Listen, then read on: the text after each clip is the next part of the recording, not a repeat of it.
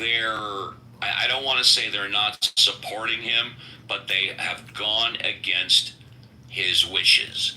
This is the first time in the presidency that this has happened, and what I suspect maybe is that it's going to continue.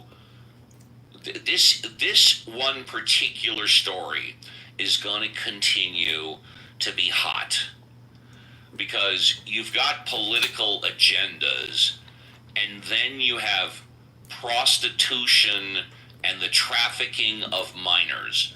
And when it comes to the Republican base, the MAGA base, the conservative base, pardon the pun, but you don't fuck around with underage trafficking and prostitution. That's where Trump's power is going to wane considerably. And if you're in the audience and want to talk about this or anything else, we encourage you to come up. But I'd like to go around to the Mod Squad, and I'd like to ask them what they think about Trump, Epstein, as well as potential his power just getting a little less. Dr. James, would you like to comment? Yes, cognitive dissonance. We discussed this in the Procrastinati house yesterday. And essentially,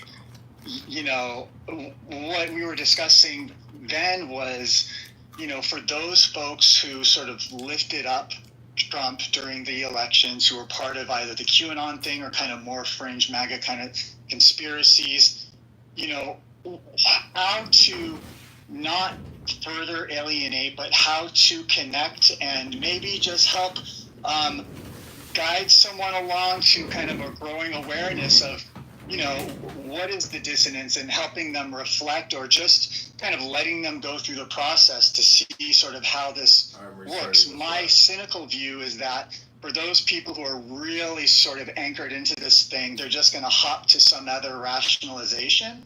But, it seemed like in a normal, non-bizarre world, this would have been a big deal. And I think it is, because I've been seeing random people posting on YouTube and stuff, all these clips of folks who were more on kind of that side of things, who seem to be really concerned, because their big thing, remember, was Save the Children back in the pandemic and stuff, and they had all these memes about child trafficking and how the Epstein files were gonna uncover everything. We'd all know the truth, and then their man is here and he's trying to bury the truth. It's like, how do they reconcile that? What I also find fascinating is that it was a couple of months ago where Pam Bondi, by the way, was the Attorney General of Florida for 8 years, is now the United States Attorney General under Trump. A couple of months ago, she essentially said, I've got the Epstein files on my desk. And then she just came out, a couple of days ago or whatnot, I don't have those clips available, and said, the Epstein files don't exist. Well, you can't have it both ways. Sorry, Pam. Violet, do you have any thoughts that you'd wish to contribute on this issue? Violet. No, not really. I'm not all that up to date, but I do know that, the plutocracy, kind of, semi-plutocracy, are a tight group usually. Those high power, high money individuals, there's a lot of networks going on there. Thank you, Violet. Let's go to Alfonso. Alfonso, would you like to contribute on this issue? Alfonso might be busy, and there we go. Hi. Yeah, no, I'll be listening. Thank you. Lynn, would you like to contribute on this issue? Not at this time, thanks. Cora, good morning. Welcome back to the show. Thank you for doing the heavy lifting. Have you started your first coffee yet? Normally you just say good morning and you contribute later. Yeah, that's the case. You got it. I won't even ask you if you want to contribute on this issue, because I know now you are working on that first cup of coffee. We'll come back to you. All right, so that's that. Let's say hello, Dave and Benjamin are new on stage. If you're in the audience and want to come up, please do. We're a friendly bunch.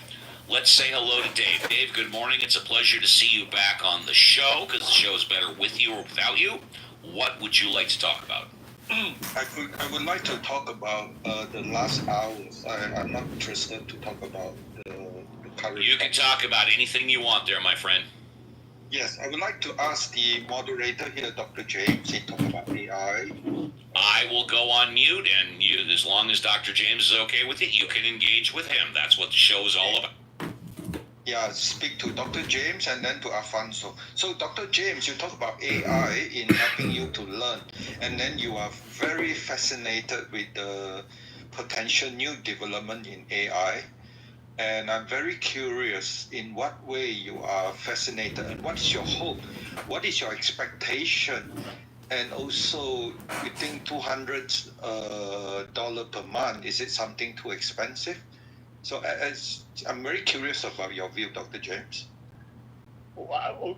So I wish I had David here, who's finance guy. He's usually really good at crunching numbers on the fly for me, because I bet you he could come up with a cost benefit of investing in my own machine or using cloud compute to develop projects. Right now, I'm sorry, I couldn't help myself. So instead of financial Dave, you have end of times Dave. Please continue. Yeah. Yes. But he's quite kind, and I really appreciate being. Thanks for the question, Dave. And I'll try to be really brief so I don't bore everybody else. So the projects I usually do these days through the proprietary developer API backend, and so I have more freedom to build things out in a more personalized way and to work on projects and apps and things like that. But well, I don't know. I don't know that I would spend $200 a month on the consumer product. I think I would rather just do more of a pay-as-you-go and find deals on the back end, because I've developed my skills enough to be able to kind of work that way at this point. But having said that, I think it's pretty remarkable that the consumer products now have the ability to do very automated agentic work. Most of the major models are releasing some version of that. Anthropic has the model context protocol. OpenAI has the operator, I forget what they're calling it, codex or something like that. And a lot of them are giving them access to your local file system and working through a terminal. You could give these things root access if you were so brave. So I don't know if that answers your question, but you asked about my hopes. What I hope will happen? Yeah, you that's say really, something, it looked like end of the year, something coming up very exciting. I'm very curious. And also based on the word you say, I get an idea. You actually program, you talk about agentic AI. You're pretty up to date, very fascinating. Yeah, well, I don't know. I'm kind of both terrified and enamored. It's almost like when people talk about some notion of a deity or something. There must be some element of terror in your awe for it to truly be awe. Some element of respect of the unknown in a very, very unexplainable kind of way. And I just think there's so much potential for good. And already I'm watching the layoffs happen. Jobs are getting automated. I've been reading about different companies, even in the public sector, are going to be doing mandatory training on AI starting in 2026. I think Amazon has now linked up getting promotions to having the ability to evidence working in AI and building AI products for the betterment of Amazon or whatever it is. And also, with the layoffs happening due to the robotic automation happening within Amazon manufacturing, the up-leveling is for building AI and robotic skill oversight into their employees to essentially manage robots is what's happening. So I don't know. It's basically the future that we all dreamed about is happening, but the downside is we're all going to be out of work. So that's really scary. It seems like there's... Yeah, let's go back to what Uncle Steve's favorite topic, Star Trek.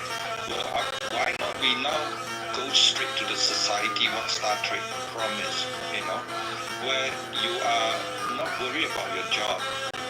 You focus on what really excites you. And that is a society I think we are approaching there if we want to, if we are determined. But at the same time, our president is gutting Medicaid.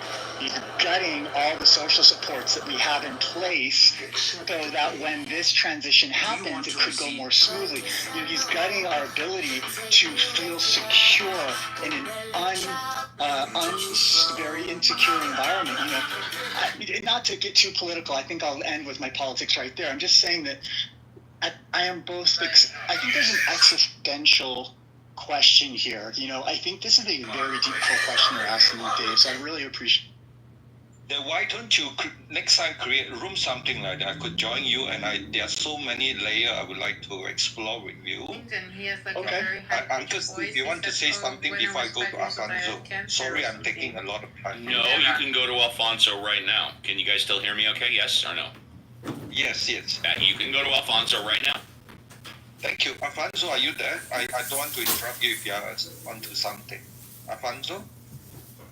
Maybe he's Yeah, I'm here. Alfonso. Yeah, so you talk about depression, you talk about grief, and I wonder,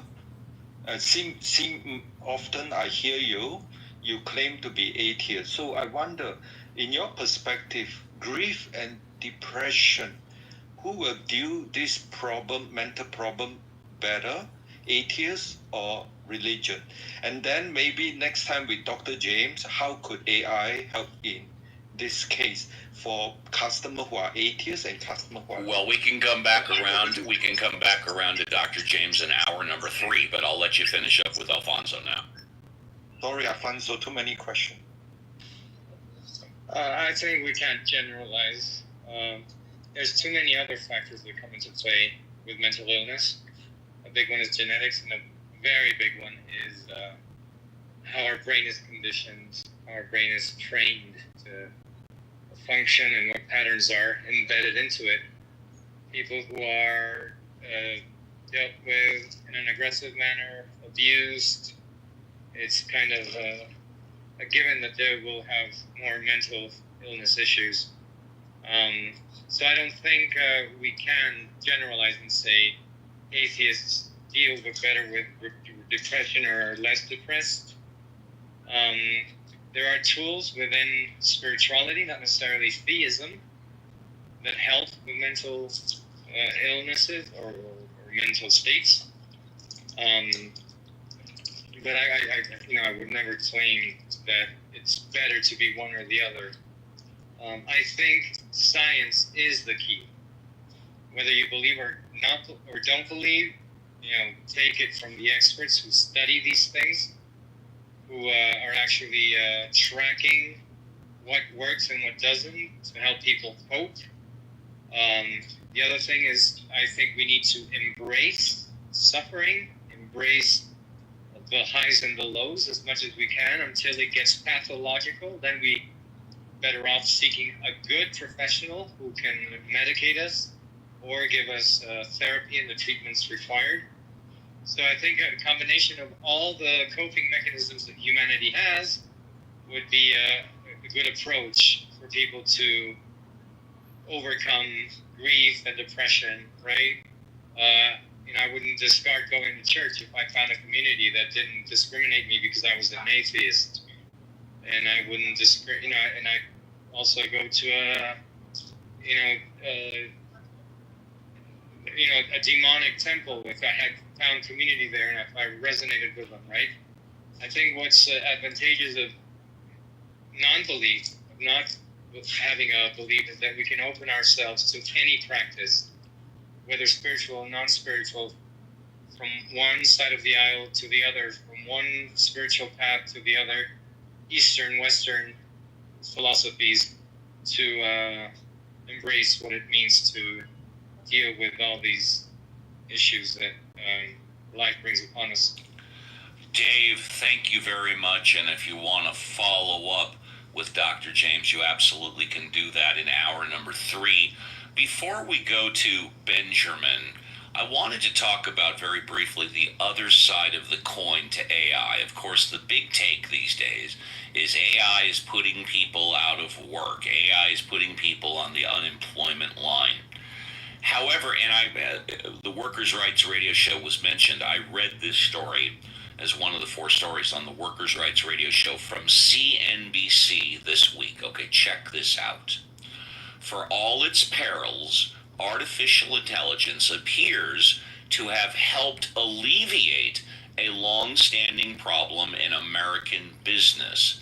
Since around 2017, other than the brief spike in unemployment during the pandemic, there were far too few workers to fill the available jobs in the U.S. Let me repeat that.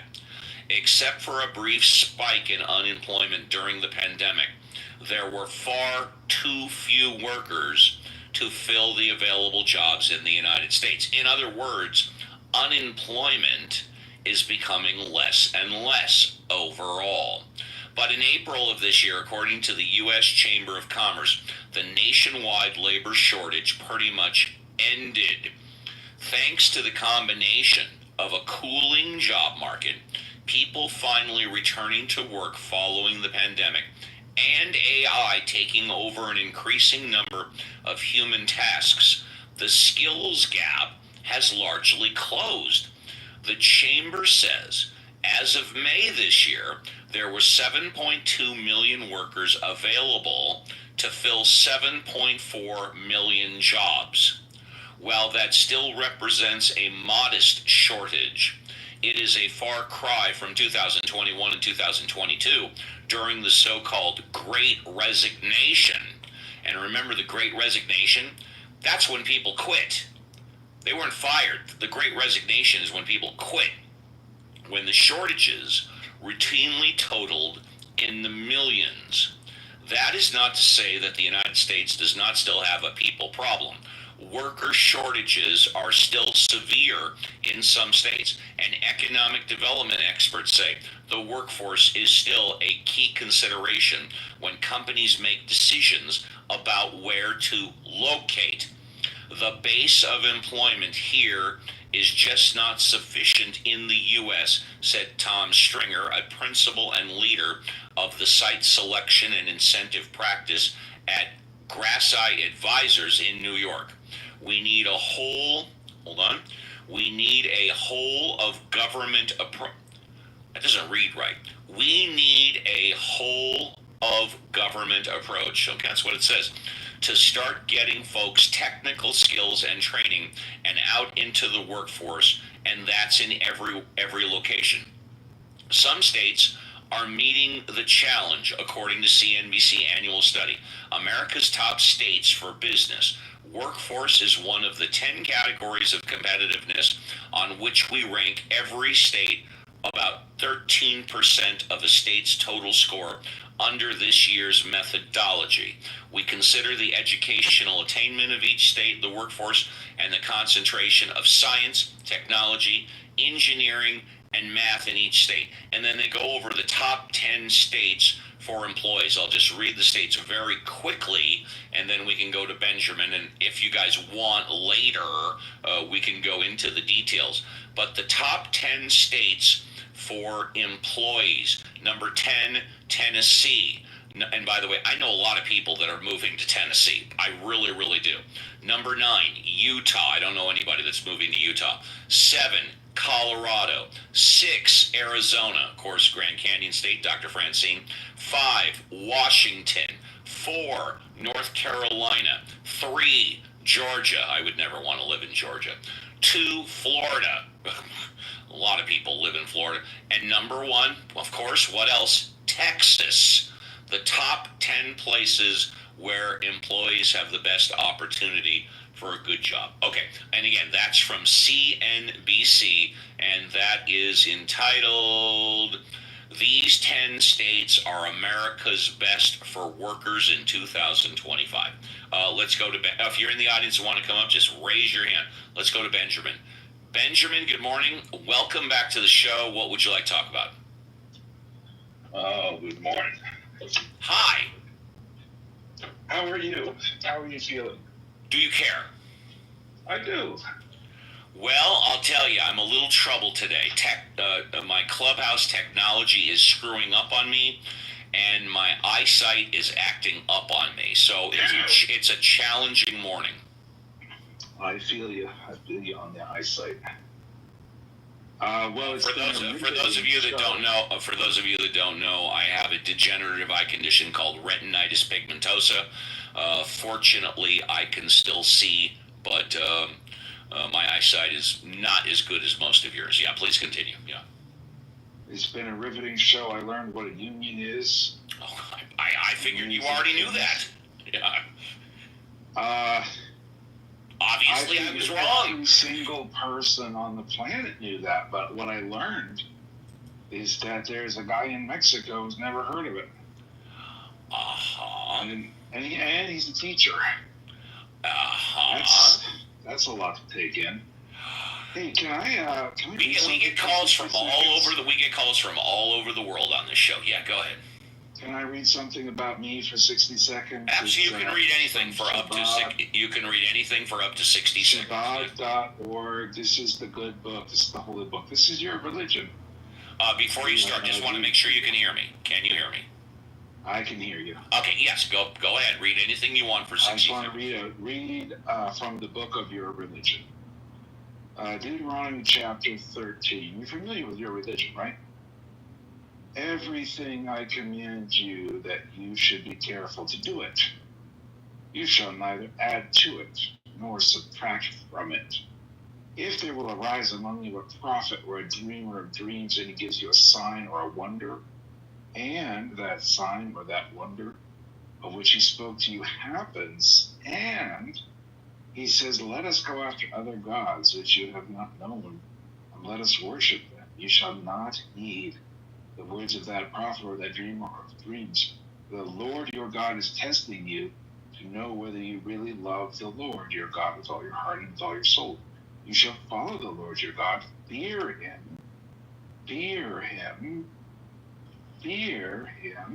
keep his commandments, heed his voice, worship him, and cleave to him. Well, fortunately for you, you are at least keeping his commandments and heeding his voice. And that prophet or that dreamer of dreams shall be put to death because they spoke falsehood about the Lord your God who brought you out of the land of Egypt. So there's a command here that you put the dreamer of dreams to death if he encourages you to leave your God. And Steve, I want to encourage you to leave your God this morning. And that would be my first pleasure, would be to completely violate that verse in Deuteronomy 13. Steve, will you please leave the Lord your God? I thought you were done. I'm sorry. Oh, no, just getting warmed up. Yeah, I'm a false prophet. I know. Here's another false prophet. This is kind of a false prophet after the spirit of Alfonso. There's a cancer lab at Wake Forest that's in North Carolina. And, $2.8 million. Cancer research produced a couple papers, 3 retractions, for highly similar images and this is medicine, right? This is like research that saves people's lives and money that was intended to help people save people's lives. But it looks like these papers had all used like the same image over and over and over again, meaning they weren't really doing any research. They were just recycling some image over and over again and pretending to make papers. But don't let that bother you. Just close your eyes and imagine that when people publish science and they're experts and they have a little asterisk in their name that says they're an expert, you can know that they will give you the right information, because really, if anybody has like a certificate that says they're an expert, it makes it impossible for them to give you the wrong information. It's amazing how that works. You should just know that. You are safe with the experts. Alfonso's is going to be just fine and safe with his experts. So you should ignore the fact that sometimes experts lie. In fact, they lie so often that I can find a story like this every single week to share how the experts are wasting millions of dollars on bullshit papers. But yeah, Trump is certainly up a creek without a paddle at this point. It's been fun to watch. I hope it ends well for everybody involved. And Steve, are you ready to lose your religion? I just want to make sure because of the clubhouse technology. Can you hear me okay or no? Yeah. Are you? Are you okay? Great. I'm glad you can hear me. Are you finished? Just want to make sure. Are you finished with your religion? I will address all of your issues when you are finished. Excellent. And you've got about 90 seconds. I purposely have gone on mute when you've been speaking. Well, I thought I could ask you a question. Well, you didn't say it first, Uncle Steve, I'd like to engage with you. You asked if you could read, and then you started going on your, for lack of better words, a soapbox. So now you have 60 seconds left. All right. Well, I can get you into a fresh new ideology that does not involve killing dreamers of dreams. And I wondered if I could entice you into a more modern, clean, sleek, red-painted ideology today. Would you be interested in taking it for a test drive? There's no killing of dreamers of dreams in this fresh new. And thank you. Please go on mute, and I'll be happy to address everything that you said. My response is that A, I've never killed anybody, and B, my religion does not endorse killing anybody today. So the answer is no. No, absolutely not. And we're OT for the bottom of the hour break. Good morning, everybody, and welcome to another edition of Ask Uncle Steve with the Mod Squad. I have assembled the best Mod Squad in the history of Clubhouse. They have a wide variety of fields of expertise and knowledge, as you just evidenced. You are encouraged to be bold, brave, courageous. Come on up, talk about anything you want. You can ask me to go on mute and go on a narrative, or you can engage with me or my Mod Squad. Just have a take and don't suck. What does that mean? That means even if I completely disagree with everything that you're saying, just have some cogent points, and be respectful. And today, if I'm not mistaken, everybody has, before we go back to the Mod Squad, another article that I read on the Workers' Rights Radio show from CNN, and this is the other side of the coin about employment and places to work. Battered by multiple years of high health care costs, employers are planning to shift more of the expense to workers in 2026. Sorry about that, everybody. A new survey released Wednesday of this week found over half of the employers in the United States are planning to adjust their health insurance offerings to increase staffers' share of the cost, such as instituting higher deductibles or annual out-of-pocket maximums, according to Mercer's survey on health and benefit strategies for 2026. The tight labor market and rising cost of living in recent years had made companies more reluctant to add workers' financial burden. Mercer said some 45% of employers reported in 2025 that they would shift more cost to staffers. employers are thinking we're at a point where we can't do another year of not passing along some of the cost increases, said Beth Umland, Director of Research at Mercer's Health and Benefits Business. Companies expected their health benefits expenses to jump by nearly 6% this year after experiencing a 4.5% increase in 2024. Costs will likely rise at an even higher rate next year, driven in part by patients' increased usage and doctors using artificial intelligence to more accurately bill insurers, said Sunit Patel, U.S. Chief Health Actuary at Mercer. Another area of cost concern is coverage of anti-obesity GLP-1 medications. And I'm going to ask Dr. James a moment ago.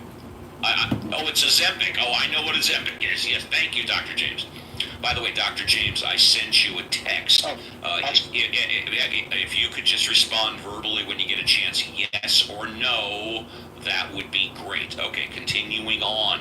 Respond verbally, please, yes or no. U.S. Chief Health Actuary. Maybe make it a team effort. I don't have 30 minutes prepared or even 15, 20. And if we want to make it a team effort, I'm super happy to help. Meaning you go, the lunatics will take... I know what that means. Thank you very much.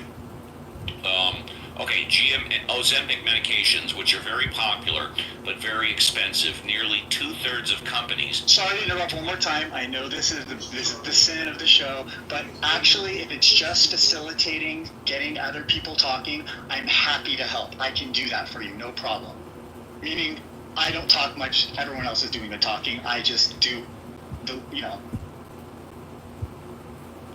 I will be listening in the background in case I am needed. Fair enough.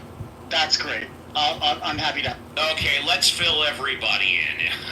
The cat's out of the bag now. I'm so sorry. No, it's okay. It's no problem, Dr. James. I value your presence here. For some of you that are regular listeners to the show, Reverend Scott is not here. I sent Dr. James a text asking if he would essentially like to fill in for me and or Reverend Scott for about 15-20 minutes an hour, number 2. I was hoping, so it's okay, it's not a problem, to get a simple yes or no. Yes. And I thank you, and I will be in the background if needed. Trust me, no problem. Thank you, Dr. James. I appreciate that. Continuing on with the article about over 50% of employers are expecting to pass on more costs of healthcare to employees next year. Very popular, but very... Nearly 2/3 of companies with 20,000 or more workers provided such coverage in 2024, while 44% of employers with 500 or more workers did. The pace of employers adding such coverage is likely to slow in 2026, Umland said. Companies may be reluctant to stop providing the benefit, but may narrow eligibility or require more documentation, making it more difficult for workers to access it. I'll stop right there again. That's from CNN. So over 50% of American employers are expected to pass on higher health care costs to their workers next year. Let's go to Dr. James. Dr. James, any thoughts on this, what I just read? No comment right now. Thank you very much. Let's go to Violet. Violet, any thoughts on what I just read? Not at the moment, Steve. Alfonso, any thoughts?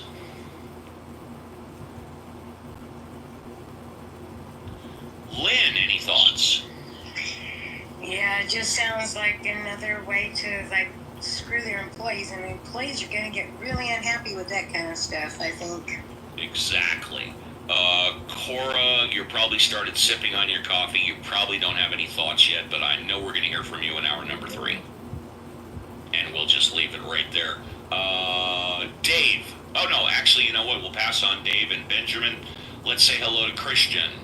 Christian, good morning. It's a pleasure to see you back on Ask Uncle Steve with the Mod Squad. What would you like to talk about? I don't really have anything to talk about today, but I just wanted to ask how your day's going and all that. You know, it's always great to hear from you. My day is going great, although technologically my clubhouse is screwing up and my eyesight is giving me some challenging issues. So I'm fighting through it, but I'm doing okay. By the way, and you may have heard me mention this to JCC, have you heard of a YouTuber named Carolina Protsenko? Carolina Protsenko. No. Okay. She is a 16 or 17-year-old classically trained violinist who not only plays street violin here in Southern California at the Santa Monica 3rd Street Promenade, but apparently her first single and her album is going to drop in the next couple of months. I encourage you, if you're looking for a new source of entertainment, simply check it out. If you don't like it, you don't like it. But I just thought because of the age similarity, I know it might be something that you like. Carolina, you could go on YouTube, go Carolina Protsenko violin, and you will find her. I think she's amazing. Well, I will actually check that out right now because Okay, cool. Yeah, I'll actually check. Thank you, Steve. I appreciate it. The pleasure is mine. And with that, if anybody in the audience wants to come up, you're encouraged to do so. For now, let's go back to Dave. Dave, good morning. Would you like another Fresh Five? I think you wanted to speak to Alfonso, I think, right? Or no? I'm interested to speak to both Alfonso and Dr. James because his mental illness and then how the AI could contribute to that. All right, I'm going to go on mute. You can have the next Why not slide. save this one for when you have to take a break? Because it You know seems what? like That's such a a waste. great idea. Yeah, why don't you, Dr. James, standing ovation for Dr. James. Love that. There you go. Love that. Thank you, Dr. James. Good suggestion. Okay, back to Benjamin. Now, Benjamin, you already gave us your 5-minute rant on losing religion and stuff like that. So, do you have anything new to talk about?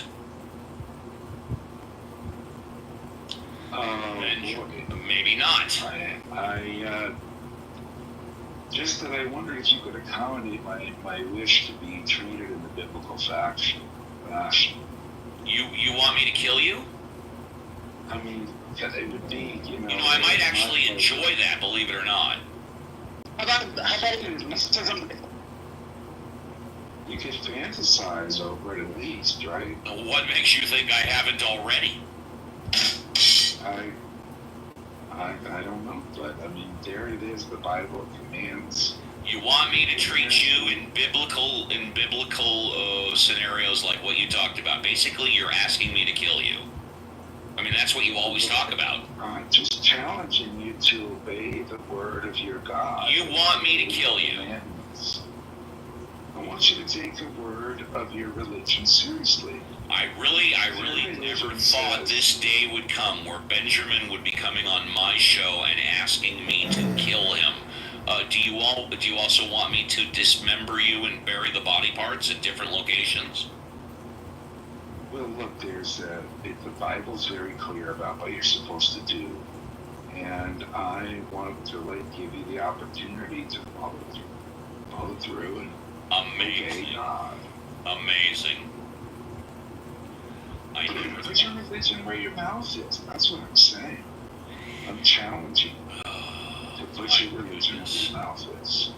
My goodness. Okay.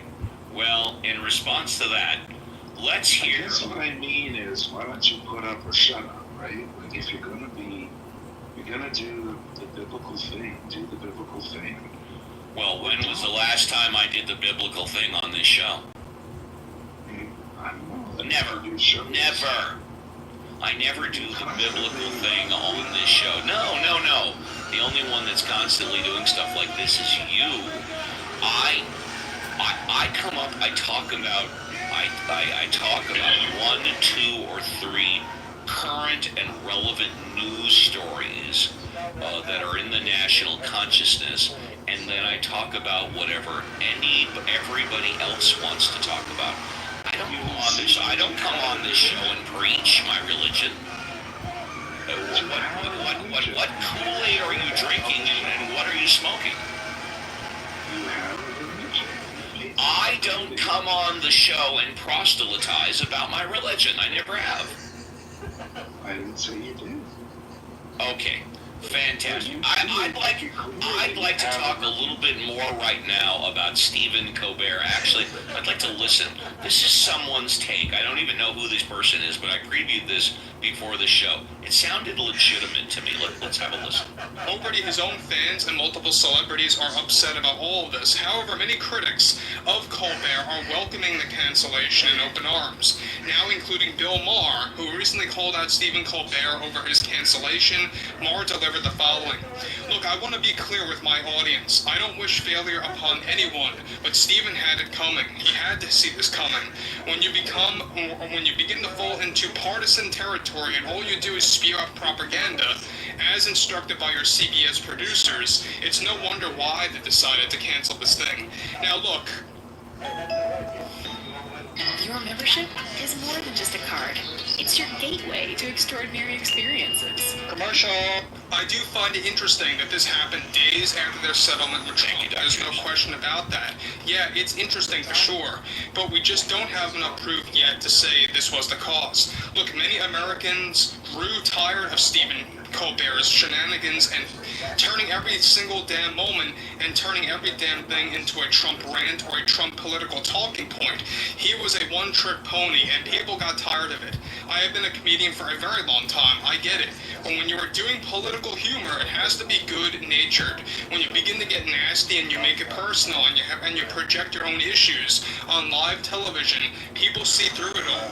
And people on both the left and the right, shockingly I know, are just flat out tired of it all. They just are. So I think a level-headed person would at least go out with some redemption to change his ways before his show goes off the air next year. Even if it's not authentic, at least present yourself as a normal late-night show host, Stephen. Maybe the CBS producers will wake the hell up, and ABC producers should too, by the way, with Jimmy Kimmel. Do I have my issues with Trump? Sure I do. I'm very open about that. Do I have issues with his politics in certain areas that I don't agree with? Absolutely. But to see Colbert doubling down on things like DEI and illegal immigration and all this nonsense, it makes Americans sick. It actually offends them, and they don't want to be lectured in their own homes. This is why people are heading to other forms of media to get their news from different commentators, and it's working. Legacy media, as they like to call it, is becoming a thing of the past for this very reason. So this is all on you, Colbert. This is all you're doing, but not just you. Blame CBS. Blame your producers and the writers behind your show. And well, I'll tell you, I don't know how you can blame him, blame the writers, blame the producers when they are number one. They're number one in the time slot. However, as I said earlier in hour number one, there's a huge difference between the content of TV and the business of TV.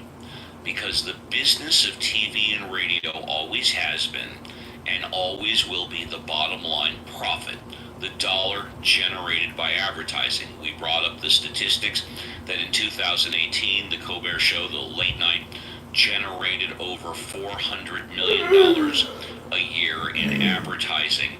Now it's generating $200 million. And again, that's $400 million in dollars that were back in 2018. The present value of that money has to be, give or take, 500 or 600 million.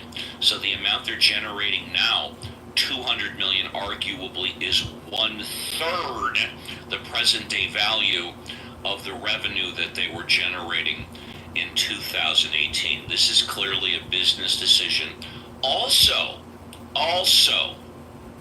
very rarely do people in radio, in fact, I think this is the longest stretch ever, somebody getting, what, 9 to 12 months notice? 9 to 12 months notice a lot of people in TV and radio are fired and then escorted out the very same day. Why? Because they don't want them spending the next 6 to 9 months bad-mouthing the network and bad-mouthing the producers of the show.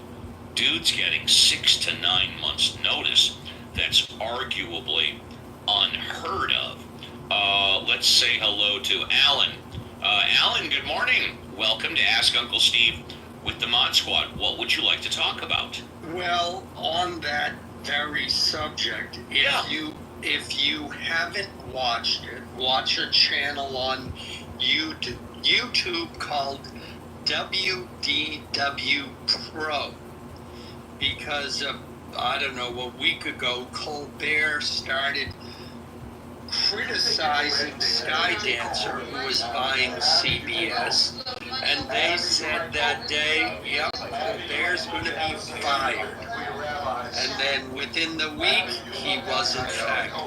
What they've talked about is the fact that Skydancer has been, it's the Skydancer deal, they've considered it a done deal for a very long time. So Skydancer is the one actually pulling the strings, because the woman, whoever it is who's in charge of that, doesn't want to be the bad guy. So what she's doing is she's saying, fire this guy, fire that guy, tell CBS, tell 60 Minutes this, etc., etc., having Paramount clean house, so that when she walks in, everything is already, all the house cleaning is done, the apartment is clean, it's got new walls, freshly painted walls, and then she can walk into an essentially, new operation. But it's their take, he isn't going to last. CBS told him, you've got till the end of 26, but it's their opinion. He's probably going to be canceled, maybe by Christmas or after Christmas, and then he's out. And on a personal note, yeah, I used to love him too. I mean, when the Colbert Report, his sarcasm was great, but now, yeah, he just became a full-time Trump bad guy. There was nothing funny about it. I want to go to Daryl because Daryl's field of expertise is Wall Street and finance. Of course, he has over 15 years of experience. He's now doing other things.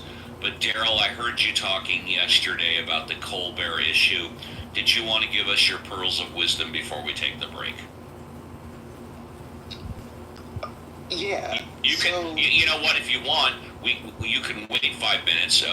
Dr. James is going to help out in the first 15 minutes. He can go to you if you want 5 or 10 minutes to prepare, and then if you want. Well, yeah. If we could do it at the top of the break. Absolutely, we can. And you've got Normo and Mo here that just showed up. I was going to say I was going to go Norm, but let's go to Mo. Mo, hi, welcome back to the show. It's a pleasure to see you. What would you like to talk about? Hi. Hi. I just wanted to make a comment about the Stephen Colbert thing. Yep.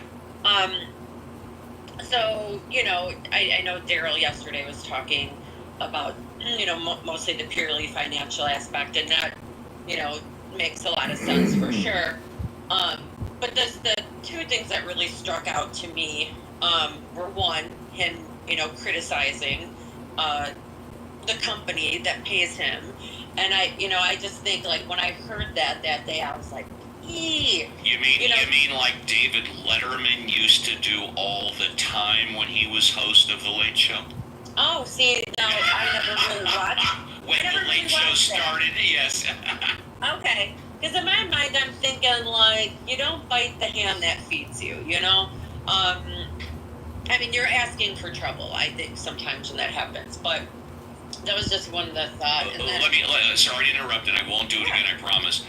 One late night show, David Letterman Letterman was interviewing Howard Stern when Howard Stern had just taken over NBC Radio, and Howard Stern was ragging like you could not bang on NBC, and David Letterman was just smiling and he wouldn't say a word, but he let him continue. Sorry for interrupting, please. Oh, no problem. Yeah. And that's the other thing is, and Stephen Colbert said that, he got the call late last night. He got the call the night right before his next show or whatever. So to me, it's kind of like, if they're going to do it, why not do it when everybody's together? Why a call, instead of sort of face-to-face in person when everybody's together preparing for things. I don't know. That just kind of seemed a little, I don't know the word, but you know what I'm saying. It just seems a little, I don't know the word. Well, let's see. It lacks class. It lacks professionalism. It's disrespectful. I mean, I could go on and on. Thank you for giving me I'm here to help. All right, that's all I got. I just wanted to throw in my few little. I really appreciate that, and with that, we are at the we are at.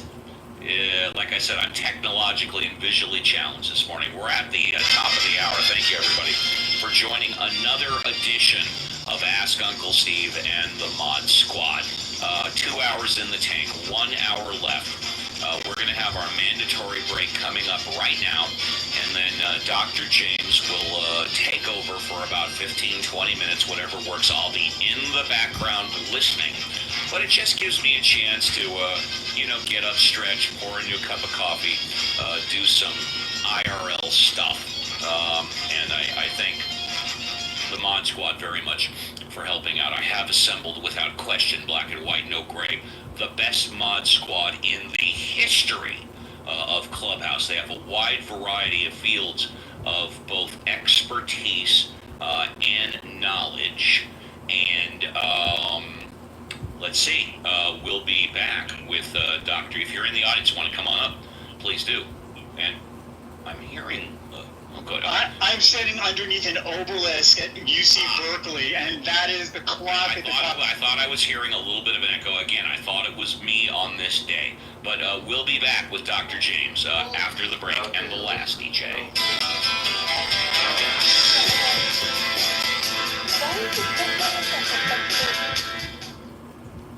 He was a prison bitch.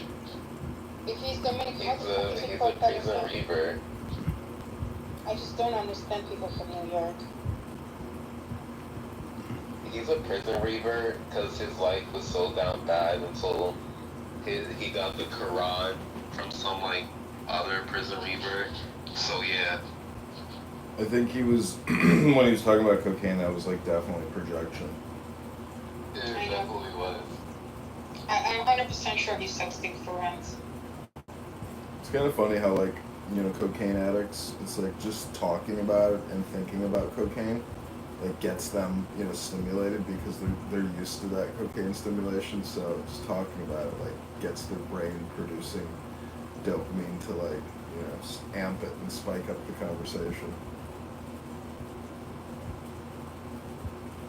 So how was the debate? Did Diogenes crush D'Angelo? No, actually it was so boring. Angelo's supposed to be on the Turkish side, and Diogenes was going to be on the Russian side, but they agreed with each other, so I was like, oh wow, this is so boring. But next time I'm going to arrange Diogenes being on the Russian side, and Eliyahu, if he wants to, on the Ukrainian side. Let's see, because I know that Eli is very pro-Ukraine, and he thinks Ukraine is winning. At least he always thought. Maybe he changed his mind in the past 2 weeks that I don't know of. So yeah, I'm gonna arrange that debate. You should be there. Well, Ellie's smart, so I agree with him. No, Ellie is smart, yes, but he's very biased.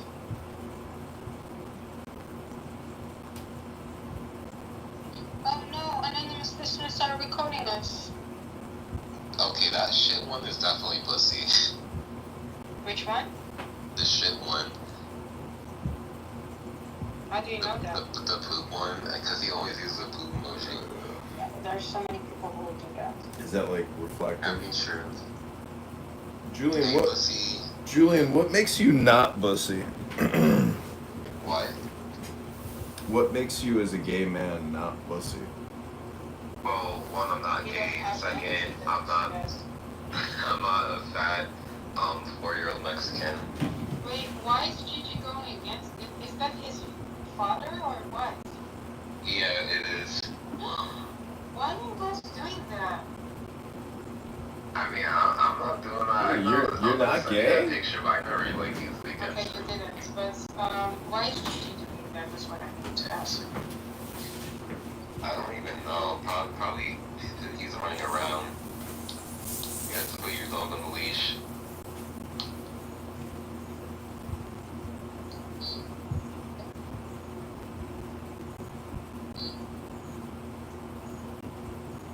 Hold on, what did he do to Gigi? Oh, I don't know. I was just saying he's probably running around the app. I was just saying you have to put your dog on the leash.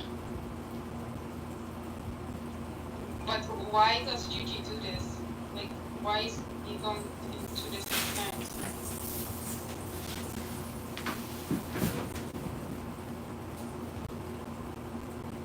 Well, I mean, I don't know. I thought he was chill with Pussy because he was just in the room with him on the day, so. No clue. I mean, yeah, like bringing people's like parents into it is pretty. I don't know. Well, this is such a boring conversation. I feel like I should read you some wisdom.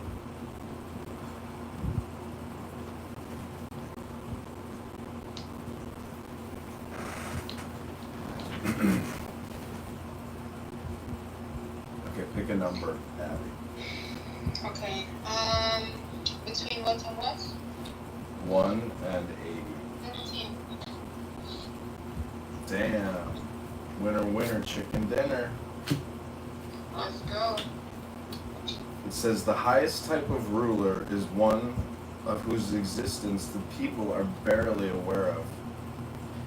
Next comes one whom they love and praise. Next comes one whom they fear. Next comes one whom they despise and defy. When you are lacking in faith, others will be unfaithful to you. The sage is self-effacing and scanty of words.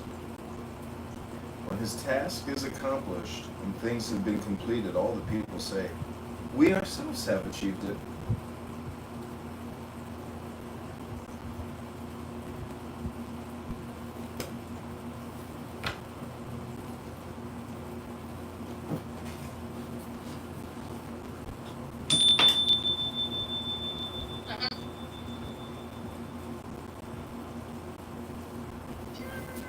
Oh, Gigi's back at me.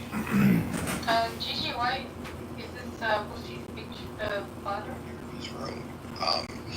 I brought up the fact that, Wait, why you know, is like that probably unbeknownst to a lot of people, Paramount Global has been struggling since 2017, 2018. And CBS is part of Paramount Group. You know, also part of the Paramount Group is our television, our networks like MTV, VH1, Comedy Central.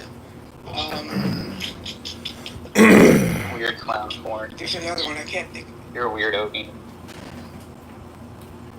Hello, I would like to just... Okay, you ever seen the show The Clown Girl?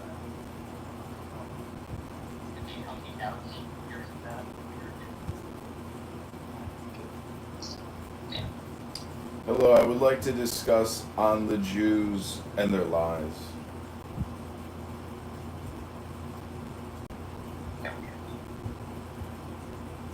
Oh, please go ahead. So, you know, there's these things called people, and they have sometimes a similar language, similar interests, generally known as books. But to say that Jews are all lying is so stupid. It's such a waste of a beautiful Saturday. You can't come up with a less gaslighting, triggering an obnoxiously stupid title. You've got to be that person, that bigoted, low IQ jerk. The person that you criticize is the person you become. Hence, you are here right now, making fun of yourself in a self-roast. Sorry, I didn't I posted the name of the porn star. I didn't hear anything that I said. That was said. He said your room title is bad and fuck you. That's right. Oh, you don't like my room title? No, I mean, you've got a lot of self-reflection to do, because you're stupid, and your life sucks, and thus you have a stupid clown as a PTR, and you're wasting your beautiful Saturday on this stupid type of content creation, which is really just hate speech, because you have no intelligence, and you're an immature man, probably. That's my opinion. Thank you for your valuable opinion. It will be taken into considerations. You are welcome, brother. I hope that things go well for you. They've been working, the Skydance guys have been working very closely with Tom Cruise for a number of years, and they work very closely with Paramount. So it actually makes sense that Skydance wants to come in and say, hey, we'll take Paramount Global. They're probably still going to try to sell off a lot of these other assets. MTV has not been very, very profitable since its heyday when it switched from, I guess, focused programming to just doing reality shows. You had shows like Teen Mom, all these other shows that MTV started doing. They kind of lost their core audience who had grown up with them. But one of the things that Skydance said when they made the offer was that they would bring in assets, not just pick up the stock, but bring in assets. They would bring in close to $2 billion to pay down some of Paramount's debt, which had ballooned, I think it's as of yesterday, $15.6 billion in corporate debt. And when you look at the Colbert Show, and this is what people are talking about on LinkedIn, since its inception, it is down 75% in its core demographic. And they estimate, and these are, like guys like Michael Smith, who's, Michael Smith from NPR. Michael Smith is the chief marketing officer from NPR. And even he said yesterday, hey, this show loses a lot of money. And maybe it's just time for this show to go. He said that by his calculations, the Colbert Show loses $40 million a year. It has a rating, its ratings are less than 2 million views. And then yesterday in Gary's room, someone compared it to Johnny Carson, who used to average 9 million views a night. It is not a show that is sustainable.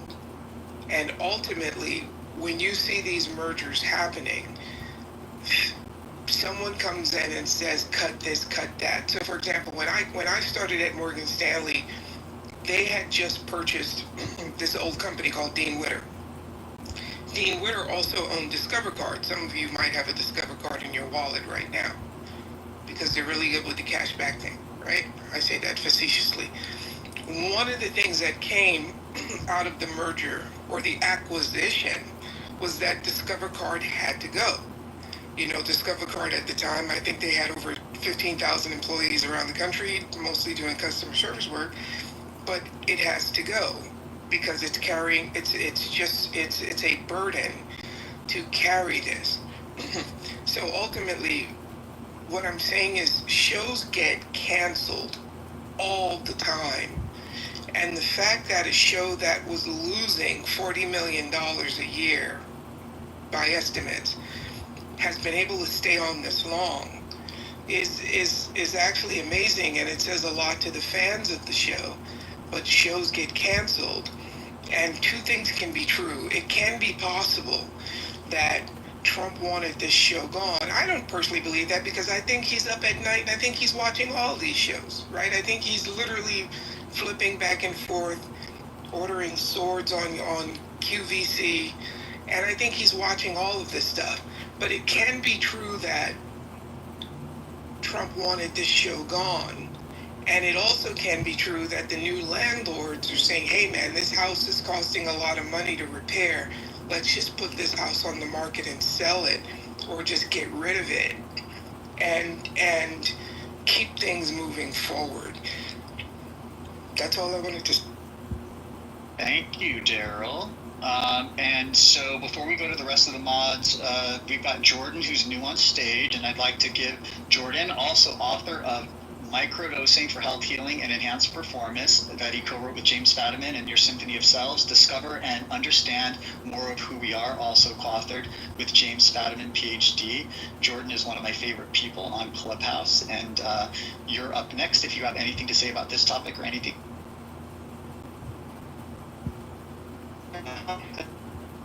Oh, you're a little matrixed out. Okay, Jordan, we'll come back to you when you're out of the matrix. We've got American Indigenous You're Not is up. Do you have any? I'm not out of the matrix now? Oh, you're out. Jordan, let's go back. Yeah, sorry. I took a walk and forgot to turn Wi-Fi on when I came back to my house. I'm in the basement. So, yeah, thank you. You know, I'm a little bit intimidated by the seriousness of the topics you guys always talk about, and feel that, you know, despite having a master's in political science and a law degree, I don't focus in these sorts of realms very much, but I am happy to report in my area of expertise, one of my areas, which is psychedelic microdosing, that we had an amazing room on Clubhouse yesterday in the Flourish Academy, where Connor Murray, that's one N in Connor, C-O-N-O-R Murray, is a neuroscientist at UCLA, and he had done 3 different papers, one in 2021, one in 2022, one in 2024, that have provided what I thought was, and I now understand to be, sort of undeniable scientific evidence in a double-blind placebo-controlled study with not only a psychological survey, but with brainwave data, that for psychedelic microdosing there is a sweet spot, or what I like to call the peak efficacious zone, or the PEZ. And if you know, this is a very obvious point. What substance in particular? Well, they were testing LSD, and they were probably testing even a little bit too much at their lower dose, which was 13 micrograms, which is a little bit above what we recommend for most people, but it varies with everybody, and Connor thought that it might not have had a full 13 in it anyway. But it's exciting because now when people say, well, we're still not sure if it's just a placebo, we had Connor a couple of years saying that we didn't really have to talk about that we had the data, but being a non-scientist, and despite studying his papers, it was one thing to read them, it was something else to actually have him in the Flourish Academy with my friends Wendy Perkins-Shoeff and Donna Harvey, who cultivates the space. And I was able to lead a discussion with him for 45 minutes where I got crystal clear about the science and what they found and what they showed.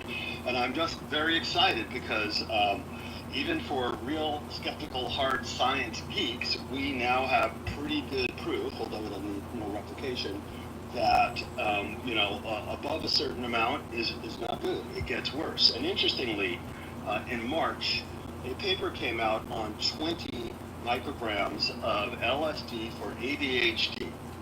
In the paper, they referred to that dosage, 20 micrograms, 10 times they referred to it as being a low dose. And twice they said this is very high for a microdose. Now the standard formula for a microdose, the rule of thumb is it's about 1/10 to 1/20 of a full recreational dose. So if a full recreational dose is 100 micrograms, a microdose for most people, for 2 standard deviations or 3, is going to be between 5 and maybe 12. But in the study they tested 20. And the interesting thing was that every single newspaper and online organization that reported on this said proof that microdosing doesn't work for ADHD. In fact, they didn't test microdosing at all. They tested a low dose, and they knew it. And they said this funny thing in the paper, which was, we decided to test twice what we was usually thought of to be a microdose because we thought the results would be clearer and easier to see. So this showed that the folks who wrote this paper had a fundamental misconception and didn't understand that with microdosing, there really is a peak efficacy zone. There really is a sweet spot. And it makes sense. If you get people who have 20 ADHD, 20 micrograms of LSD, they're going to focus less well. And some of them had to drop out. It was all the ways that we normally say, this is how you know it's not a microdose. Some of those things were happening to these people, but they didn't test it. And yet, this one company stopped their entire research program, never actually tested a microdose. And even though there were some famous, well-known psychedelic scientists in their cohort, they just didn't test a microdose at all. They tested a low dose. So dosage really matters. People need to understand that if you take 20 micrograms, it's an overdose. And in fact, most of the psychedelic doses that most people in the West have taken since the 40s really amount to a kind of an overdose. It's physiologically challenging. It's sort of stressful.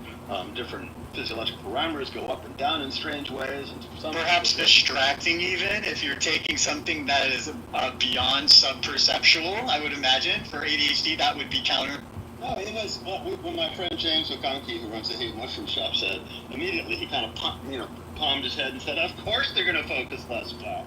So it was just the funniest thing. So I'm just very excited. I felt like it was a real triumph yesterday that this room came off without a hitch, that all the hours I put in before the room so that I could, in the end, say to Connor, so my understanding in a summary fashion, is that correct? And he said, yes. Maybe this is a little bit of my legal background coming in and building a case. But we know for sure now that it's not a microdose, and we know for sure that there is a zone above which it's going to be worse, and there are going to be no benefits. And the thing is, this is so antithetical to the West, where we want more, we want bigger, we want to maximize. In fact, I'm going to pitch another book with the same agent and company, hopefully. I'm going to call it Microdosing Maximized, and Jim Fadiman will write the forward, but it'll be my book, and I'll be able to be a little bit more direct about what I found and what I'm seeing. So I was just excited that I was able to bring this guy and facilitate him coming to the room and really ask the questions that, despite all my studying of these scientific papers, which are terribly written, mostly scientific papers, are hard to understand. And even now I'm learning that there are nuances of experimental design and study and how many people come in. And so, I know I don't really know the area, and so that's why it was just so wonderful to be able to go to the horse's mouth and understand and have this conversation with the fellow who I think has pushed the science on microdosing farther than anybody else has so far. So I just feel really good about that. I wanted to share that. Well, congratulations. Thank you. I'm sorry, Dr. James. Go ahead, please. Yeah, I was just going to say, congratulations, Jordan, and thank you, Jordan and Daryl, for making my job easier, covering for Steve while he was out doing his thing. And Jordan, you may be familiar with this. I'm standing at the base of the UC Berkeley clock/obelisk right now. I've seen it from afar, but I've never actually just come up and stood right next to it. It's pretty epic here. And Steve, the room is yours. Hey, I just have to chime in quickly to say I have stood at the base of that clock tower many a time, Dr. James. I can't believe it's your first. There you go. And by the way, Dr. James, is the Q Amera first and then Phoenix, or am I mistaken? I have, let's see, Phoenix has actually not spoken. A version of Amera, there's a version of him who has spoken, but you could give him another 5. Well, since there's a version that's already spoken, we'll go to Phoenix. And by the way, if you're in the audience, we encourage you to come on stage and talk about whatever you want. Phoenix, good morning. Welcome to the show. What would you like to talk about, Phoenix? Good morning. Hello, everyone. Hope you are having a wonderful time. I came up just to greet you all. Well, thank you very much. We appreciate the greeting and appreciate that. Feel free to, we'll come back at you for closing thoughts and burning desires at the end of the hour. And for those of you that are in the audience and want to come up but don't know what you want to talk about, this is what I refer to as the best 2 minutes on Clubhouse. Breaking news, the massive prisoner swap freeing Americans held in Venezuela. The stunning news late today, 10 Americans and permanent U.S. residents coming home from Venezuela after a complex prisoner swap that involving hundreds of Venezuelan migrants sent to a notorious prison in El Salvador. By the way, Mo, don't go away. I gotta give for you, Mo. Don't go away. An explosion killing 3 sheriff's deputies. Sources say the deputies were handling explosives brought back from a seemingly routine call. The department's worst loss of life in 168 years. President Trump under pressure, calling for the release of grand jury testimony in the Epstein case. What the Justice Department has just done. The mid-air scare. A passenger reportedly trying to open an emergency exit and shoved a flight attendant who tried to stop him. The pilot making an emergency landing. A new video just in, a reported engine fire forcing a Delta flight to divert to Los Angeles. Severe storms sweeping from the Midwest to New York. More than 60 million Americans on alert for storms, flooding, and dangerous heat. The tropical rainstorm in the Gulf and the soaring temperatures ahead of an extremely hot week. The suspect in the brutal killing of a paddleboarder in Maine appearing in court. The 17-year-old charged with murder. Prosecutors asking he be tried as an adult. A shark bites a teen in Florida. What we know, and the stunning video showing a group of sharks preying on a school of fish just off a popular New York beach. CBS canceling The Late Show with Stephen Colbert. The network facing criticism, calling it a purely financial decision, ending the program after more than 3 decades on the air. The Coldplay concert and the viral kiss cam moment seen by tens of millions, who we're now learning tonight. And remembering a legendary Oscar-winning lyricist. So many songs from television and film we can't forget. And as promised, a little gift from me to Mo. Well, it's actually a gift for all of you. Johnny Carson, from 1962 to 1992, 30 years, was known as the king of late night. Now, admittedly, generally speaking, for a majority of that time, no home computers, no streaming, no social media, and the late night was his. And then they started The Late Show with David Letterman on NBC as well. This is a little segment, a couple of minutes, when Howard Stern came on The Late Show, which was done by NBC, and started ragging on NBC. We'll play a few minutes of this, and then we'll move on.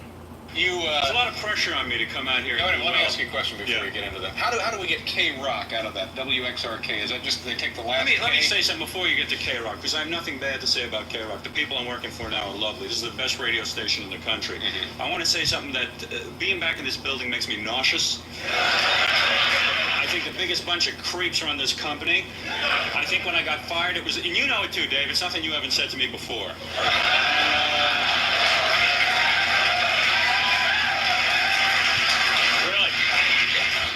They know it. The people who fired me, though, are suffering now unbelievably. How so?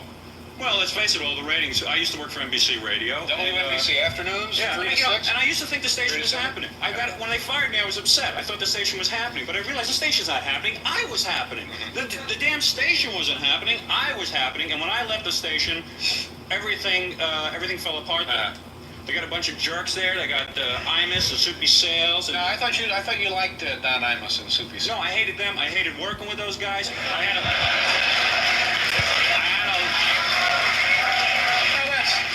Yeah, real creative. The Mouse. Yeah. Give me a break. I could have done that on Ed Sullivan. Imus's history, Soupy's history, the entire NBC radio division is history, and you know it, David. All right, but weren't you... You were the one who called me when they hired Soupy and said, what the hell is this? What are they bringing him back for? Don't deny it. But isn't it true, Howard, that at some point in your life, Don Imus was kind of an influence on your career? No, I never really liked him. Never thought he had any talent. In fact, I'll be honest with you. I don't think he had much. In fact, most of the people in radio don't have any talent. I think it's a cruel joke that I ended up in radio. Yeah. Where do you see yourself? Where would you rather be? Well, I would rather be on TV or in film. Yeah, film. Oh, that'd be good. Yeah, I would like that a lot. Yeah. And but television would be just fine. I really feel I was born to be on television. All right. Well, that's enough. That's Howard Stern on The Late Show. Totally jamming on NBC. And if you'll notice, David Letterman never once said, no, I didn't say that. No, that's not true. He just smiled and kept his mouth shut. Mo, I hope you enjoyed that present. I did. Thank you very much. You are welcome. And if you're in the audience and you want to come up, we've got about 30 minutes left. Come on up and talk about anything you want. Nobody new is on stage yet, so let's go back to Dr. James. Dr. James, would you like to contribute at this time, or are you good? Oh, I'm good.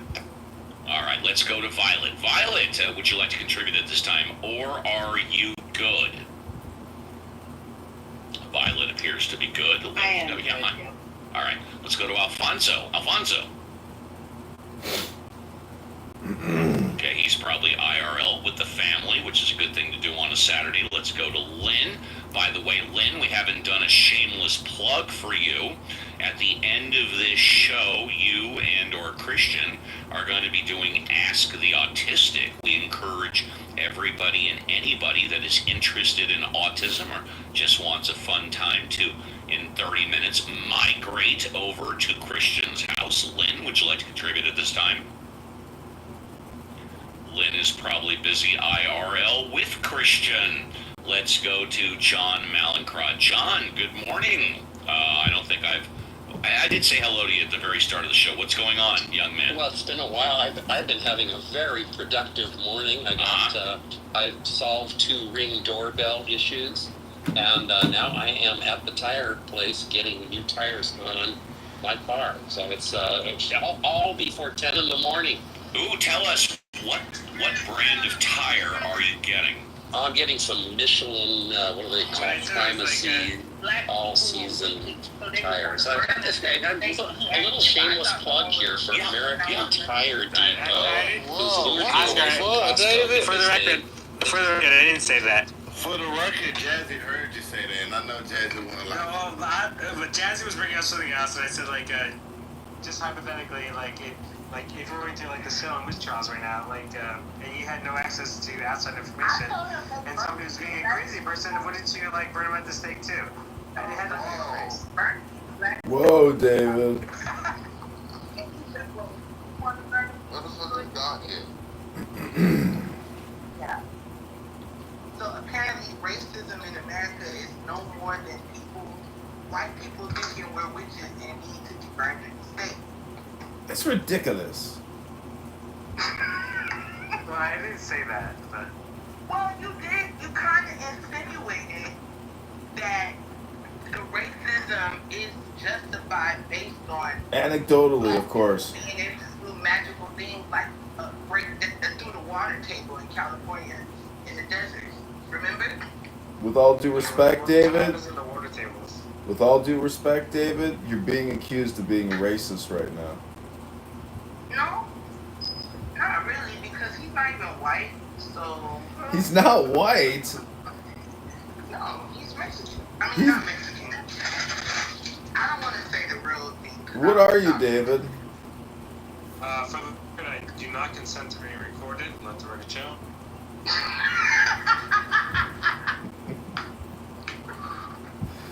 I'm sorry, but I'm in a one-party consent state, David, and we're in a social... I ain't heard your voice in a while, brother. What's up, brother?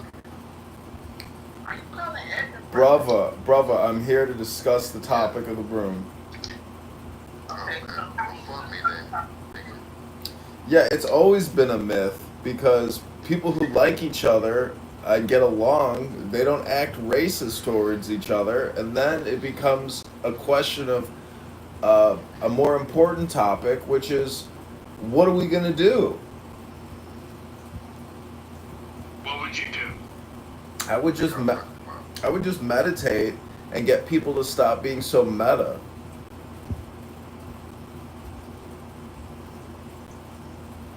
There's too much politics in the communication.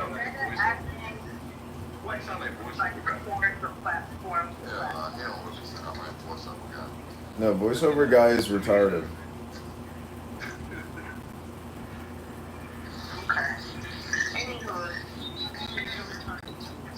Right.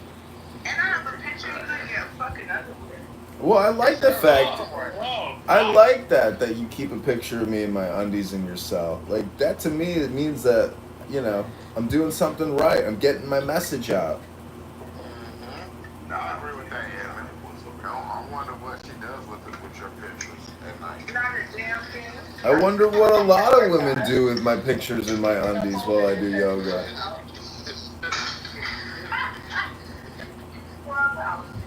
You just got to remember, everybody here has the same basic problem, which is physical biomechanics. If you don't do yoga, what are you doing? I do yoga, dumb bitch. Yeah, I'm doing yoga right now. I had yoga help your stomach go down. Let me get in my underpants and get my camera set up so I can record this and do yoga in my underpants. I'll be right back. Not just He's in the basement right now. his apartment does not have a He said his mom's house in the basement. I had to move back in with my mom because I hate doing laundry and I hate cooking for myself, and I can't find a woman, you know, that wants to live in squalor. Man, you got like good, bro. I wish I could move with my mom. You know, my mom is the best cook. She's unbelievable. Alright, stop bragging, Evan, before I come steal your mom and make her cook for me. So. He moved in with his mom, too. You just have to get used to the loud, screechy voice that causes brain aneurysms.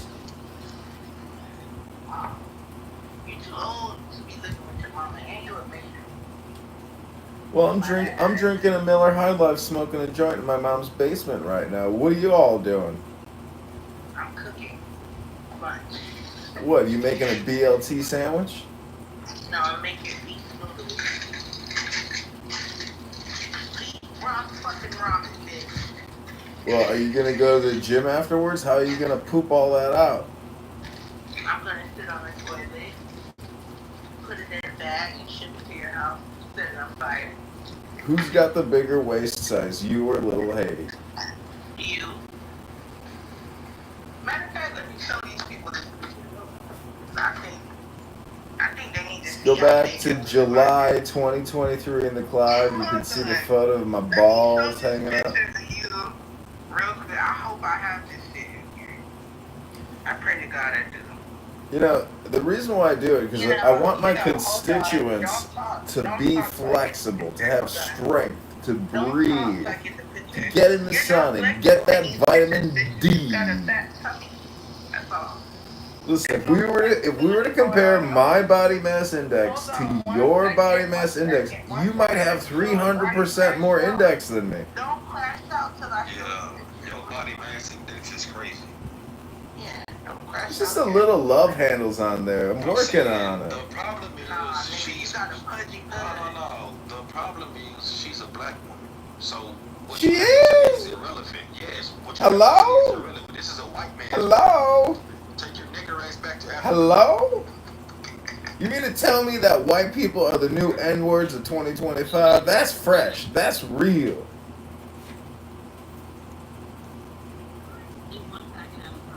Maybe I don't have this faggot picture anymore. Oh my God, it was all a great myth. I don't care for the ball, man. It's all just a myth that my balls were hanging out and I was doing yoga in the sun while live streaming your rooms while you create racist hate content. Alright, drop admin, please. Get him out of here. Hello? Thank you. I am complete. Somebody. Switch him out. We just switch him out. Why do you keep dropping people? Can't nobody talk on your stage unless you say so. Damn, man, I hate to see you get some power in real life. Switch him up. Everybody gonna be fucked up. I didn't drop Switch you. him up. You dropped me. I didn't drop you. I didn't drop anybody. We can bring Evan up. No, we can't. Link him in the phone. Switch him in, switch him out. No. This is racist behavior, Jazzy. I'm reporting you to the International Racist Association Committee. Drop admin now. Bye. Oh, the picture of Evan is on my other fucking phone. Let me get my other phone. That's where it's at. Hold on. I'm gonna have to come in here and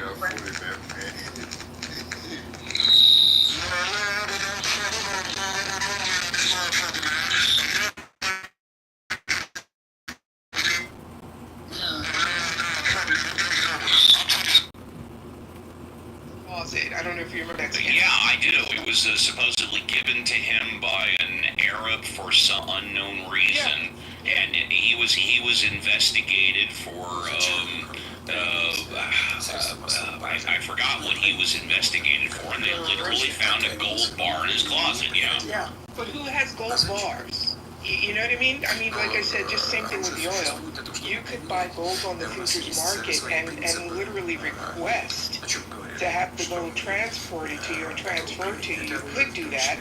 And there are actually some really high-end properties in Manhattan where people have been paying for like these $1 million condos in gold. But that's an outlier. No, who's walking around with gold? Nobody. Yeah, exactly. And if memory serves correct, please correct me if I'm wrong, about 15 years ago, gold was at about $500 an ounce tops, I think, 15 years ago. Yeah, it was somewhere between 5 and it was like 5 and 7. And then you started to get these companies that, you know, they would buy the gold for you, or they were... Yeah. When gold got really expensive, people started buying companies that manufactured gold or processed the ore, or and then would pay you you'd have to pay them a monthly fee to store it, you know. And I always figured if you wanted to invest in gold, the best way to do it was to buy Look like. at my PTR. Look at this gay shit.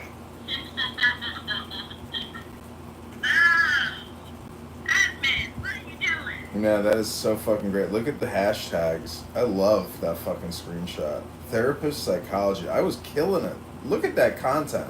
That's gold. It's fucking gold content. But look, you got LGBTQ in the hashtag. Yeah, I know.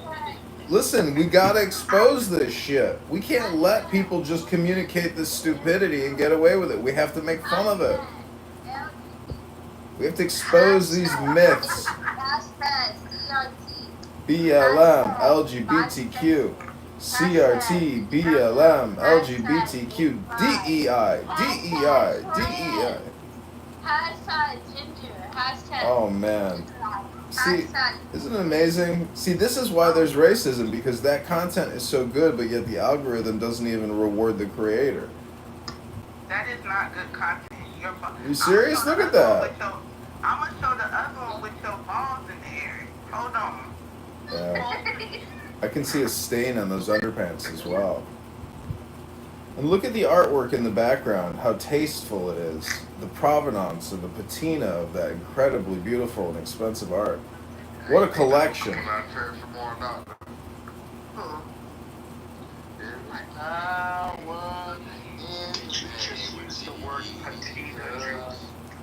Yes, patina and provenance. Break every chain. Break every chain. Break every. My people will be free as soon as Obama's museum gets built for $1 billion. This is a classic form of racism. You use white people. Racism? This has nothing to do with your race. You're annoying. Now hold on. Let me show the one with your balls. Use and abuse. Here we go. All right, everybody, PTR. Look at this shit. Look at this. PTR.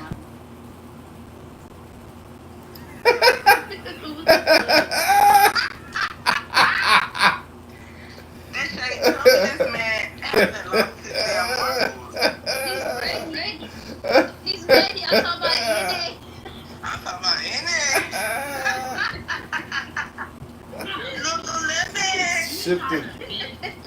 Shift to the left. You are all perverts. That's a yoga pose. It's part of a 5,000-year tradition. Shift to the left. Yeah, but the fact he got his balls out with it, he could have put his balls up when he did it, Alan.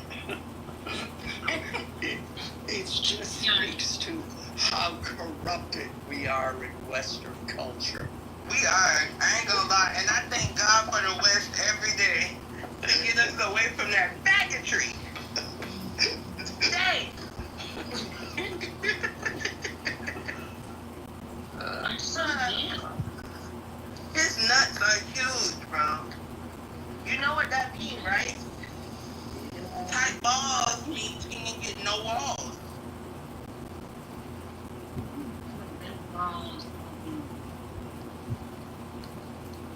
And Edmund, I wouldn't go to see you if you wasn't always trying to call me fat and stuff. And if you got the body of a god, right? You got the body of a goddess. Got the body of a goddess. Got a stomach like you just gave birth yesterday to a girl. Your stomach's really big, Edmund. You guys are lucky I can't find the one where his stomach's poking out. He'd be really mad, dang.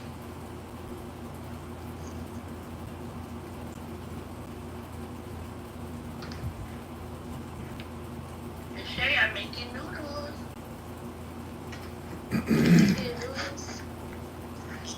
Yes. You know, those fake noodles are hard to digest. And, you know, how's your morning bowel movements, Dr. Jazzy? I shop at the Korean market. Exactly. You need to shut up. I'm just saying, when I think about you or little Haiti at 8 a.m., when you take the Cosby kids to the beach at 8 a.m. and you move a 6-pound bowel movement, do you have to flush twice, 3 times? How much toilet paper do you use? And do you use baby wipes to clean up afterwards?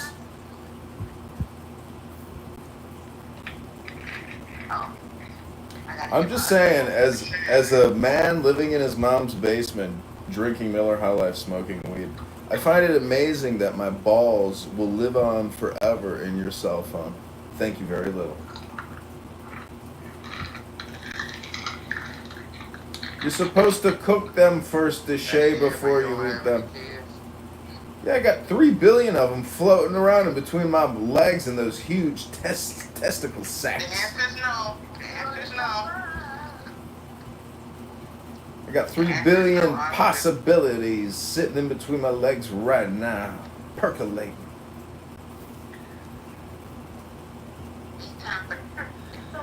It's time for the percolator.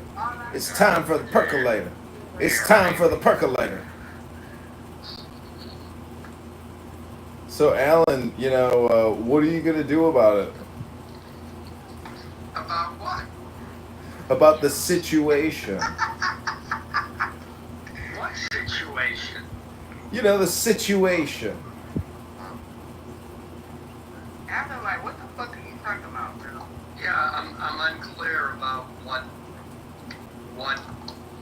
dispute there is. I'm just making a joke. He doesn't know. I mean, you could, on this app, there's a couple situations which seem to, you know, capture the mind's eye for people. One is a 3-letter word.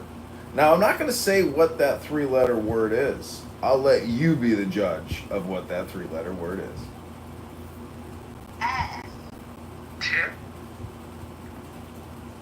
You know, the word income, you can't really have a lot of cum in your life without income. Don't you agree? No. Income. A lot of people have no income. A lot of people have no income and they have assets like Jeff Bezos. Right? Oh, Bezos doesn't have income, huh? He makes $80,000 a year.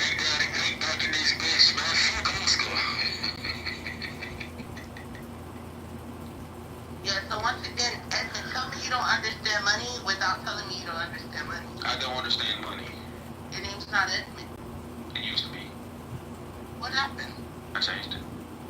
Cause you blacks started coming around and shit. Yeah. No, I don't like you darkies. Listen, there's no such thing as racism. There's just angry people. That's what it's all about. No, I don't like darkies. I don't give a fuck who know or who listening. I don't like dark. No, I'm not. Stop telling me I'm black. Damn it, that's an insult. I'm not a minority. Your skin dark. No, the fuck. You've never seen my skin, man. How can you say that? You're labeling him. You're framing him. You're boxing him. But if you want to believe it. Stop the racial identity. I posted a picture and they said it's me. So I guess by law that makes it me, right? Get your stupid ass out my motherfucking ear.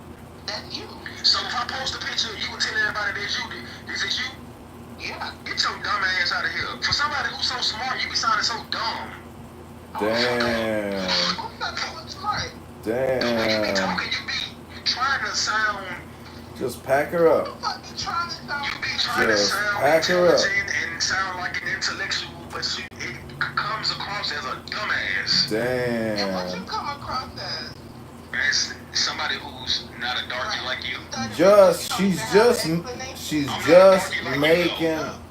She's just making beef and noodles. Just let her be. She just making beef and noodles. Let her be. She ain't got no chives. She ain't got no spinach. She ain't got no leeks to put in that ramen. She's just gonna put a lot of salt in it, a lot of pepper, and just drink it all down and then spray it all out. Psh, explosive diarrhea. Psh.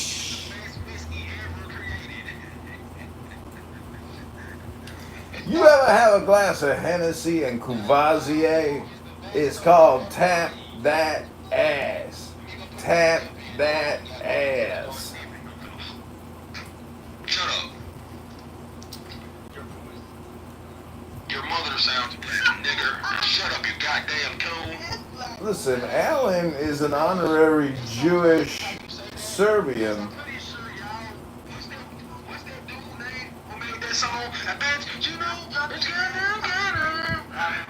That dude sounds black too, but he's white. That dude sounds black, but he's white. That dude that made that song, I can't forget. That dude sounds black, but he's white. People didn't even know that. Damn. So sounds can be deceiving. Sounds can be deceiving. Sounds can be deceiving. That dude's name. That dude that made that song. I can't forget. Milli Vanilli. Milli Vanilli. Things black. He talks like a cracker. Shut the fuck up. You know, Alan worked in the music industry for quite a number of years. Maybe Alan could illuminate us. Hey, Mountain Man! Did you come for your Jewish consultation, Mountain Man?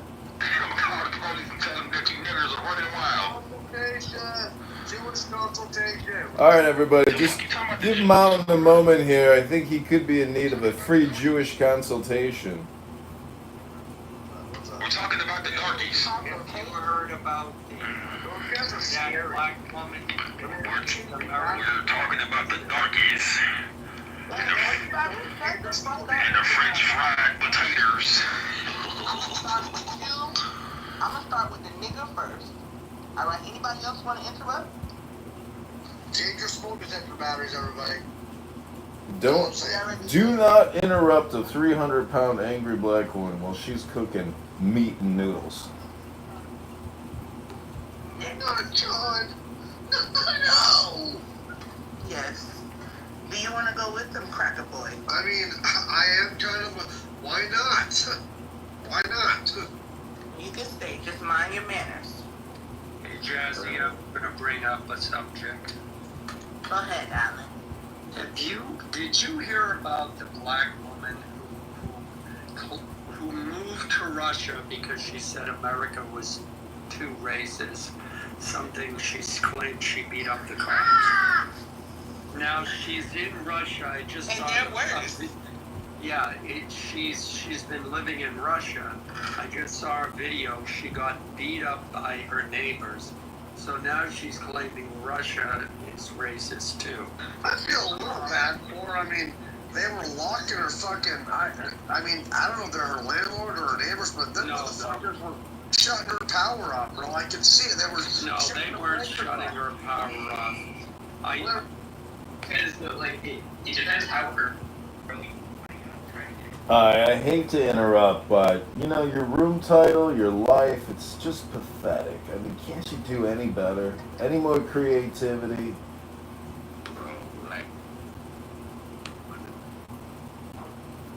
Based on everything. What have you done for the community? Because, like, a lot of people, I'll just want to offer an example real quick before you respond. I did ask you a question, but I just wanted to, like, kind of say why I asked. So you're good at writing grants, right? So you partner with a local Boys and Girls Club or some like local school or institution. And so like did you have, and I do that, I'm a landlord, So I do that with my tenants. There's always a paper trail. Yeah, but there's no sex or lust involved in the process. Right.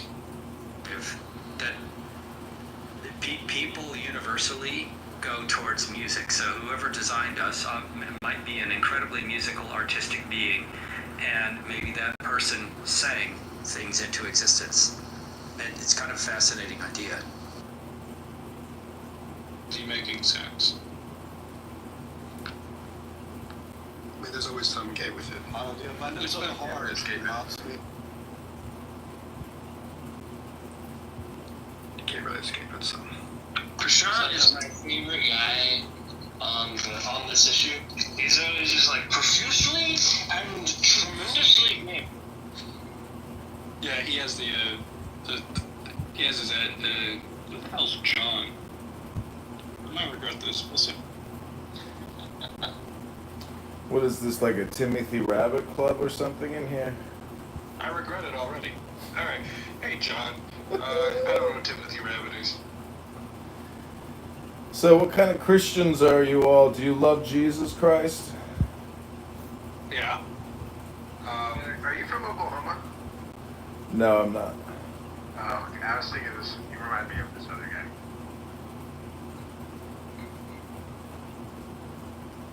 Sounds a little racist. I'm pro-Christian. Is that a good sign? I am racist against Oklahomans. So what do you think about Calvinists? We're Calvinists. What about Calvinists? What makes a Calvinist a Calvinist? Believing Calvinist things. What is Calvinist things?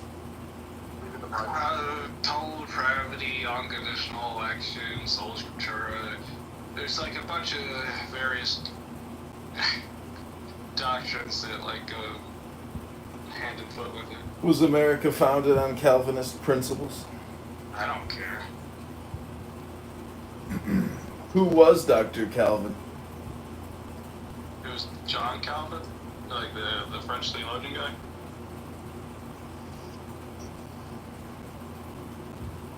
Why are you asking the questions, John? Like, what's your goal here? I'm just asking some questions to figure out who I'm speaking with. You're speaking to Calvinists. You're speaking as a Calvinist Christian. Are you like an Arminian Christian or something? Armenians? Arminian, yeah. You know, it's okay. Are you familiar with like even any of these terms? This first time? Well, you mumbled a lot of things about the Calvinist principles. I couldn't clearly understand what your response was to the question that I asked. Looks like you keep saying axed. Oh, this is weird. What did I mumble? I said unconditional election, total depravity. I gave you like a What comes after unconditional election? Nothing if you don't mean weird order. But if you're talking about the tulip, yeah, tulip is it's limited atonement. Limited atonement? There's limitations to atonement? Yeah, everyone believes that, dude. Everyone believes limitations to atonement. Well, he's a Trump Christian. What's more important, the United States Constitution or the Bible? Bible, yeah, I suppose the Constitution. You think I'm an idiot? I would say you're an idiot, but you're not. Bill's going too offensive. I would say Joshua says to kick him. Joshua is a wise guy. I get the feeling that I'm gonna be kicked like Jimmy. Jimmy say to laugh. I mean, Jimmy will be kicked, yes. I mean, I don't have to kick you. I just don't know what's wrong with you. What's wrong with you? Isn't that a you problem? No, it's kind of you problem. Because I'm kick you, stupid. That's a troll. Wow. It sounds like you're gonna have a martyr complex now. Where you're like, oh, I'm gonna get kicked. Yeah, I don't kick you just because like I don't like. Oh, you're gonna kick me now. Yeah, it's like you're purposely want to entice it, so you have like a victim mentality. It's like a kick fetish. Right, yeah. Yeah. Well, I'm just asking, why did you call your room the day Jimmy was kicked? Because that's what happened today. That's why I started the room. Inside joke. No, it's not an inside joke. He was kicked today. That's what happened. From another room. Yeah. What room was that? It was an Albanian room. He didn't even say anything when he kicked him. Let me ask you another question. As Calvinist Christian, Why do you say it like that? It's like, I'm just asking a question. are you from like a Slangian part of like are you, don't take this out of line, are you from like a impoverished area of an inner city? Yes, I grew up in the ghetto. Any other questions you want to ask? Yeah, he's obviously. He wants to get a rise out of us, but I don't know. Yeah. No, it's not gonna work. Look, we're more amused of you than you are of us. Yeah. Are you an atheist or something?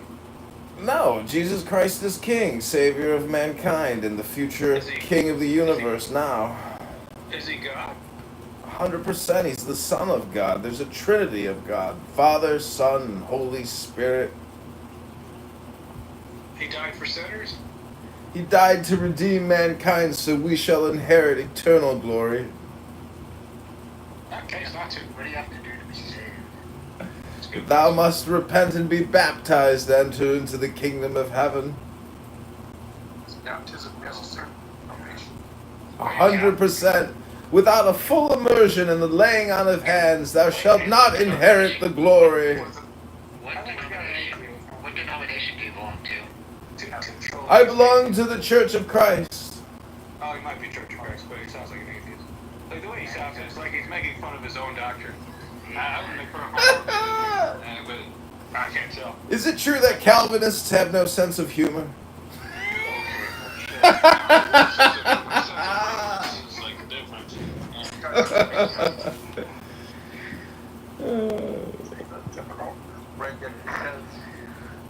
I feel like, I wonder where he got that picture. If that's him, or if he just like got the picture somewhere. Yeah, that's me. That's me, John Kitover, candidate, Congressman, 16th District, State of Illinois. You ran for office? I'm currently running for office. We start gathering signatures at the end of the month. Oh my God. You know, he reminds me of Rex Kwando from Napoleon Dynamite. I don't know. I don't know. He's also that guy. You know who I'm talking about? I'm not. I've seen that movie, but I can't remember that character. He was also on I go home to Starla at night. Forget about it. He was also in Office Space and the Drew Carey Show. That guy. Oh yeah, I know who you're talking about. Okay, give me your arm. Your other arm. Your left arm. No, I mean I got baptized. I got baptized by a black man in a pool at the YMCA when I was a senior in high school. That's good, man.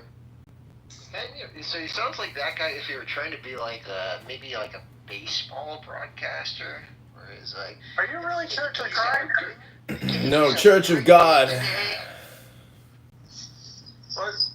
So not Church of Christ, you're some cult named Church of God? Yeah, I didn't know it, but it was a cult. Are you talking about currently, or are they calling it a cult like it's past tense? No, I don't go to the church. I don't participate in the church anymore. Well, I asked you what denomination. It's called Church of God by Garner Ted Armstrong or Herbert Armstrong. Herbert Armstrong? That's what you belong to today? No, that's what I got baptized. The organization. What do you belong? What denomination do you belong to today? Right now, I don't go to any actual churches, nor do I participate in anything other than Clown House Calvinist rooms. Why not? I don't know. I found that just reading books is the best way to stay relevant and topical and informed. Scripture, Holy Scripture. So was the thief baptized? Was the what beat test? What? The thief. Was he baptized? The beef? The thief on the cross. He's just a thief. The thief. Redneck on the cross. Barabbas? Oh my. Yeah, this is. He's not very bright. Well, why do you? Atheism troll. It's not an atheism troll. Why do you think that the thief on the cross was baptized? What was his name again? Well, he's saying he wasn't baptized. That's what John. What was the thief on the cross's name again? I can't. Is it the Barabbas? I don't know what was the other guy's name. That's the guy they let go. Cause This is why I'm telling you he's a troll. Oh yeah, Barabbas Hey. got let go. My bad. Correct. So what was the name of the thief? I can't remember. Hey, John, did Daniel did Daniel succeed in killing Goliath? Daniel. Yeah. I think you're talking about King David. Okay, just checking. I mean, I see what he's. I don't think he's a troll. I think he just didn't know. I think he's just confused. The thief on the cross never is given a name, from my understanding. This is my question, John. If you read the Bible, why don't you follow its command to go to be like part of a local congregation? Well, I just want to quote Romans 8:28 when the writer wrote, "We know that for those who love God, all things work together for good, for those who are called according to His purpose." Still haven't answered this question. How do you know you love God if you don't go to church? Well, let me just quote John 6:35. I am the bread of life. He who comes to me will never go hungry, and he who believes in me will never be thirsty. Still haven't answered this question. You know what John also says in his epistles? He says, we know that we love Christ, that we belong to Him, if we love each other.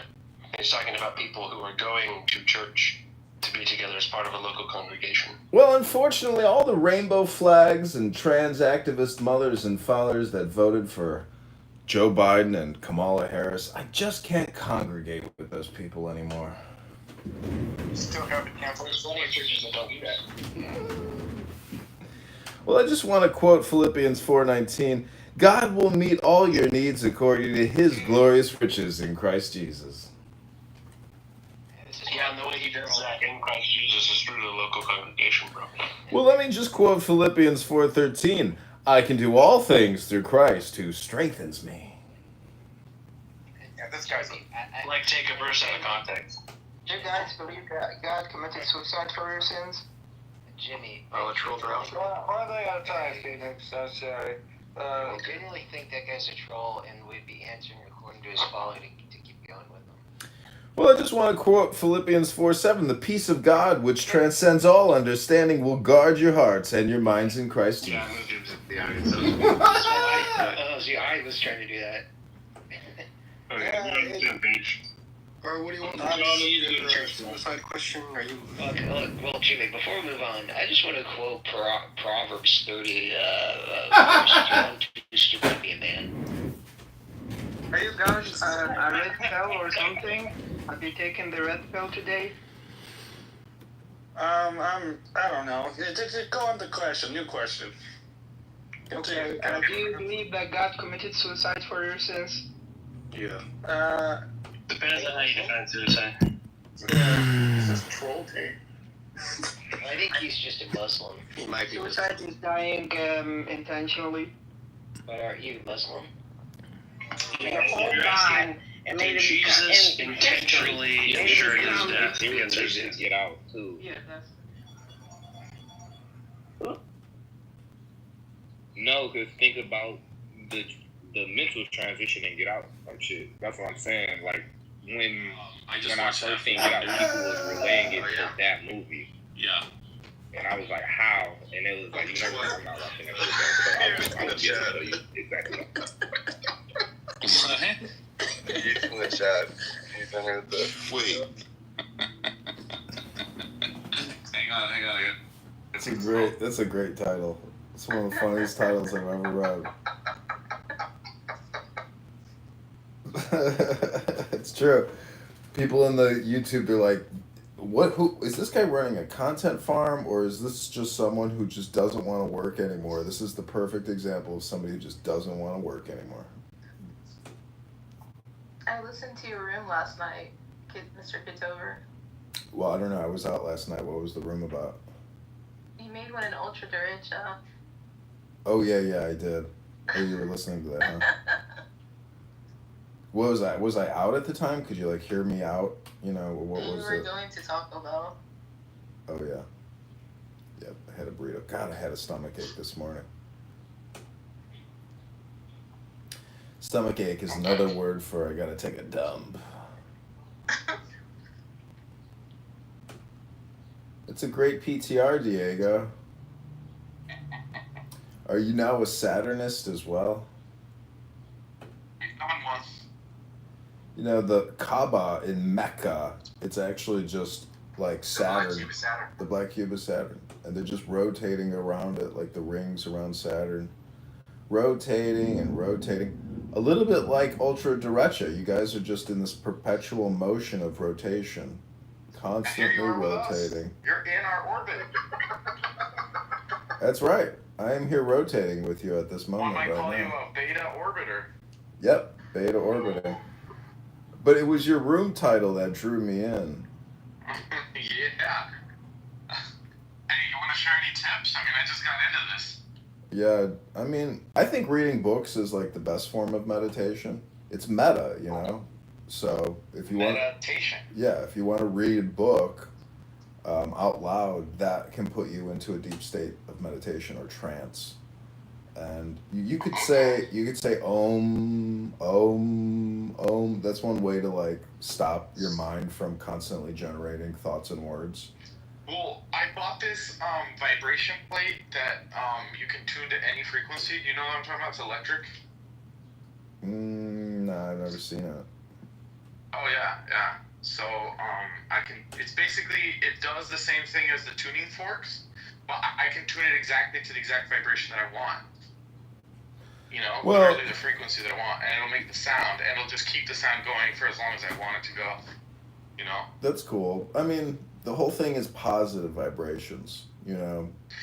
Well, I get those from women. Yeah. When I sleep with women, I get good vibrations. You know. You know, I think there is something in terms of health and sex where, you know, if you've heard about people who have like a lot of sex 3 times a day, like it's a huge boost to the immune system because the body is just producing tons of hormones. I don't know if you've ever experienced the glow of sex. Yeah, I would say like Peter North. You know, he's in his He's almost 60 now. He looks great. Nina Hartley looks great. The only problem is it's just like any addiction, it can become problematic. Addiction? Well, how does sex become an addiction?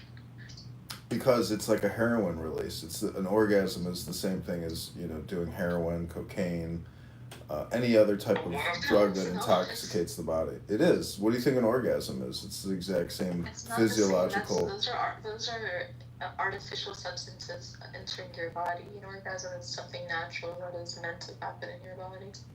No, well, the point is it's catharsis. So it's a release. And just saying you can make it natural, like through sex, or you can do it artificial. But, you know, everything has its downside because it's an opportunity cost. So if you're going to just do natural orgasmic sex all the time, that can become the same addiction as somebody with heroin. It's the same problem. I think women can, if you jerk off to like a woman that you know, I think she can feel it. So you think that through sexual activity you can do telekinetic, you know, communication or like mind projection? I don't know. It's all in your mind's eye, though. And see, that's the same thing as saying that there's some type of unseen force in the world or in the universe. Or I buy into that because sometimes I'll be thinking of a girl and she'll DM me on Instagram like a minute later. Yeah. Yeah, but see, that's all just hindsight bias or your brain doing like predictive analytics. It's just not really what you think it is. It's like all hindsight bias. I don't know. Confirmation you gotta bias. admit that when you're horny for a particular woman and you're thinking about her a lot, doesn't your brain go into some wave state? Probably. Okay. But that's just like determining what your desire or goal is and then making that your primary algorithm. So there you go. But to think that like there's some type of invisible connection of communication is you know, delusional. It's delusions of grandeur. Yeah. It's stupid. Yeah. Right. There's no such thing as a hypnotic state. No, there's hypnotic state. Communication or anything like that. Well, movie theater state is like, I think, what do they call it? Alpha brainwave state. So your brain gets into that a frequency as soon as you sit down in the movie theater or open your Gmail or turn on your phone or get on Clown House. It's the same dopamine and brainwave state creation. The trick is to be productive in what you're doing. If you're just getting into the brainwave state but not creating anything, then you're, you know, the product as opposed to the distributor. So, okay, well then, shit, you're at the highest level. I take it. You're the greatest creator I know. No one creates more content than you. Exactly. You're just my product. Even Michelangelo had to fucking rest, you know what I mean? he could be at the fucking chapel all day. Although I did hear he would take naps on the scaffolding. You heard that one? That he would like sleep up there? No, I've seen the photos and it's like unbelievable, you know? It's unbelievable. You can't actually go in because you might melt or whatever, right? But I get it, yeah. Yeah, that's real luxury, you know. Just live streaming your stuff on YouTube is like the ghetto of 2025. Well, you're my ghetto dealer. You're my homeboy. Well, you're the one who bought the rental property. It's time to meditate. Well, dude, I'm gonna be renting to wealthy individuals, you know. You know, I don't have any rental space that is less than $5,000 a month. So. Oof. That's a lot of money. That's in a lot Chicago, of money. dude. So you know it's good stuff. Usually Chicago is more affordable than that. I think I'm gonna move if I don't win this congressional seat or get on the primary or get on the ballot in March. I'm gonna probably move from Chicago. Oregon has its name all over you. I've lived there. It's horrible. There you go. That place is an Horrible? absolute depression. Yeah, that place is terrible. Why? I like the beach. I love being, you know, I'm gonna move to Florida. I mean, that's where I'm moving, but. Oh, okay. Oof, I was sweating a little bit and thinking we might run into each other again. God damn. No, I've lived in LA. I wouldn't want to move back there. That place is fucking horrible too. I want to move where there's conservatives. I just can't stand fucking all these purple hair liberal Democrats and the never-ending fucking organizing bullshit so that they can keep mutilating children and talking about abortions all the time. Like, they're just fucking, it's a clown show. Yeah. Yeah, it's bad. Bad, but they're on their way out, dude. Look at that. The Colbert Report just got canceled. Yeah, Or not he's the Colbert worst. Report, what the hell am I calling it? The Late Show. Yeah, it used to be the Color Report. He's such an ungrateful piece of shit. He's like talking bad about his own employer, you know, and he's, you know, that's what kicked the can on him, is him talking shit. Yeah, he was talking shit about the Paramount merger and making fun of On his show or just like in private or something? I'd have to Google it to see where he was bad mouthing. I think it was on the show. Wow. At that point, he's probably like, fuck it, I don't even want to do this anymore, because he's worth like, you know, fucking hundreds of millions of dollars at this point. Yeah. It's a lot of energy to do that show. A lot of time. Do you think like performers have their energy sucked from them by the audience? I think. I think it's created by the environment, you know. It's probably a very high, and that's why people, like, that's why Jay Leno couldn't give it up. That's why nobody wants to give it up, because you get so high doing the show. Better than sex? You could, you know, it could be, I mean, it could be as good. But then the thing is, like, if you get so high on the show, then you're like, oh, I want really good sex to match that high. Procreated, you know? Who, Leno? Leno has no kids. Really? I thought maybe he had like 2 kids or something. I think he replaced the fucking with the show and the money, dude. And the cars, yeah. Maybe his wife couldn't have kids or something, but he's married, right? Kind of sad. Yeah, but she's demented now because she didn't have kids. But she has like dementia. Really? Oh no, that's terrible. Yeah. Mavis, no. Aging All the sucks. money in the world can't can't solve that. She said, but they're not that old, man. I mean, they're the age of our parents. You know? Well, it's over. It's over. How many kids do you have? Just two? Two that you're responsible for, and then some bastard children all around on the side. Yeah. Well, I might have a kid in the San Diego hills of what's that park called? Mission Hills? Del Mar?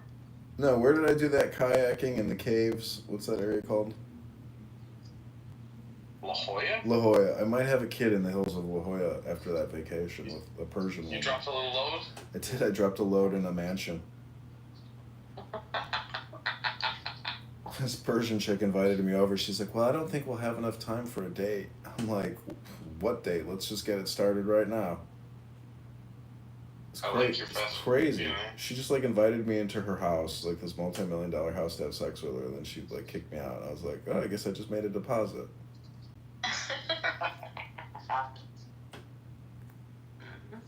That's you could single-handedly repair the Iranian-Israeli relationship there.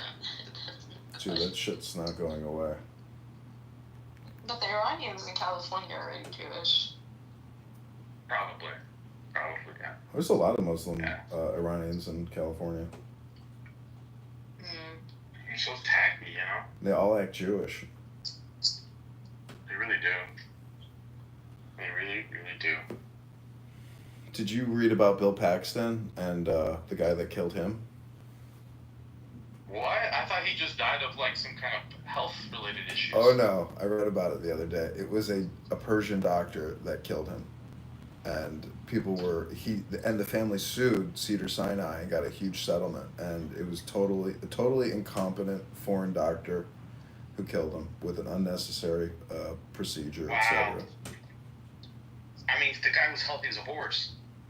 No, he had some kind of pre-existing condition, so he did like this, Either way, anytime you open up your chest and somebody starts tweaking your heart, like, good luck living, good luck. Yeah.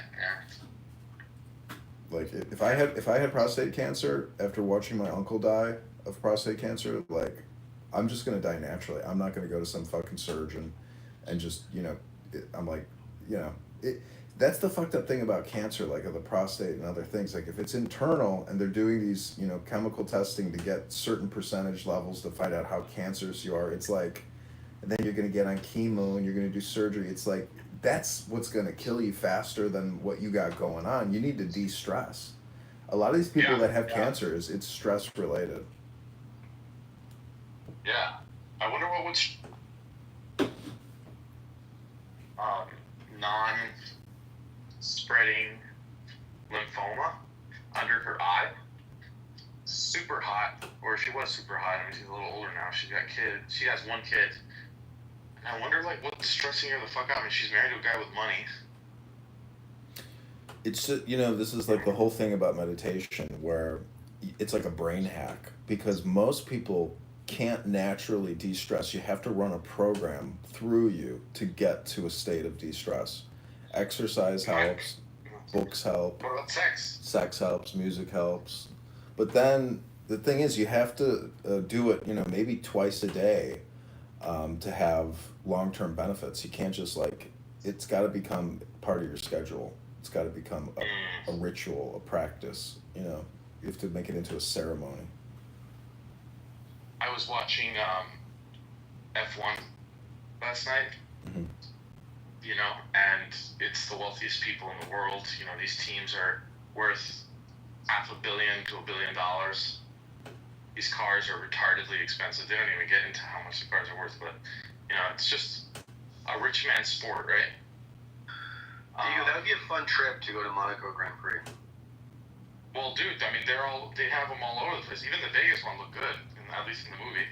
Yeah, well, the Miami one, I've heard the track is no fun to really watch it at. But yeah. But why was I mentioning that? Oh, because they have all these rituals to de-stress from the race. Mm-hmm. Like getting in ice baths and doing this like therapy there's like a whole. I mean, I can't even imagine what kind of flow state, brainwave state they get into when they're doing 72 laps at like 200 miles an hour. What kind of input? What's going on in the brain? Well, have you ever been on a long road trip and suddenly there's a semi in your rearview mirror and you just don't even know how it got there? Yeah, I've driven across country trying to do good time, and right at the end getting to California and literally seeing like ghosts on the road and stuff. Yeah. Well, look at the one where, the Bohemian Grove, like they have the care ritual. So that's like a good example of how to essentially mind hack or brain hack yourself. That care ritual would be like a good example of people going clear, but it all has to do with like getting you into the now.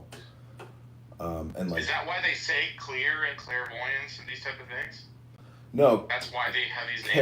care. It's a care, care, meaning like stop caring about things outside, go within, and stop thinking about all these environmental situations. Be in the now. Frolic, be happy. Stop caring about all these things outside. Like you're in a safe space here. You don't have to think about those things anymore. That's why you need like guides for doing drugs and stuff like that. You need someone to reassure you that it's okay. No, I think you just need good books. Like if you're gonna do a psychedelic experience, the Tao Te Ching, Marcus Aurelius, and 100 other like good books could be a much better guide than some shamanistic pupa, loser who's wasting your time. I mean, just go with the masters, not some fucking person with body odor and a nose piercing. People are annoying. Books are not annoying. Yeah.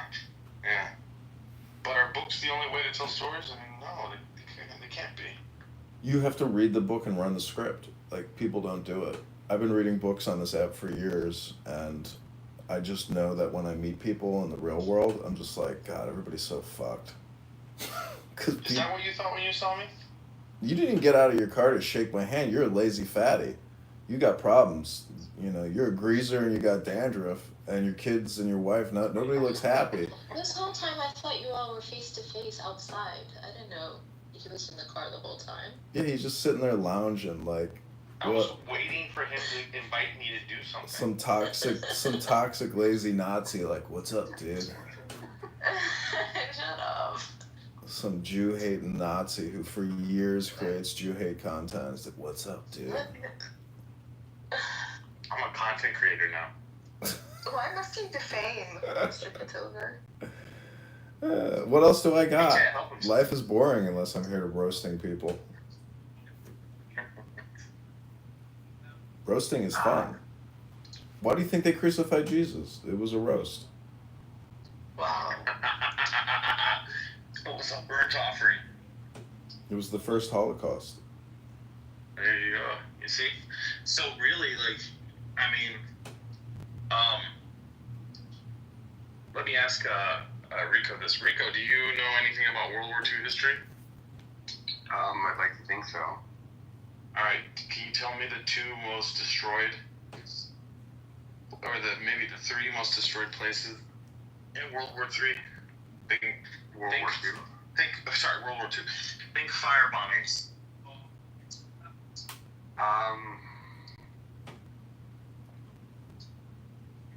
I don't know. Dresden, Hiroshima, Nagasaki. Oh, okay. Those are the Holocaust, bro. Those are the burnt offerings. Those are the, you know what I mean? Yeah. It was a Holocaust, but it had nothing to do with Jews. They literally burnt the only major Christian city in Japan. Have you ever met a low-class German piece of white trash? Yes. Like a ghetto German, where you're like, damn, what happened to you? Holy shit. Yeah. So I'm just saying it's an index. you know, it's a bell-shaped curve, and over here on the left, you're going to meet trash no matter where you go. Whatever the population is, whatever country there is a subset of the culture which is trash, and they suck. And, you know, their education sucked, their parents sucked, their life sucked, and that's... Don't you think that Illinois is higher on that list? Oh yeah, Illinois has a very large trash population. I mean, just the way that they self-inflict them wounds on themselves with the taxation and the this and the rules and all that stuff. That alone, no? Yeah, it's bad. We've got really bad leadership. Chicago's full of like trashy Polish girls with like tattoos that are vulgar and like kind of have this masculine mindset. It's hard to explain. Yeah. So I'm just saying, like, but why do they do that to themselves? Like, haven't they had like people kind of like California fleeing for decades now? I don't know. I think this internet culture is like pervasive in the mind's eye of so many people, and that's where that's the primary distributor of the woke mindset, the woke mind virus. Mm-hmm. And you can't get it out. You can't root it out because it's like a satellite. Your cell phone is a beta orbiter around you, and it's just constantly connected to you. You can't disassociate or break the connection. So there's no point in like even fighting it or resisting it. I don't really suspect that I will ever meet anybody who is like deprogrammed or was never programmed. Like, I think everybody is essentially already programmed. There's like You think I'm programmed? You I have thought you were saying you have a Jewish derangement program running through you. Yeah, but I thought you said I'm doing the programming. I thought I'm the one making the programming, the Jew hate stuff. Yeah, you are a creator of that content, which is the worst part is it's like, you know, you've wasted an inordinate amount of time on this app. An unbelievable amount of time. That's from your Jewish perspective. I mean, that's not... It's not a Jewish perspective. It's just an observational perspective. No, I mean, I have enough hours of you on here wasting your time to know that you're actually a lot dumber than you think you are. Well, believe me, I don't think I'm God's gift to intelligence here. I'm just doing my best, sir. I mean, I saw you do your little speech, you know, at some event where you're like, oh my God, it turns out that communication is hypnosis. You're like so happy. You're like, I couldn't believe it when I figured this out. That it's all communication is a program. Yeah, when did you figure it out? I bought this book, and in the book it says that in 1985, the Society of Neurolinguistic Programmers declared that all communication is hypnosis.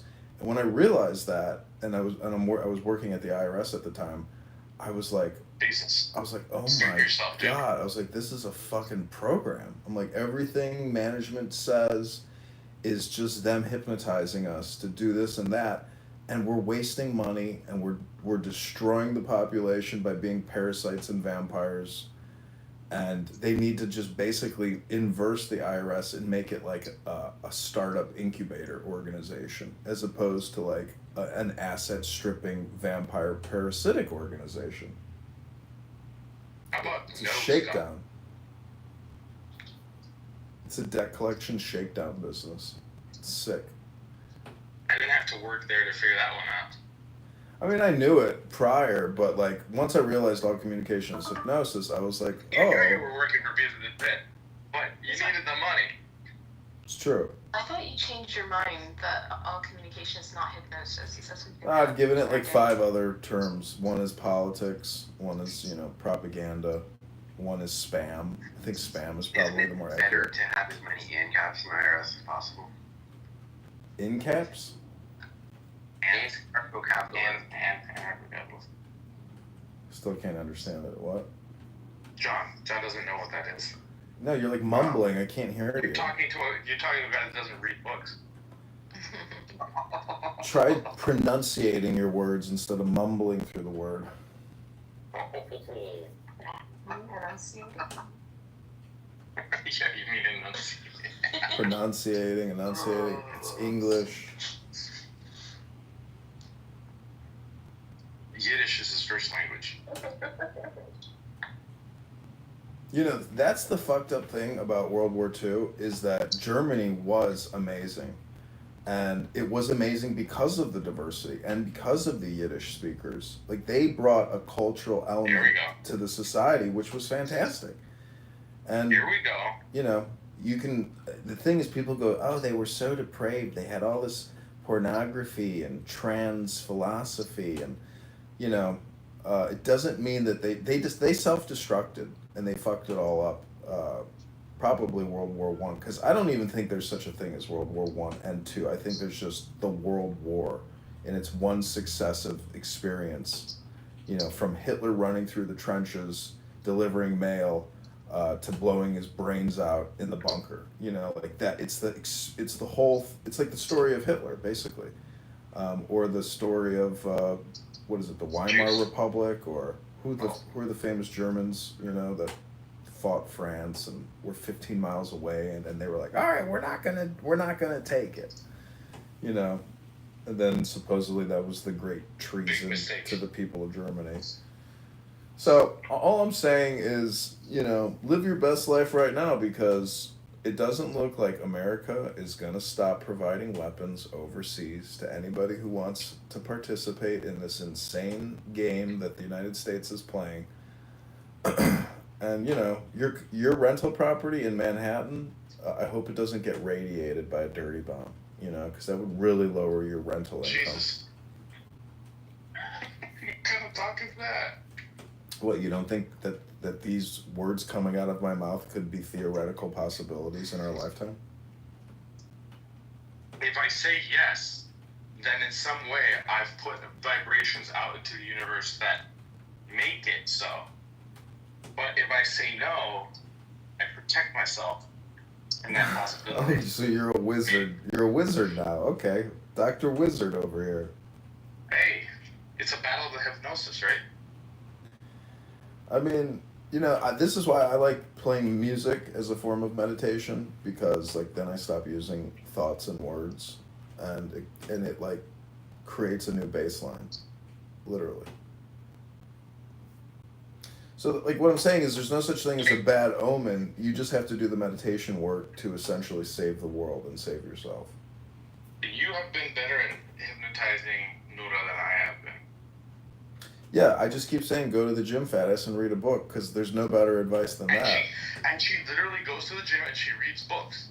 And that's when I tell her stop the chaos, you know, become a classy, you know, Catholic.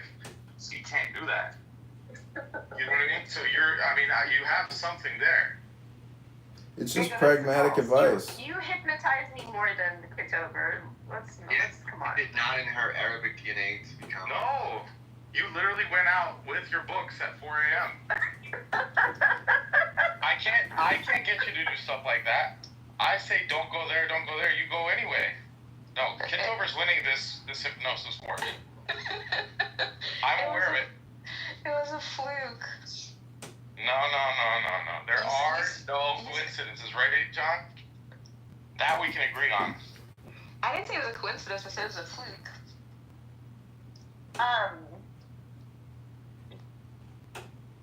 What was I gonna say? Oh, you told me not to listen to country music. I haven't listened to country music. What? You just mumbled. You told me not to listen to country music anymore, and so I haven't listened to country music. For literally 24 hours. That's not a... That doesn't count. Hey, when you went to New York, you were baptized for like how much? Like for a month? When I went to New York, I got baptized in March after. Oh, you got baptized after, my bad. Yeah. Wow. Yeah. No, I gotta work on my wizard skills. Right now, John's winning. Oh, so I actually have a good example of like magic last night. I go to the bar and there's this girl there who's a very pretty girl, and I filmed her doing a dance like a couple of years ago, and it got a lot of views on YouTube and Snapchat. and I actually geotagged it on Snapchat with the name of the bar. And so she literally got her friends to complain and report it because she was so embarrassed. But it was getting a lot of views for this bar, and she was just doing this Willy Wonka dance. It was like a funny little Irish jig. But anyways, her health after that dance, I could tell she like got old real quick and fat and ugly. And so last night, to break the curse for her, I gave her a Caldag ring. Do you know what a Caldag is? Oh, jeez. I bought this like a bunch of these Caldag rings. They're these Irish rings with like two hands holding a heart with a crown on it. And if you face it in, that means you're taken. If it's outward, it means you're single. So I give this girl the ring last night, and I said, "This is a gift to break the curse." And I said, "Health, wealth, love," and she like hugged me and was like very happy. And then I see her sit down next to this guy, and she's like having this conversation with him, and she starts like busting out crying, like nonstop crying. So that because like all these guys just use her and abuse her, and so now that she finally had this like magic ring on her finger, it just like it cracked her egg, and she just broke down in tears, and she realized like this like yeah. So I was like, there you go, that's magic. I was like, I just literally performed like an exorcism on that girl. But you were the one who cast the curse. I It's want. not really an exorcism. It's more like. Well, I was doing it. Yeah, I was doing it also to like rectify maybe the evil that I did by like filming her and putting it on the internet. This dance, which attracted people to her maybe in like a negative light or something. It's all about conscious awakening. Like, how can I do something for her psychologically? How can I transform her consciousness into a higher state of being? Do you remember the movie Awakenings? Yeah, it was a good movie. Yeah. But That's based on a true story, you know that, right? But even that movie is, in a way, obnoxious because you're watching fucking an actor. Like, this is the thing about movies. Like, I think even in a room you were in the other day, somebody was like, you do realize it's just a movie. It's not reality, right? And that's the fucked up things about movies as like a program is like you can watch a movie and like you're literally experiencing it as if it was real, and you're running it through your brain, and you're like, this isn't real. This is like a spam that's taking my time and making me run a simulation through my mind, and it's to my detriment, and somebody's making money from this, and it's not me. And they beheaded Ned Stark in Game of Thrones. I was devastated. It was real to me. Yeah, right. That's the power of film, and that's why it's like it's not like new technology. The new technology would be to get people off of that simulation and get them into a simulation which allows them to take action and have more mind control over yourself, because that is them controlling your mind. Like, so how do you essentially reverse engineer and get your mind to achieve what your dreams and your imagination can conceive? This is what magic is. Randy, Randy is in a subculture where women seek to be controlled. They volunteer themselves to be his object. That's your opinion. That's your opinion. Oh. Have you ever seen the Jenny Rogers gangbang video? No. Where she's all like smiling and nervous, but she's giving a genuine smile, and then they just cut to the like after the gangbang, and she's like trying to force a smile and saying she might do it again. No. I mean, so that's like the total obliteration of her, existence, and then at the end she just can't even give an authentic smile because she has been destroyed as a soul, essentially.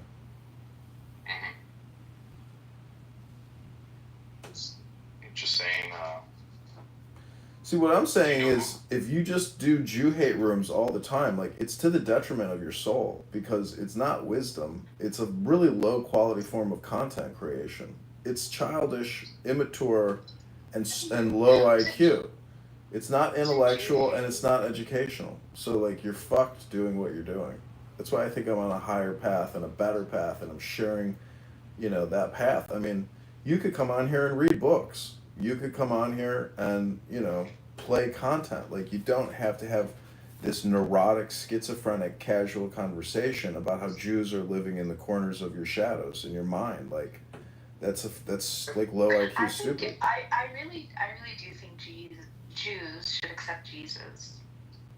They're not going to, because they have other philosophy and their own tradition, which does not include the belief that Jesus. Yeah, the word. Because without the New Testament, the Old Testament is pretty terrifying. It's not. Psalms, Proverbs, Ecclesiastes, these are like profound books that are never going away. Deuteronomy, Samuel. Wait, let me ask a kind of a side-related question. Have you ever seen the video experiments on Nina Kulgina? No. Experiments on Nina Kulgina? Nina Kulgina. So the Russians wanted to see if there was mind control, and they actually filmed a woman who could move objects with her mind. And then that project moved to Montauk. Are you familiar with No. what I'm talking about? No? You never heard of him, Kale Trump? I've heard of it, yeah. Project Artichoke. Project Brussels sprouts and broccoli. Have you heard of those? No, it's Project Artichoke. Usually women named Nina are attractive. This was not. You should see it, where she moves the objects. She's a pretty nasty looking woman. But yeah, in Montauk there was this Project Montauk. There's like this big antenna, and they were trying to do, like in the 1980s, they were trying to see if they could remote control the brains of people all over the country with this giant antenna. No? Well, did you hear about Area 51?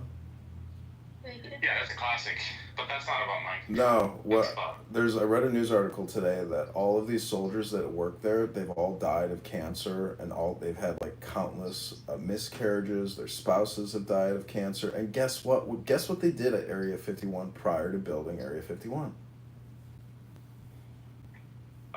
Nuclear experiments.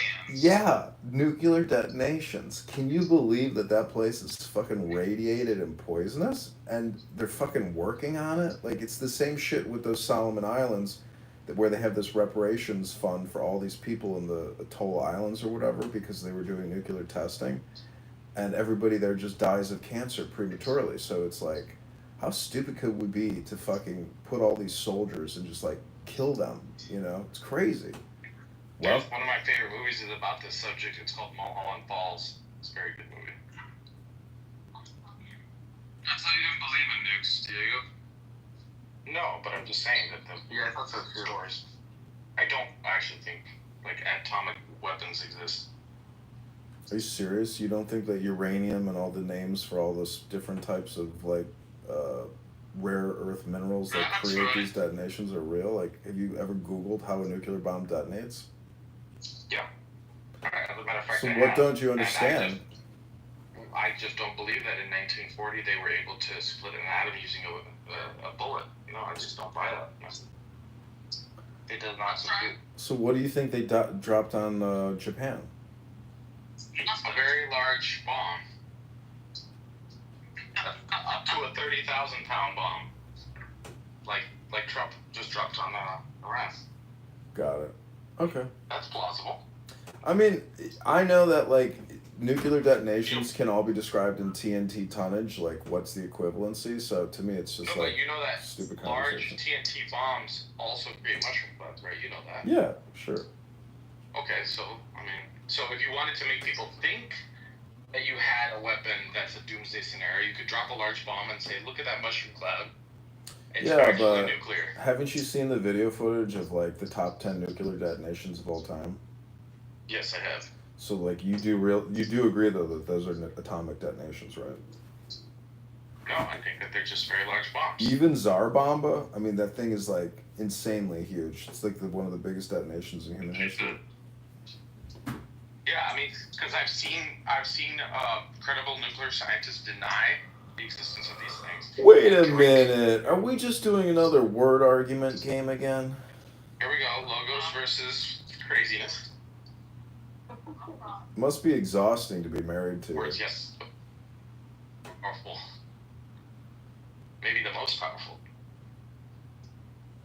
Like, when you ask your wife to cook you dinner for you and the kids, like, do you guys argue over the word, like, dinner and cooking? Like, how often do you argue about words? We don't argue. She just does what I tell her to do. Do you regret marrying a Ukrainian? It's pretty nice. Keep doxing him. Doxing him? Are you fucking shitting me? This isn't a Yeah, dox. you've been saying an alleged name that's not even his. Roberto Taylor? I'm gonna fuck up your campaign, bro. Listen, you've already been fired. You didn't even get hired. Here we go. Listen, you can't work on the campaign Your to campaign up. you can't work on the campaign to elect John Kitover if you're incapable of not having a conversation. If you just talk over people all the time. I've trademarked your campaign logo. Fork it over. So I'm gonna sue the shit out of you, bro. Oh man. You know, there was an article that came out yesterday that said nobody has copyright enforcement anymore. That's nice. Except for YouTube. Listen, they have, because I'm running for Congress, I think that YouTube isn't taking my videos down, and they're not agreeing with the copyright claims of these people on the app, which is unbelievable. But honestly, the conversations are so repetitive and so boring at this point. Like, I would love to have the willpower to give this up. To keep this long to get bored of it. I am creating good content, and it's a lot of content. It's a shame that I don't have thousands of subscribers and I can't monetize, because that would make it a lot of fun and exciting. We need to monetize. I have to have the required number of subscribers and watch hours. Are you trying to monetize on Twitter? I just signed up for a premium account that could get monetized, but honestly, I don't think X even pays much out. It's so fucking low volume compared to Google, YouTube. They have no advertisers. No, Rumble and BitChute, you don't use those? Huh? No. I just want to monetize on YouTube. That's the platform to get monetized on. It might not happen. Yeah. Nobody here helps me. Nobody here cares. Everybody here is just like an individual spammer, Like you just live for the dopamine spam creation. We're literally providing you content. I know, but my critique is you have to be insane or very low IQ if you just keep coming here to have casual conversations, but never to capture it, to monetize it. You must be the definition of stupidity. No, we want to monetize. Like you. Just like Yeah, but you don't share your YouTube link, you don't share your X account, you guys don't create anything. You guys just come here to chill. If I put mine up there, my account instantly gets banned. Is that true? Yeah, It is, yeah, it's for everybody. Diego, if you were to put your Twitter account because you lost your previous account, you would lose your account. Oh wow. Because I did it too when I first got banned on Clubhouse. I tried to link my Twitter or my Instagram. It was probably my Instagram, and it banned me right away. So I understand, just put it in your fucking profile. Also, if you professionally link it, but if you put it in your profile, you're fine. You can. You know what's interesting? I can't think outside of John of a single dude that's ever gotten banned off the app. Is it you? Yeah, somebody like hasn't even been banned. Yeah, you should be able to New York. Alex, New York. Hey, He's not yeah, Jewish. Well, he is Jewish, but it's like an exception. I'm not gonna. Yeah, but he's like a special case because he's like a dedicated agent of chaos. That is It's like true. a male version of Manura. Yeah. But I don't act like that on Clubhouse, just in New York. Not when you're around me. Yeah, that's true. You hypnotized me. You were saying Kitover was the one that hypnotized me. Yeah, but my hypnosis ends when I'm not around you. I'm like Jafar. It only works when I have the staff in your eyes. Or in the space. The staff between my legs, that is. Oh, gosh. That is so true. I'm surprised there's no Anon in here. Because we blocked it. Oh, you figured it out. You know, do you know who Stephen Bader is? Yeah. Yeah. Diego, did you kick it out of the house or did you block it? What do you mean? I don't even know. How would I get rid of an anon? Remember I sent you the links of the anonymous accounts? I haven't even looked at it. Look at the... No, yesterday, no, I didn't send you the link. I told you it in the chat yesterday. Remember? I was driving. Q test. Now you can view him as the bad guy or good guy, but Vladimir Putin right now is our Chancellor Palpatine, but soon he's gonna reorganize it into an empire. Good luck with that. I don't think it's going to happen. You think Donald Trump's gonna stop him? No, I don't think that your analysis of Putin is accurate. What's your analysis? I think he's probably pretty passive aggressive, and he's not going to do what you suggest he's going to do. Oh, well, yeah. Why would he do what I suggest he's gonna do? I don't know the nigga. Well, there you go. You're the N-word you're talking about. I am that nigga? Yeah, anybody who uses that term is the N-word that they're talking about. Base, bro. It's a slip up.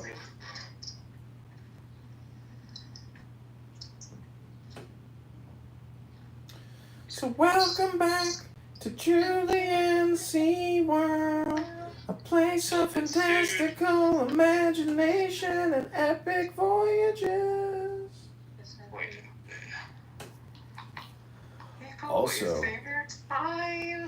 Also, Julian is not gay. Abby, do you have your computer near you? No, but why? Oh, I was gonna say, look up the presidents of Turkey. Like, dude, 4 of these people have no pictures of them. Well, like the laptop is in the living room. There are visitors right now. Look at this. This is no. Let's ask my wife. Would you accept 2 crosses from Syria? If a Arab man came up to you and gave you 2 crosses, he doesn't even speak your language. And then broken English, he just is from Syria, cross. You can say no. He said you don't take that.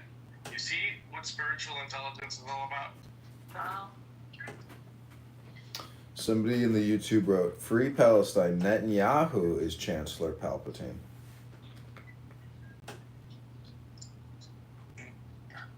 Nora accepted it and didn't think anything of it. This is what I'm talking about, Nora. Literally, this is like the single conversation you and I have when we're alone in the room. It's about how the lack of common sense is dangerous to that. In the Matrix. 4 years after the incident, there is no public authority facing any public like beyond this. I am a flower. Or that's the horse. Hold on, let me module so you can regulate the room while I'm doing this. Are you sure Doing that this or doing that? that? Hey, why are we waiting time on this horse thing?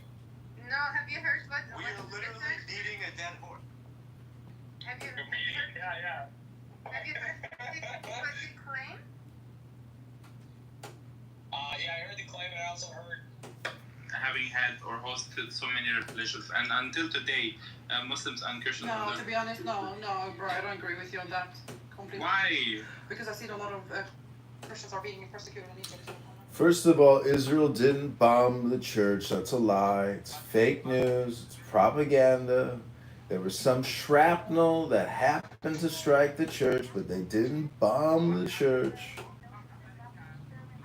Everything about America is stupid ass.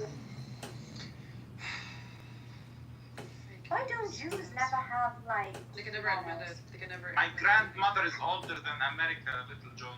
No manners at all. I'm sorry, but you're putting out fake news. It's all lies.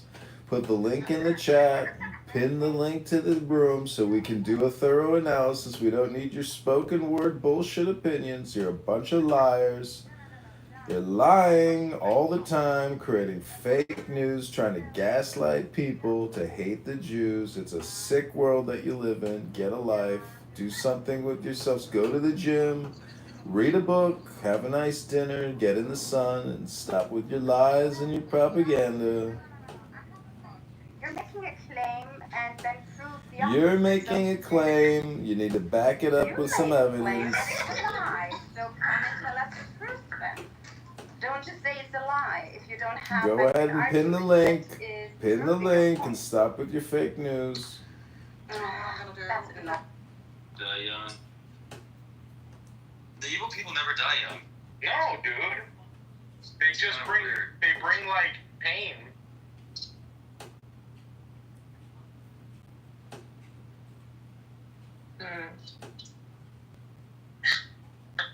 Well, I still have some time to die, so it could be still young, because 40 is still young. You're gonna live to like 100%. Seriously. Y'all are being very mean right now. Alright, you're gonna die next week. Oh, you're so nice. Oh, wow. What a compliment. You're going to have to go get baptized again to break that hex, Princessia. That was mean. How is that mean? What you said was mean. You said that the There evil you never go. die and you're gonna live to 110. You're calling me evil. I said those in two separate sentences. You're connecting the two, not me. Here we go.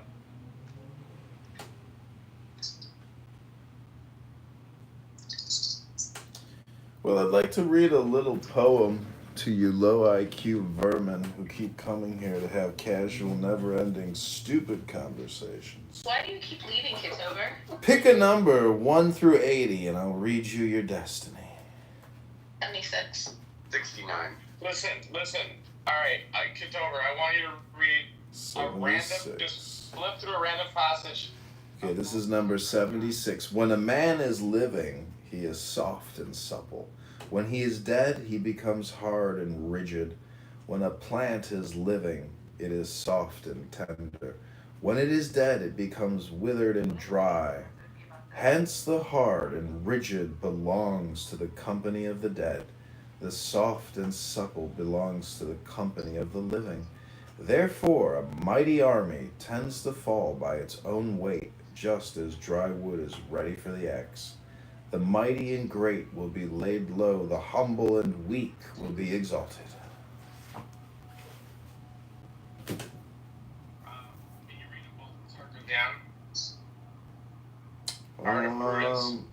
Passage. I have Maxims by Balthasar Graziano. It's a good You book. have The Art of Prudence. No, I just have his maxims and aphorisms. Alright. Choose a random one. I guarantee you it'll be beneficial for Nora. I don't know, the book is somewhere around here, but I'm not going to look for it right now. You see, he doesn't want to give you those stuff that's good for you. I just read you Especially when something. you have the I bet you can't even repeat back one word I just read, because you probably have no fucking attention span anymore. Here we go. Go ahead, give me a summary of what I just read. I bet you can't even repeat one fucking thing, one concept. It's a dichotomy between death and life. No, it's about humility, being humble. Open a random page of Balthasar Graciano's Art of Prudence. A random maxim or statement from that book. Why don't you do it, Diego? I've never heard you read a book in my life. You claim you got this incredible book library, depository. I don't have a library in my car as I'm driving. Okay.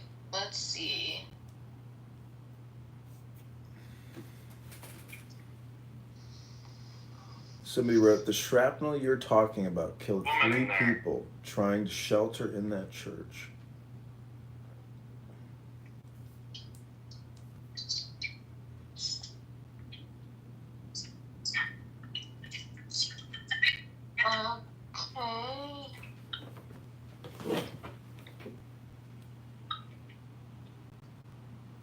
All victories breed hate, and that over your superior is foolish or fatal.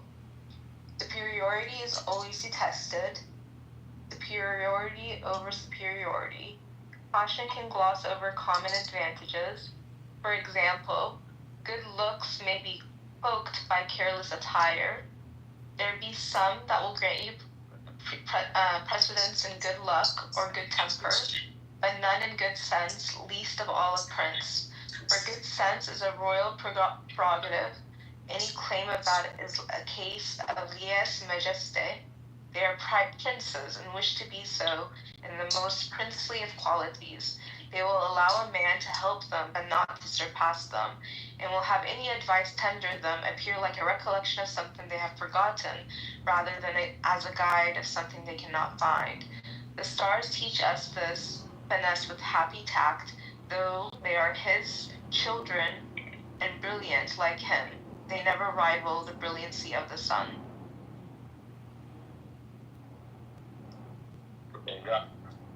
Oh, let me read this one. So this one's, I like this.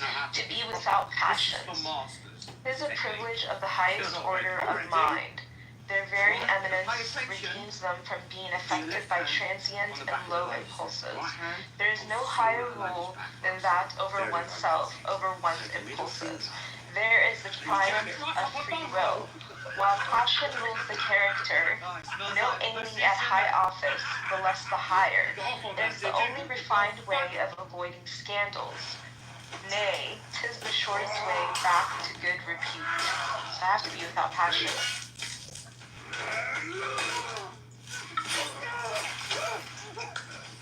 Where's the other one?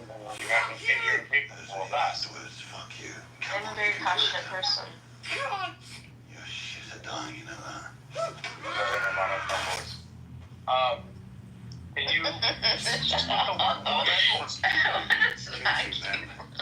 you put the word woman in Russian? There are men. They attacked a nearby sect and murdered Woman? Woman. Same reason. They killed a friend of mine. You've got friends? Not anymore. They're mine. It's the Brotherhood's good name. You need to learn how to read. Your name, they're mine. Killed you once before, and Daddy, and happy to do it Let's see, again. women. Drop that arrow, you bloody girl. Tougher girls than you tried to kill me. Periods are there for a reason. 2.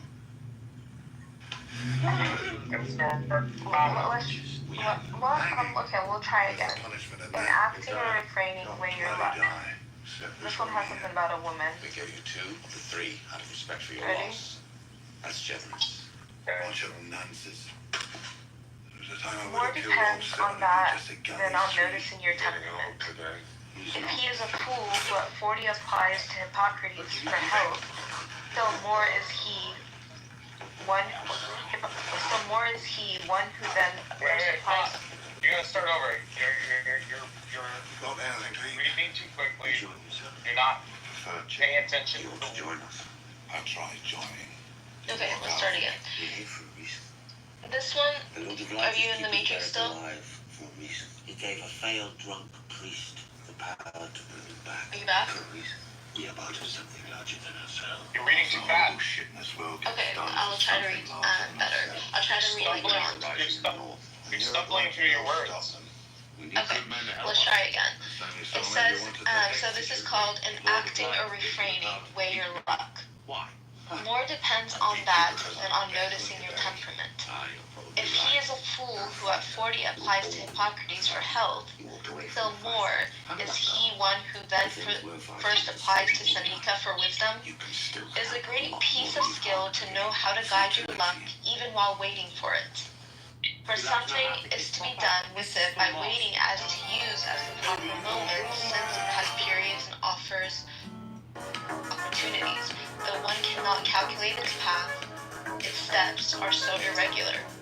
When you find fortune favorable, ride boldly forward, for she favors the bold young. But if you have bad luck, keep retired so as not to redouble the influence of your unlucky star. How was that one about women? It was read terribly.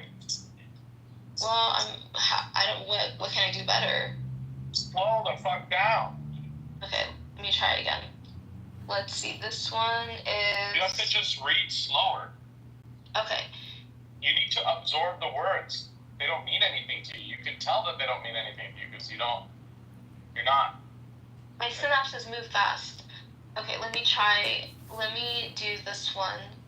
This one has woman in it. Do you want me to try out? I mean, I can try to read it, but if I'm reading too fast, I don't have to. Read slower. Okay.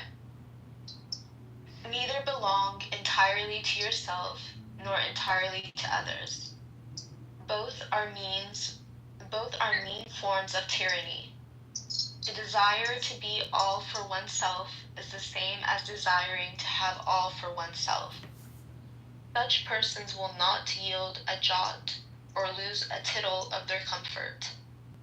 They are rarely beholden, lean on their own luck, and their crutch generally breaks. It is convenient at times to belong to others, that others may belong to us. And he that holds public office is no more nor less than a public slave. Or let a man give up both birth and burthen, as the old woman said to Hadrian. On the other hand, others are all for others, which is folly, that always flies to extremes, in this case in a most unfortunate manner. No day, no hour is their own, but they have so much too much of others, that they may be called the slaves of all. This applies even to knowledge, where a man may know everything for others and nothing for himself. Every hour of life has its own A shrewd man knows that others, when they seek him, do not seek him, but their advantage in him and by him. Can I read that better? You know, when I got here tonight, I wasn't certain what to expect. I don't mind. A great party. A party for the constructive criticism. First lady on a first-name basis. What did you... It's a great idea, just like the You still stumbled over words. Actually, back at the Screen Actors Guild, it wasn't Dutch, it was Ron. Yeah, I reread it. I saw it. I said clutch, but is it crutch? We were in the middle of a tough strike, and we were appointed to the negotiating team. Yeah, I remember coming home very late one night after a long session. This is why you think this Quran is beautiful, but you read it too fast and you didn't even get the part. Yeah. You could say that. And you read in beautiful things that weren't there. Okay, let's read from the Bible. Gavin Newsom, he's the governor of California. Gavin Newsom, he's the governor of California. Let's read from the Bible about women. Newsom, I call him. Okay. Knives. London hasn't been used to that. They're getting Let's see, there's another one. Let's see. Okay, this one. This book, The Art of Worldly Wisdom. With Liberty Mutual, you could customize your cartridge shorts to save. Would have done you well if you had been Mr. Carlson. in another part of the world. The kids. All right, come on, kids. Come on.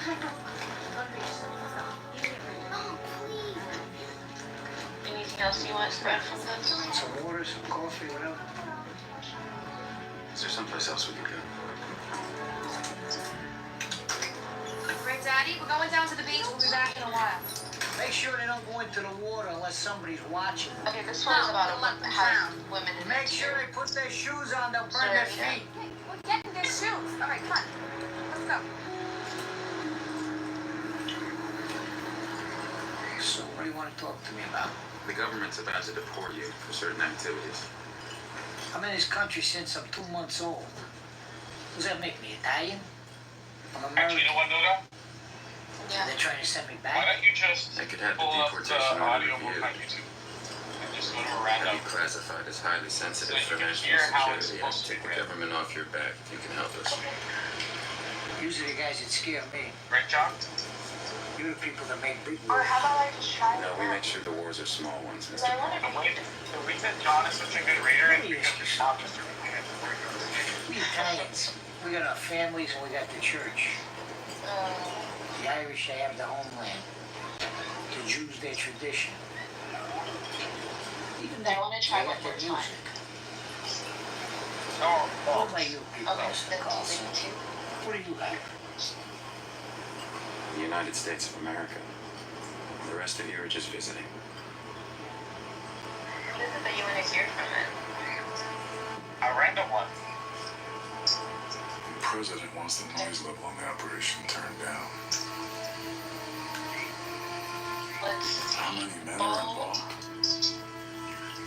You also have to have a dominance of the English language, although this is in Spanish. Yeah, I just it's translated. You said things like Stanika. Stanika, what is that? I remember saying that. Oh, yeah. How do you? It was like it was capitalized. It was like a place. What is it? Person. How do you pronounce it? Stanika. In English.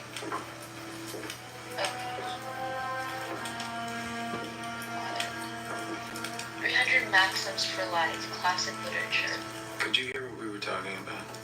No, I didn't hear anything. This is 3 hours and 33 minutes. If something What if lost I can find an excerpt? it has to stay in this room. Oh, I know that, Father. Here's number 98. There's like shorts about it.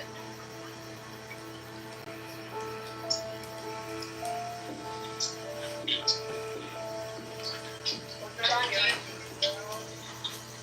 What's that Your- It doesn't look like Boom. It's me. we were caught on the Reverend Yeah, Christensen that's will offer grace. I like Emergency oh, first. that's so cute. I like that you Thank you, Lord, for bringing us safely here to be with our brothers and loved ones again. Our John, do you prayers think, are with or John, our are you brothers there? Or did whom you go to God the has seen bathroom? fit to take into his gentle arms this year. The Honorable Don't Senator let- John Russell Sr., Mr. Stephen Why Loomis. everybody your second account? I'm about to play something. Because Diego said I need to work on my reading.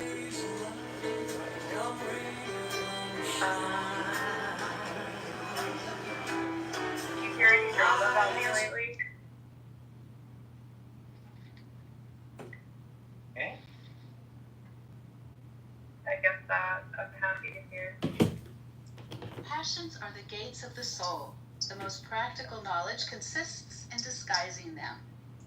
He that plays with That sounds very computerized, Diego.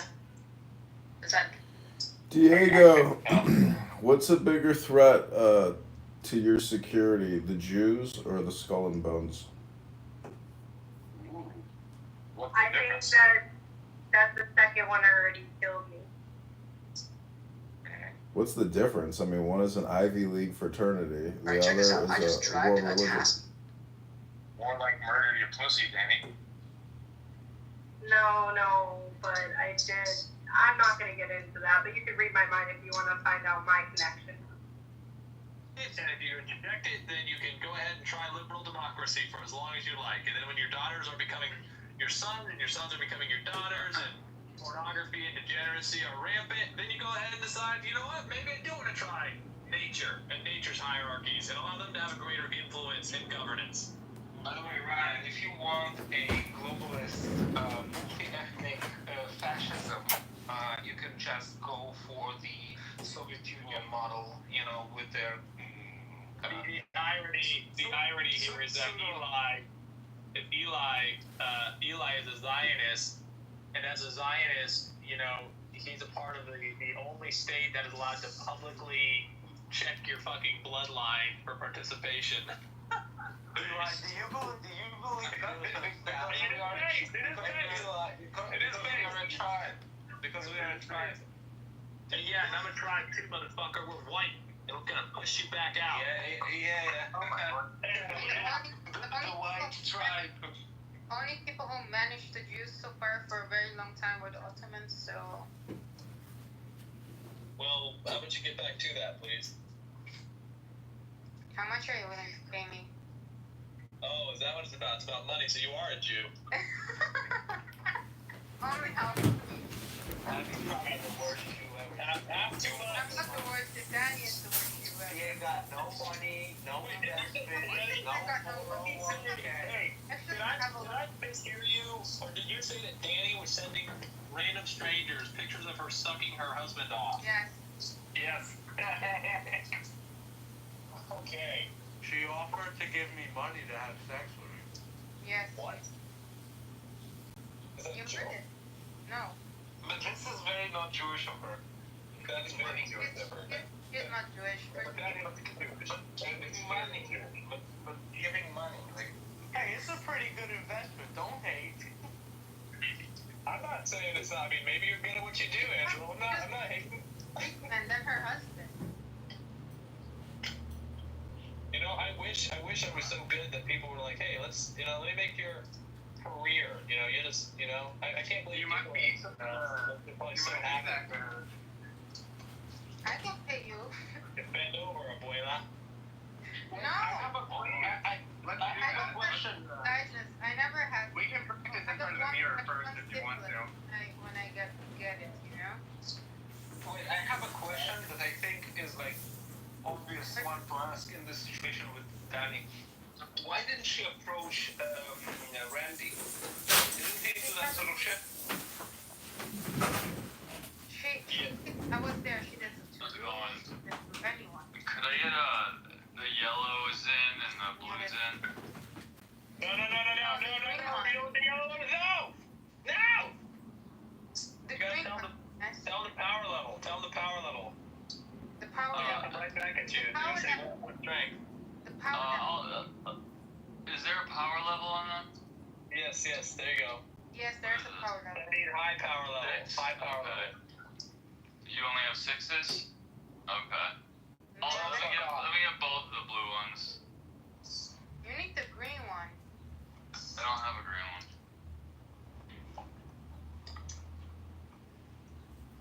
What the fuck are you talking about?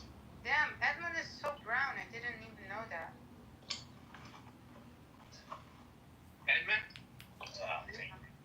Yeah, he's perfect. Wait, is he still around? Yeah, he's next to you. I'm gonna go find Vidal. Which Edmund? John Kitover. Yeah. Actually, if it was a real Jew, his name would have been John Kitoff. Not Kitover. What are you gonna get? McDonald's. What's going on with you lately? I'm a new man. I'm an American, damn it. I'm white. Wow. Yeah. Donald Trump wannabe. Thank you. Hell yeah. Are you gonna vote for Donald Trump next? Hell no. I'm gonna vote for Gavin Newsom. You know what? I'm voting for Gavin Newsom on the Republican ticket. Believe it. Yeah, you're registered as a Republican? Me? Yeah. What's the highest power level, Denise? It depends on who's manufacturing it. I think 9 is the highest one that's in banks. No, he got a 6. That's weak. Well, 6 is pretty good. Is it weak? I don't know. I do a 3 and I'm like, oh boy. So I can't even do a whole one. I gotta take it out. Wow. Oh, that's cute. Isn't it? I'm a cute guy. So it's weak when I do it. It's cute when he does it. That's amazing. No, for you it's not cute. You don't even do it. You don't even do it. Yeah, you don't even do it. Women are extremely sensitive, okay? Regardless of what pornography has shown you, women experience the most intense orgasms when you develop a very sensual, slow, and delicate approach that's increasingly ramps up. What? Nothing. It has everything to do with what a cute little boy I am, faggot. Let me take off my belt. I like to get fucked slowly too, Diogenes. Oh. Brian, back off, you bitch. If he makes one more sexual innuendo directed at me, he's getting Yeah, No, don't that do was it. direct. I'm getting jealous. And I wasn't to work on my jealousy. Well, be careful and Well, keep it up. Diogenes, one good thing. Nura told on my ass to Diego and he kicked me out of the house, so I will never see that you're together anymore, Diego. So she did a good favor for me and you. I will never be able to see you in the room in ultraderecha.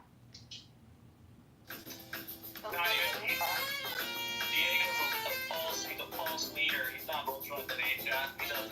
Yeah, what is mine?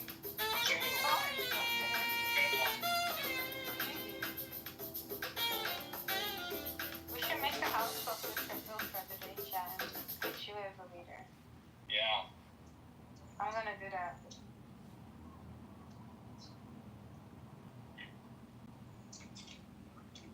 I'm gonna make exactly the same picture. That'll really get going. That is what you get if you play with me. That's a level of jealousy, you know?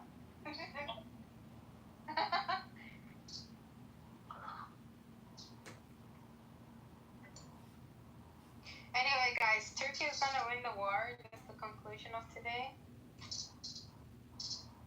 Unfortunately, yes, we cannot have Erdogan as a leader. We need. That's the good news. The bad news is Turkey is going to be a tiny little speck on the map. Okay. Anyway, the part where my family is from is going to be Israel, part of the greater Israel. Anyway.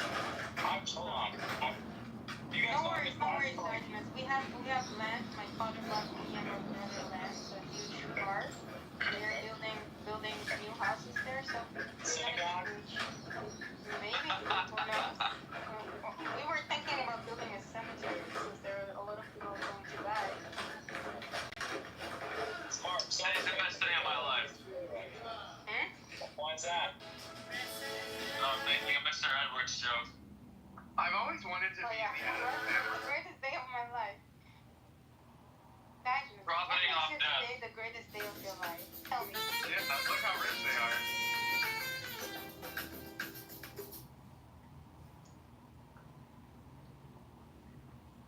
You're talking about the Jews? I'm talking about the Addams family. We used to have a crush on the girl. Okay, there you go. I wish I were more Wait. So some of the Addams family says it's the best day of my life. That's a bad thing. No, it's Mr. Edwards, which is a black man on this app who is a Christian and always says today is the best day of my life. Important And then he goes like one by like everyone is discussing something important. He comes in and everyone is like obeying him. It's like, Abby, tell me what today makes the best day of your life? I'm like, shut your bitch ass on, nigger. And Diogenes, what's the best day of your life? Shut your bitch ass up, nigga. He's like, you got caught in the pit. He's like, it would be better if you spoke out today than that's why you dang my damn nigga when you finish picking that fucking cock, boy. That's right. Hey, one of my favorite days ever, speaking of niggers and cock picking, was when I was telling Oscar to pick that cotton, nigga. I can't believe your dad said the N-words. Yeah, what do you mean you can't believe it? What do you mean you can't believe it? Come on, you got what to. What if he calls me the N-words? Ladies! Well.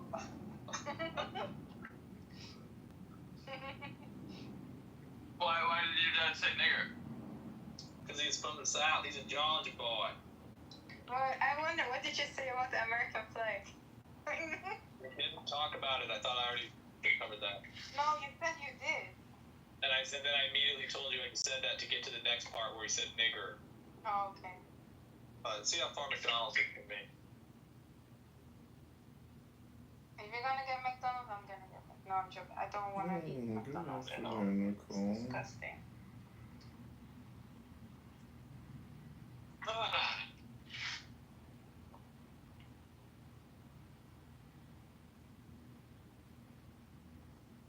Are you driving to your dad?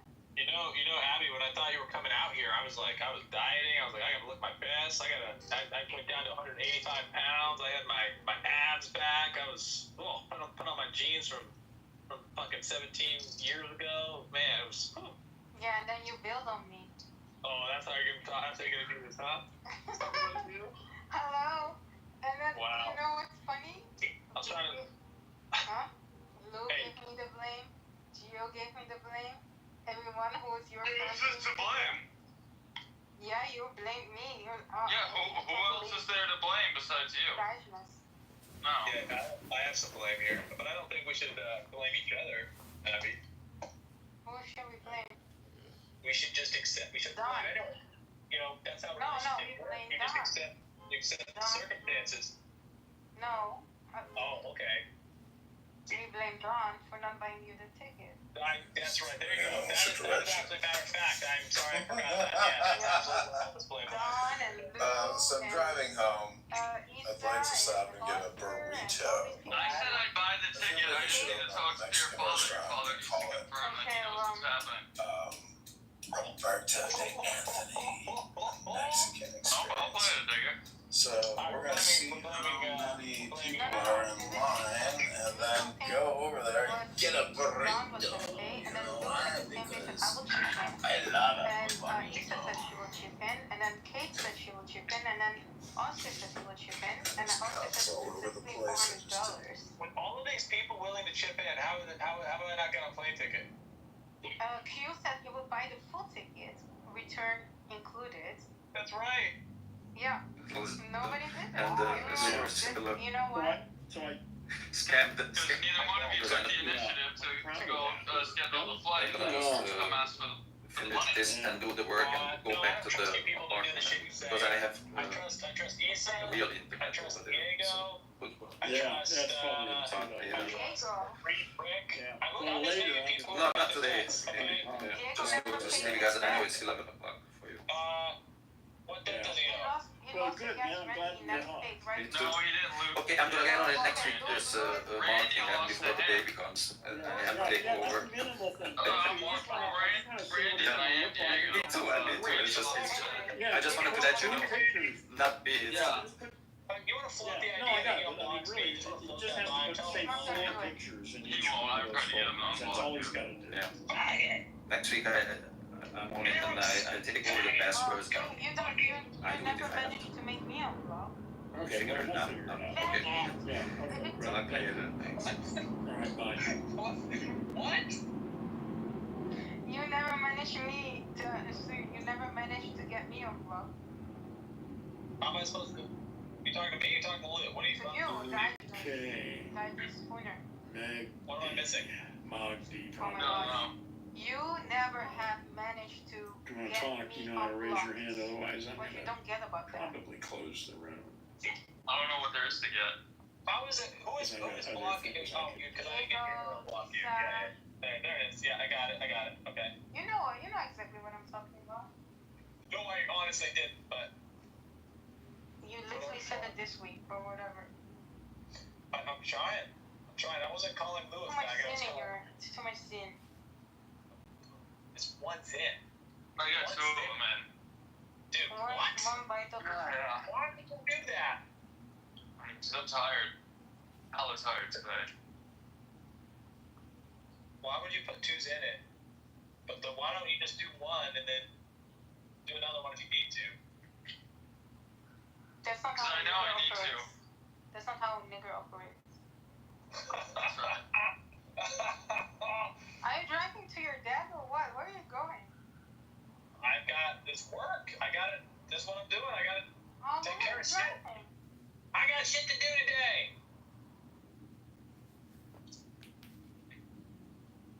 You're driving to the Netherlands, aren't you?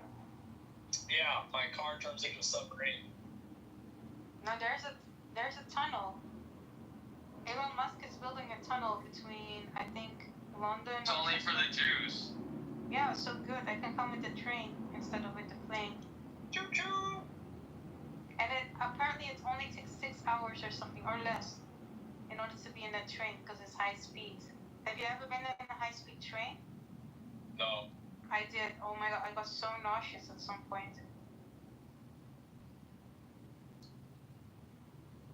It's crazy because you don't feel it, but there's like very slight fluctuations and apparently affect. I guess you must be feeling it, right? Huh? So you must be feeling it if you're getting sick. No, only certain people. I wouldn't want to be in the tunnel under the Atlantic Ocean, like. Yeah, me neither. I will be scared. Claustrophobic. I might try to fall from the plane. No. Scratch that. No. No, I don't want to be near.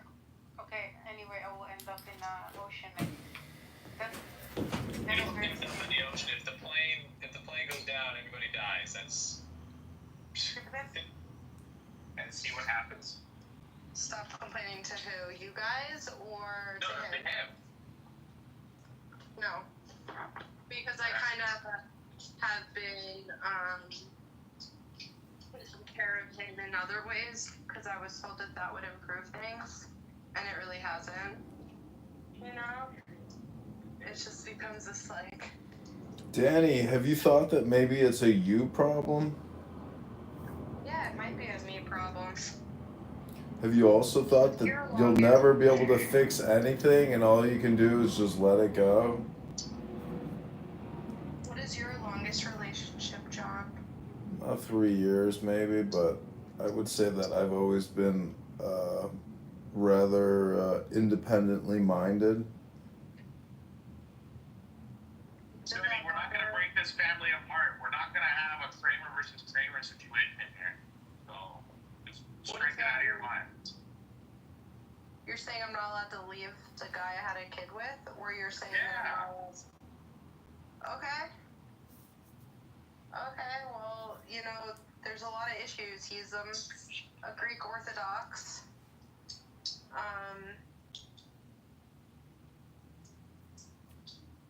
And I'm a Jewish woman.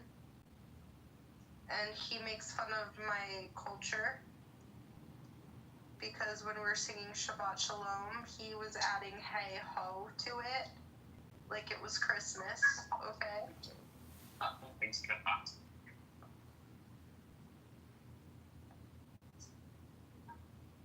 So are you gonna go to the gym today and read a book, Danny? Or are you just gonna come on here all day long and, talk and, listen and talk and think and talk and listen? What do you think about my brain, John? I think you should probably do what Princessia did. Go to the gym and read a book. Have you ever read a book? Tell me what he thinks about your brain. He wants a bucket. Oh, I can assure you, I'm not interested in fucking Danny. No, he doesn't find me sexually attractive, which is fine. I'm a fat, lazy fuck. But, does he want to mind fuck me? Maybe. No, I'm just asking a question. Are you gonna go to the gym? Are you gonna go to the Yeah, gym? he just wants to mind fuck me. Are you gonna read a book? I mean, I created a room yesterday called Reading a Book for Danny, and you didn't even show up. I didn't even see it. What do you think is so unattractive about me? Knowledge Nothing. and courage are the elements of greatness. They give immortality because they are immortal. Each is as much as he knows, and the wise can do anything. A man without knowledge, a world without light, wisdom and strength, eyes and hands. Knowledge without courage is sterile. 5. Hey, Nora. You don't like being out-victimized, do you? She had to one-up the situation. I don't want to be a victim. Mine is humorous. Like, you all are making fun of me over it. Anyways, Danny, nothing gets better unless maybe you put some new information in your brain, like run a script, go to the gym and do it every day, and you can be the light in this relationship, and then encourage your fat husband to also go to the gym with you and read a book. Is he fat? Oh, he's a big fatty. Jesus, a sweaty, grease-balled Greek guy? Kind of like are you projecting right now? I'm not sweaty. Really? I don't even, does your car have AC? Not that one. As a matter of fact, I gotta fix it. Good luck. It'll never get fixed. So the car he saw you in is the car you were driving last night? Yeah. Yeah. Yeah. See, Danny, things could always be worse. You could have no children and still be miserable. But at least you have a child. You know, most of these women don't even have children. So count your blessings and just wise up and hit the gym because things aren't as bad as you might think they are. Things could be 100 times worse. Yeah, it's pretty bad right now because now he's telling me he's gonna melt his cross, like that's gonna fix all these problems, and the religion part really isn't the biggest part of the whole problem. It's just how I would just proceed in the future if I was to, be with someone else. And, like, I don't know, if I read a book, if I quit smoking weed, if I did all these things, my life would look so different. Well, I mean, going to the gym and reading a book would be two great things to work on. And, not smoking weed could also be a good thing. I mean, it will restore cognitive health and functioning. If you're not using the weed for a spiritual practice, you're really stupid. It has to be built into a ceremony or some type of ritual, aka reading a book, maybe. I used to love to take my Adderall during the day and then smoke weed at the end of the day to chill when the crash would come on, Yeah, it's some good chemistry you got going on there, real apothecarian. That's what I would do. I would do my day, and I wouldn't smoke at all. Not in the morning. Not until I knew I was done. Danny, have prior to this guy, so this guy never proposed, right? There was no proposal or anything like that. Oh, he just didn't get on his knees. Okay, like, have you ever been proposed to before? No. Okay, alright. Not everybody has. Do you think you ever got close to it? Like maybe 10 years ago, or? Well, I didn't have that much time, I'm only 36, and this was like 20, I don't know. I met him in 2014, but that didn't mean I met him in 2010, but we weren't dating. But, in 2010, I was 22. Who were you dating at 22? This handyman guy, that was Irish-German guy. And I just felt like he wasn't...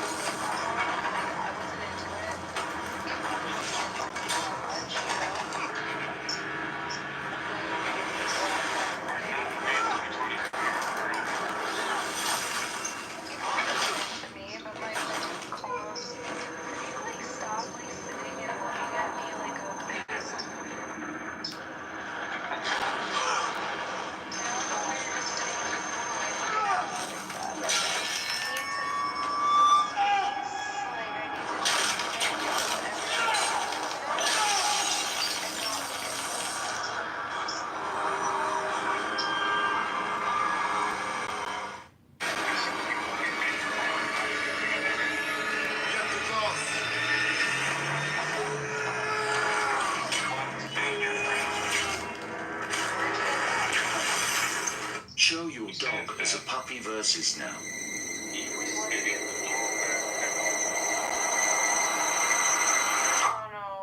Show your dog. Illinois homeowners. Oh, okay, I thought you said something about your friend, and then we started talking about being in the doorway, and I was like, oh, you wanted to bang your friend. No, I met this man, this Greek man, and I was dating a guy, and he was like, oh, Like, if you want to be friends, you can't bring your boyfriend around, which was bold. It's pretty bold. Take her out, unfortunately. So you were like, okay, well. It's like, I don't like this guy that much. I like smoking weed more than this guy. So, like, I don't need this guy. The guy you worked with before they reconnected. Yeah. Danny, you gotta get a life. You can't keep coming on this app and just having brain rot conversations with other brain rot sufferers. I'm headed to the gym. Good luck and God bless y'all.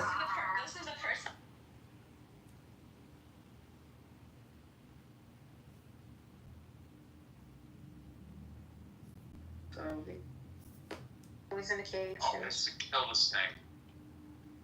I remember one time my friend was. Why am I the only person not modded in this room? Because you just came in.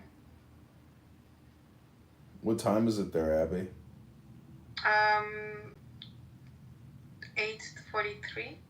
You haven't gone to sleep, have you? 8:43 is fucking early in the evening. Have you gone to the gym in the past 3 years? Yes. Have you read a book in the past 3 years? Yes. Last night. What did you read? It's called. It's actually something secret. I don't want to say it, but I did read it. You're reading a secret book? Mhm. And you can't talk about it? No. What are you reading? The Book of the Law?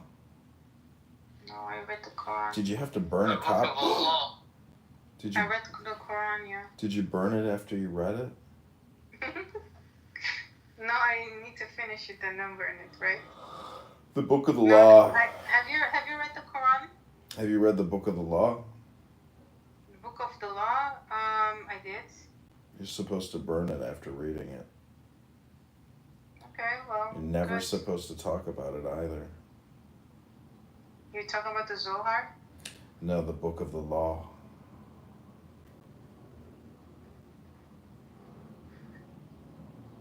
Have you read the book? I read Bastai. Have you read the Book of Lies? And I also have Alice in Wonderland, which I reread yesterday. Have you read the In Book of Lies? The Book of Lies? Don't be anti-Semitic. Yeah. What is the Book of Lies about?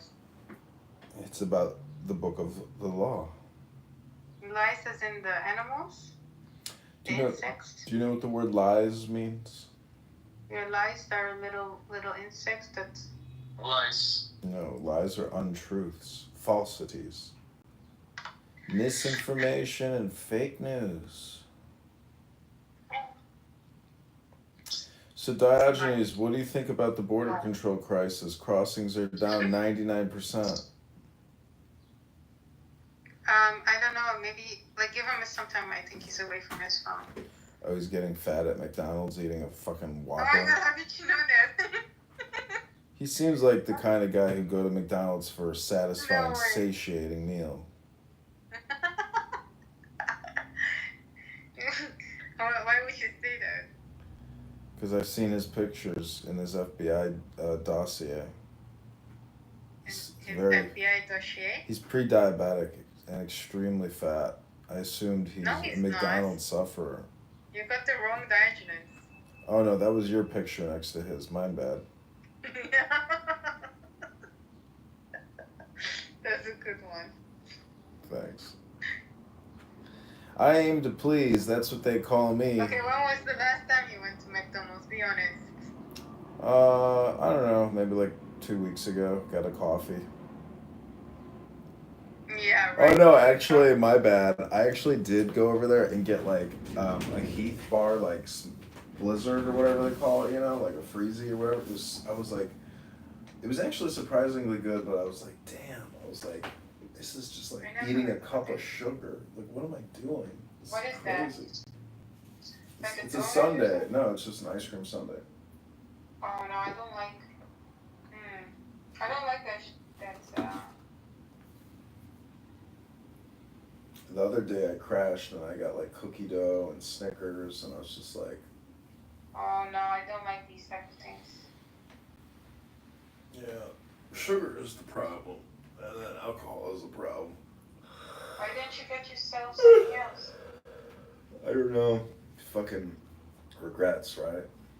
Life is all about regrets. I mean, yeah, it happens when we crash. That's life. That's life. No ifs or buts about it. Shot down in May.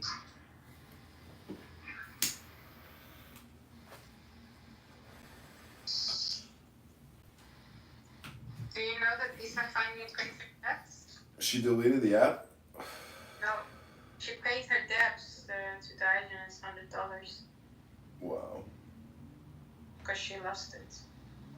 How come you're... You guys are still here?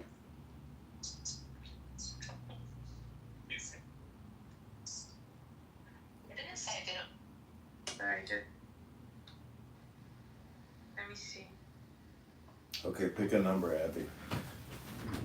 Okay, I picked 17 earlier, so I'm going with 3. You want number 3?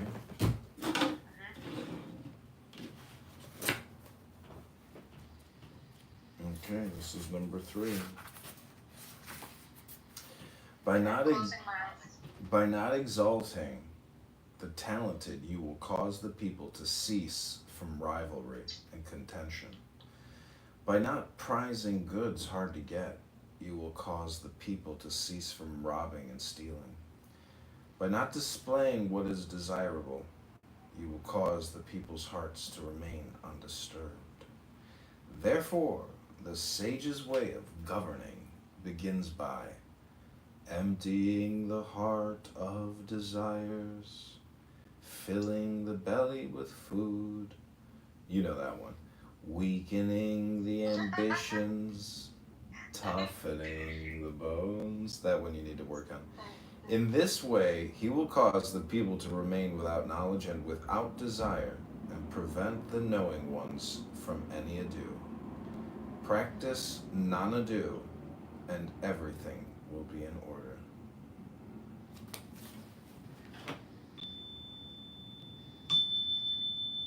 Okay, let Lou pick a number now. Okay, Lou, what's your magic number? 1488. Look at it, but you cannot see it. Its name is formless. Listen to it, but you cannot hear it. Its name is soundless. Grasp it, but you cannot get it. Its name is incorporeal. These 3 attributes, formless, soundless, incorporeal, are unfathomable. Therefore, they fuse into one. Its upper side is not bright, its underside not dim.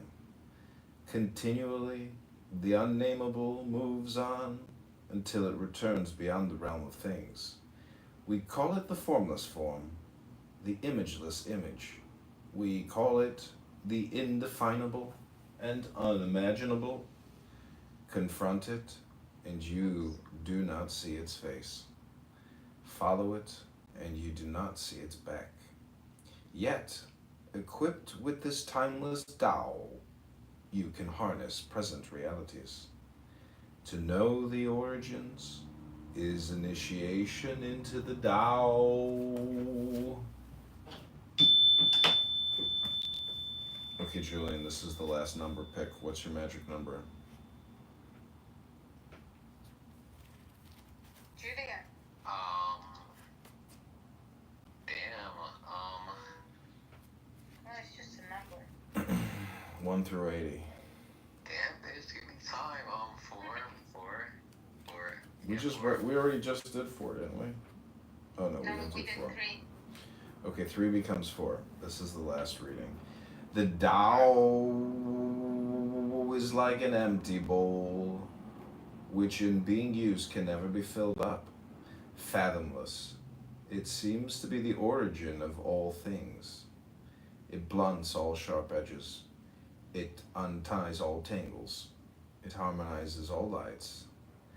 It unites the world into one whole, hidden in the deeps, yet it seems to exist forever.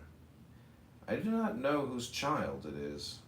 It seems to be the common ancestor of all, the father of things.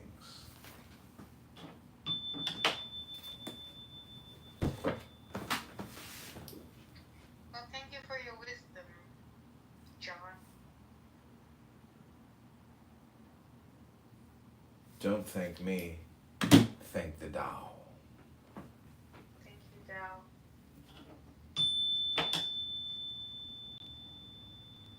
What do you think, Lucius Tickles? How does that compare to AI?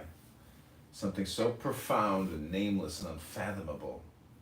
It's Do you think AI would ever indescribable. become a Dal? See, this is what Lou thinks that that what AI is. He thinks it's the Tao, but the Tao created AI. The AI comes from Tao. It's not the other way around. That's why it's inferior to the Tao. What if AI ever becomes the Dal? It can't. Beyond Dal. AI came out of Tao, and it returns to Tao. We're AI. What do you think we are? We're just like biological walking computers. We're walking AI. Walking, talking, breathing AI. We are large language models. Some of us drool, of course, though, when we speak and stumble with the words, but with all due respect, AI is inferior to Tao. Julian. Welcome back to Julian's fantastic sequel, where anything is possible as long as you are willing to go full retard. I find retards here in Clown House. Have you seen the X account? I find retards. I've come across it, yeah. Yeah, I was alerting them to Clown House. I said, I've been finding retards for 5 years and putting them on YouTube. I've done a thorough categorization of all retards. I have a retard index business. Did I tell you this? That I started a new... No? Yeah, it's called the Retard Database. And I have a huge index of retards. And you are labeled as number 665, Abby. Julian's number 786. And Lucius Tickles, you're number 325 in the database. Oh, I'm the lowest. Why not 666 for me? It's all just based on at like what time in the process that I met you and put you in the database. Okay. So. Well, we met that late. Yeah, Julian's new to the retard game. Congratulations, Julian. I thought it was like a ranking. No, it's not a ranking. It's a time capsule. Well, I want to let you all know that you're all fantastic, beautiful people. And that you're so wonderful and intelligent and just, magical. Each and every one of you is an infinite starlight. A star in the firmament. Here on Clown House. Talking about nothing. Wasting all your time. Julian SeaWorlds. Growing fatter and older, dumber. And uglier. Uglier. But not as ugly as Princessia, who now has skin condition. White people gave her a skin condition, unfortunately. Stupid white people. But I gotta get to the gym. No! Work out my body. Don't go to the gym. Go to the McDonald's. Lucius Tickles, what's your zodiac sign, do you know? He is an Aries. He's Aries. Lou, are you sleeping? Lou, are you sleeping? Julian, what's your zodiac? Are you gonna sleep or are you gonna stay awake? I don't know. I think Aries. Yeah, there are two Aries and one Pisces. And John, what are you? Scorpio. I knew it. 2 water, 2 fire, bro. We go from being a scorpion And to a that snake digest to a is a fire phoenix. too. Oh no, John, we're getting overwhelmed by fire. Oh no. So do you know about the 4 worlds of Kabbalah? Or the tree of life? Super consciousness, which is the crown or kether, and then we've got kokma, wisdom, bina, understanding. 4 is chesed, mercy. 5, gebura, severity. 6, beauty is tifereth. Netzach, 7, victory. 8 is splendor. 9 is foundation. 10 is kingdom. The 32 paths of wisdom. Jewish mysticism and holy magic. Kabbalah.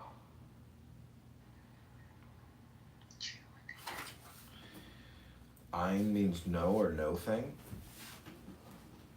Ein Suf is no limit. And Ein Suf hour is limitless light.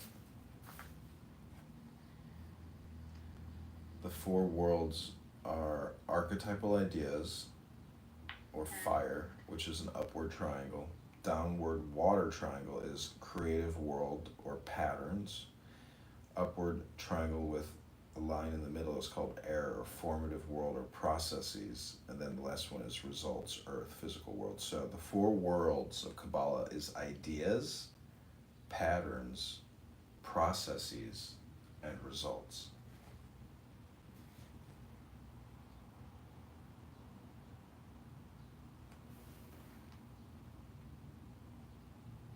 Amazing.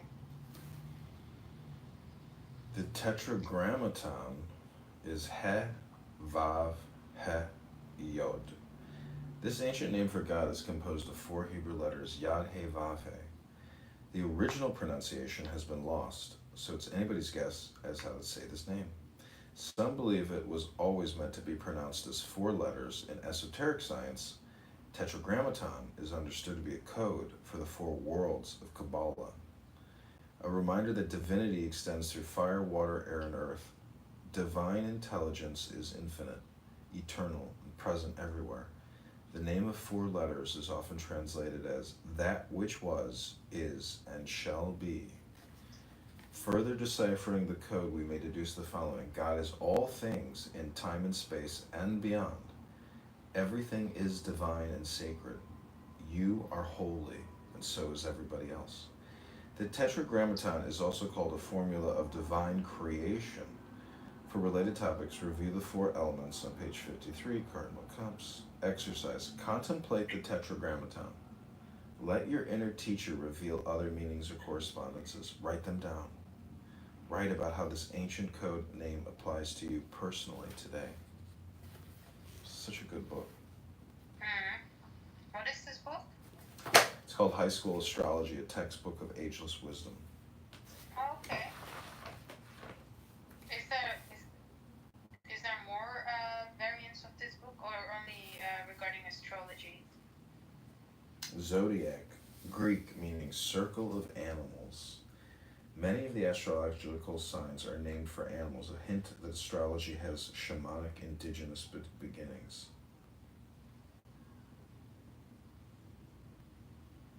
Yoga is Sanskrit for union, refers to conscious joining of the small self to the one self.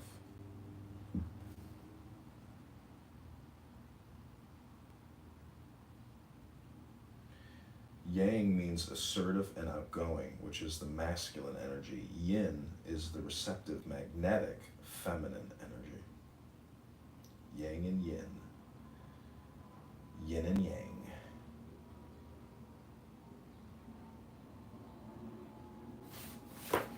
Okay, that's my Kabbalistic lesson for you all today. Yeah. May all you beautiful spammers and content-addicted talkers come to the realization of the Kabbalah. McDonald's addiction. Of the Kabbalah. Yeah, there's no Kabbalah in a cup of ice cream at McDonald's, just FYI. Oh yeah, I love how quick you were. A lot of fat people go to McDonald's and they eat like 2 cheeseburgers, a large fry, have a Diet Coke, ice cream. To McDonald's is years ago. Well, when was the last time you ate like a fat pig? Actually, I eat very little, but let me think. I usually. Okay, are you two retards ready to fix your brain rot? I don't have brain rot. Diego's on the phone. You don't have brain rot? Are you serious? You're horrifically suffering from brain rot. You're still here. So I'm having a conversation with Diego. You think you're having a conversation with Diego. What is your zodiac? I don't believe in that stuff. What month or day were you born on? I don't believe in that stuff. Why does it matter? You don't believe in this stuff. You don't believe in words? No wonder why your reality's fucked up. No, my reality's effed up because I messed up my skin with laser hair removal and I messed up my beautiful legs. Oh, really? Yeah. Yeah, you got brain That's rot, what's girl. depressing me. You got bad brain rot. I ruined my skin, John. Okay, do you know what the name of the 4 letters are? No. Yad-He Vav-He. It says that God is all things in time and space and beyond. So even your laser hair removal is God. Yes, the answer is yes. Everything is divine and sacred. You are holy, and so is everybody else. The answer is yes. It's a good question. Super I consciousness. forgot it. What was my question? Kether crown. Self-consciousness. Chokmah or wisdom. Well, John started talking and I lost my train of Subconscious is understanding. but Chesed is mercy. Diego, if that's like Severity is I good think, rule, that you number would, 5. I think that you would accept the death Tifareth, of number 6. Israeli children Beauty. if it meant freedom from the Palestinians. No, Diego, Netzach is victory. Hold on, John. I Number developed my 8 is Facebook splendor. posts from Number 9 is 2005 foundation. where I actively speak out against 10 anything is that is kingdom. innocent civilians. That's a great alibi, but it doesn't back up what you told me on a video chat to my face. I don't remember saying it. You see, Amazing. and since I don't record you, there's that's how you're gonna get out of it. No.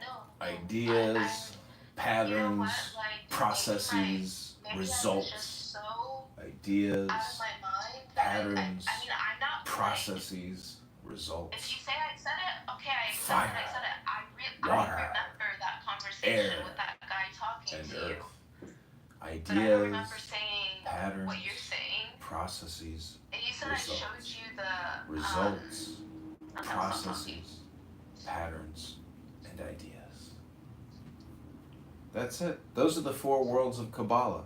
Are you Ideas, okay, Diego, with patterns, processes, If I results. tell you that Nora told me she wants to kill Jewish children, do you think I'm lying? I mean, I don't think you would. I've never really caught you lying about stuff, so I don't. No, I think it was like a Why would I lie about that, Nora? Dare to love God without mediator of veil. Just assume you said it, please. Cast behind you all conformity and acquaint yourself at first hand with deity. Man is made of the same atoms as the world You is. said it, so it means it's in your heart. He shares the same impressions, predispositions, destiny. you know what? I'm not When mean his to tell myself. mind is illuminated, It's okay for you to see when me that his way, heart to think of me that way, is that's fine. kind, he throws himself joyfully into the sublime order. What, in New York? Yeah. Oh, she said this in person. No, she just called me on Telegram and was screaming like a maniac and said, "I want to kill all their children. I want to kill all their children." Yeah, she was having like a moment there.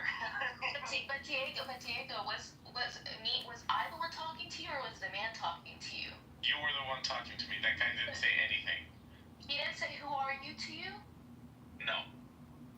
Obeisance to I her. remember specifically he was saying who is pure being, consciousness, bliss, power, who exists in the form of time and space and all that is therein, and who is the radiant illuminatrix in all beings. This man was talking to you, and the reason I telegram video you is because I wanted you to see him in case I got kidnapped.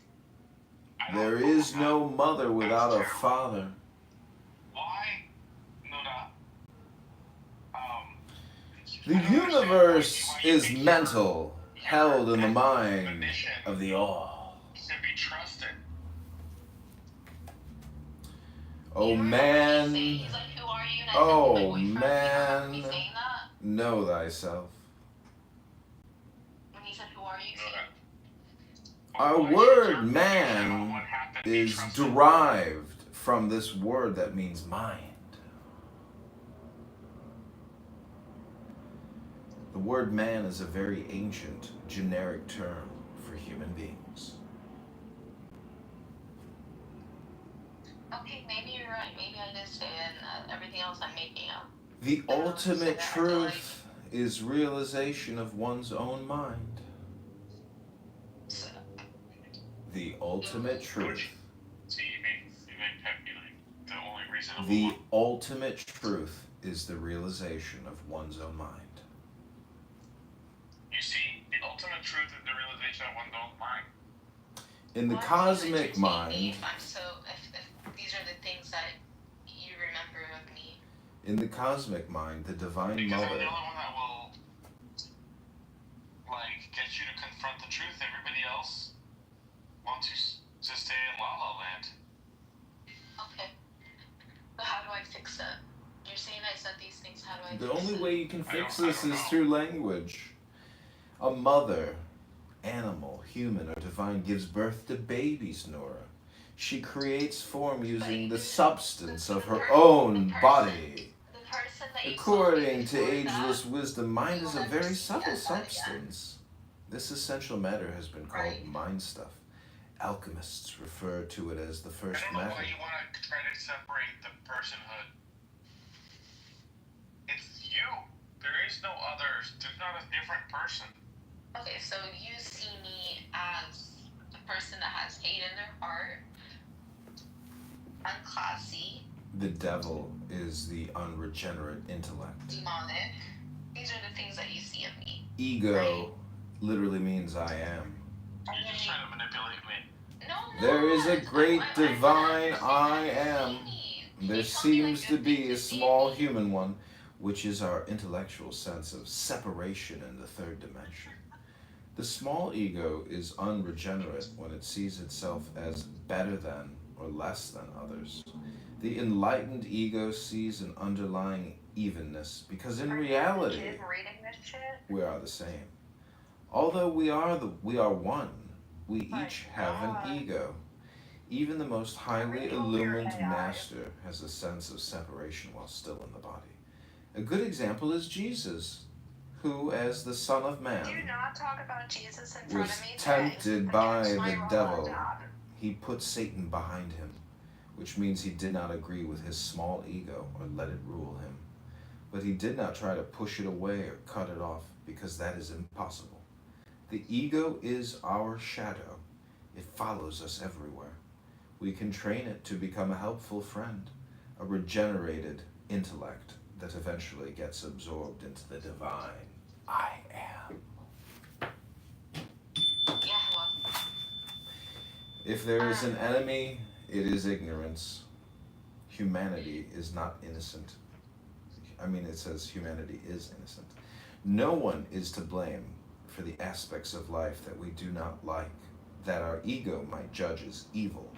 Especially, there is nothing wrong with ego. It just has a limited viewpoint, ignorance, or what I call brain rot. So it needs the loving support of our unlimited multidimensional self. The ego fears that which it perceives as not self. Anger and hatred arise from fear. Each of us is part of humanity. When one part hates another part, it is like cancer growing in the body of humanity. This is bad, wrong, should not be, has no right to exist. I will resist and push away this person, thing, circumstance, part of myself. This judgmental way of thinking, prevalent on Earth for a very long time, creates tremendous pain in the psyche of your average clownhouse user in ultra derecha. Judgment is the unregenerate intellect rebelling against the law of love, saying it has a right to judge self or others as good or bad. This stance creates war in the psyche. Stay empty of judgment and be full of peace. When we oppose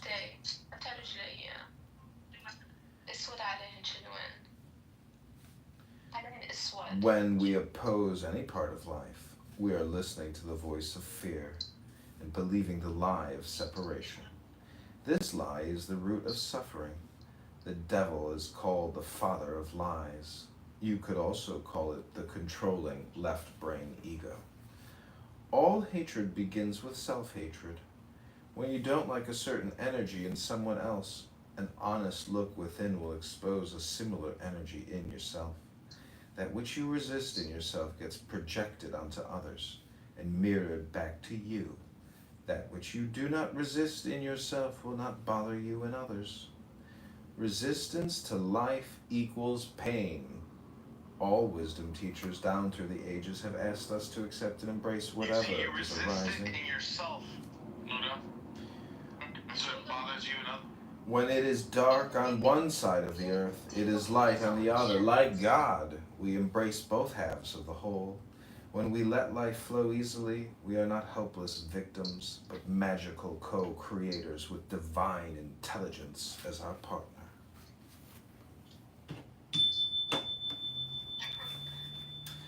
All these things I do, you can do them too, and more, said Jesus. In the preface he kindly wrote for this book, what did Jason mean by masters of life and nature? Here you go. Having... The strap in the back. Okay, thank you. You did get Panda Express. Having known him for 26 years... I saw it and I wanted it. I could tell. But, okay, Diego, I don't want you to think I'm, like, manipulating you. I'm just trying to take in what you're saying to me. I don't think you're trying to manipulate me any more than any, like, random woman. Okay, random woman, okay. I think that's just par for the course. Like, women try to do that. You know? So you don't think that I have hate in my heart? You just told me I have hate in my heart. Masters have no ego attachments because they no longer see themselves as separate from life. God works through such people. For example, here's a statement by a nature genius talking about drawing on the inexhaustible source. You think higher of yourself than There's no humility. No, I don't. I put myself down almost every day. I think I ruined my skin. What are you talking about? One can make a day of any size and regulate the rising and setting of his own sun and the brightness of its shining. The ancient masters were profound and subtle. I let you just constantly, I think I'm a master. Their wisdom was unfathomable. There is no way to describe it. All we can describe is their appearance. They were careful as someone crossing an iced-over stream. Alert as a warrior in enemy territory, courteous as a guest, fluid as melting ice, shapeable as a block of wood, receptive as a valley, clear as a glass of water. Do you think you're clear like a glass of water? What is something good that you think of me? Nura, it's not important. You see, your ego needs it, doesn't it? It's not important what Diego thinks about you, Nura. What's important is what do you think about yourself? Heaven is where thou standest. Oy vey. Got a lot of work to do, Nora. Gotta take that fat ass to the gym and read a book. It's true. I mean, having a conversation with Diego for infinity would be like infinite brain rot. Spirit merges with matter to sanctify the universe. Matter transcends to return to spirit. The interchangeability of matter and spirit means the star-lit magic of the outermost life of our universe becomes the soul-light magic of the innermost life of ourself. The energy of the stars becomes us. We become the energy of the stars. Stardust and spirit united, we begin one with the universe. Whole and holy, from one source, endless creative energy, bursting forth.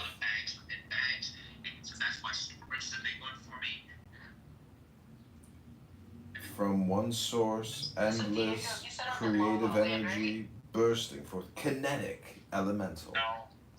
We, the earth, air, water, fire, source of nearly 15 billion years of cosmic spiraling.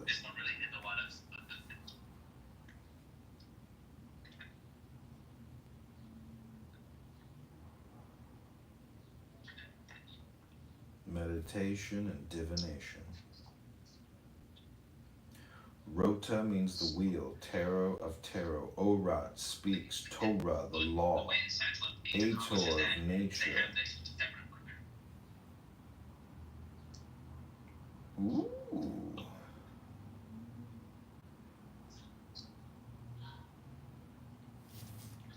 Do you get it now, Nora? It's a you problem.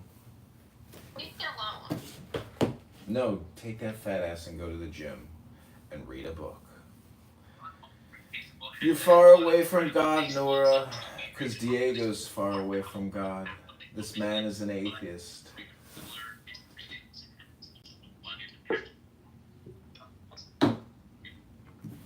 See, Princessia, if your emotional state of mind is dependent on having a conversation with Diego, you can expect to go no further. It has everything to do with nothing. Diego's just a schmuck on the internet that you're wasting your time talking to. Why don't you grow up, be a 40-year-old woman who takes care of herself? Hello?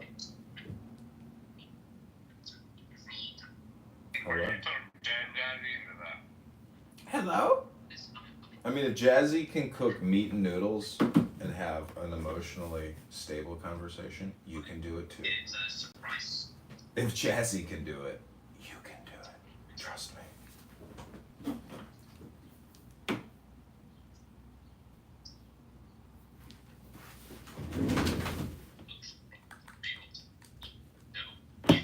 Do you have hate deep in your heart? Yes. Why?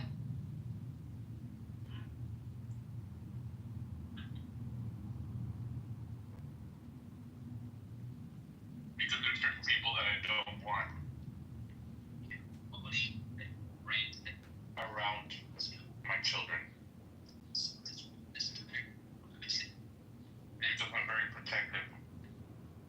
And I have to think ahead. I'm constantly looking for red flags. Because I don't want to be caught as a fool who's naive and gets involved in situations that you can't make sense of and say, and then I have to tap dance and say that's not the real me, you got it all wrong, and try to rewind something that may be irreversible. If I only get downgrading their internet service. I remember it. The North remembers. oh shoot. Pepper Farm remembers. You know, if your kid has a complex or something. That's why I take it with a grain of salt, though. I can hear the exaggeration. Okay, well, let's see how this shit works out. But when you said they're saying these babies are not outside. A lot of these children are into like after school programs. They are huge into them now. And you know what's dope about that?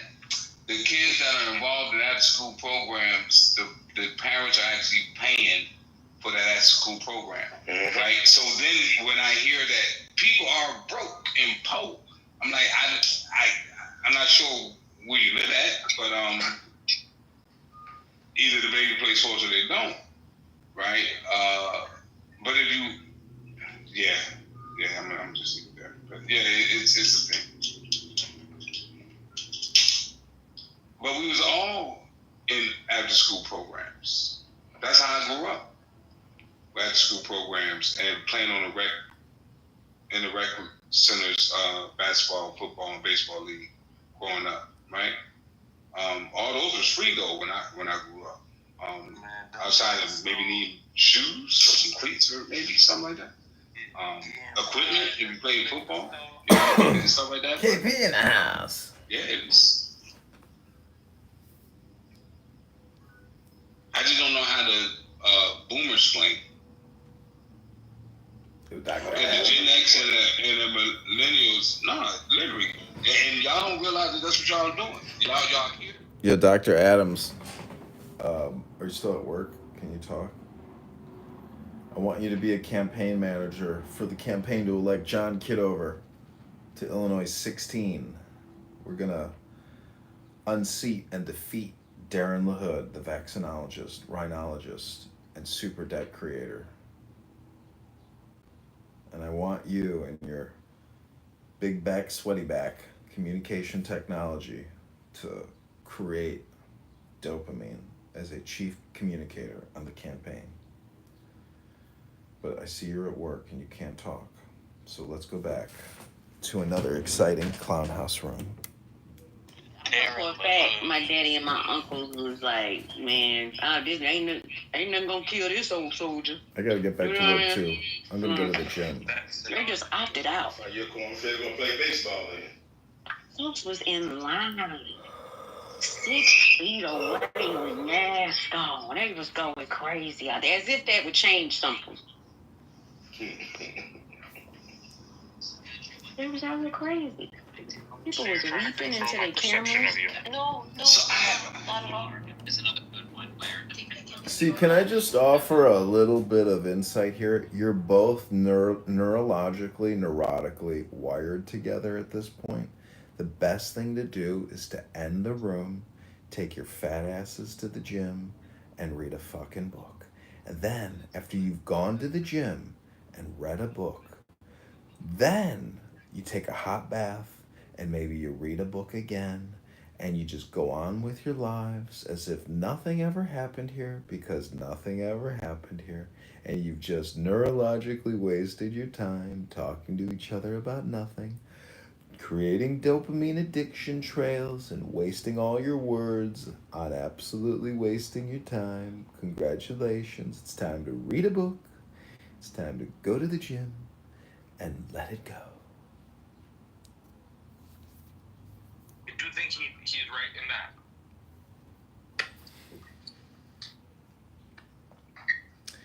Welcome back. Welcome back to SeaWorld. It's Julian's fantastic, amazing voyage. And he's not gay.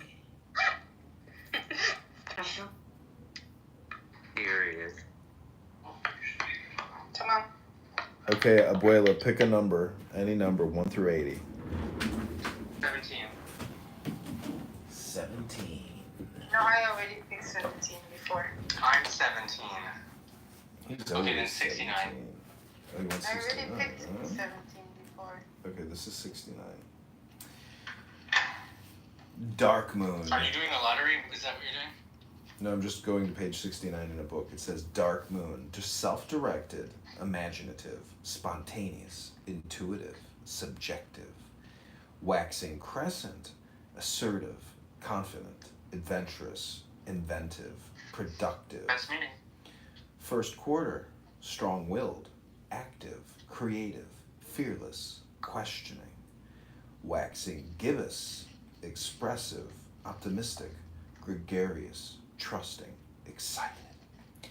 Full moon, sharing, interacting, energetic, fulfilling, objective. Waning gibbous, wise, thoughtful, compassionate, assimilating, sharing. Last quarter, forceful, sensible, philosophical, transforming, mature. Waning crescent, mystical, sensitive, sacrificial, prophetic, path of destiny.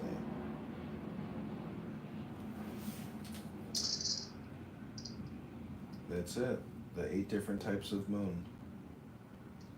Do 13. Okay. Number 13. To feel love is to experience God. Whichever way you turn, there is the face of God. Whatever you do to the least of these, brothers and sisters of mine on Clown House, you do to me. The matrix of Buddhahood permeates all sentient beings. All beings are therefore Buddhas in themselves. God is common to all. Kindness is my true religion.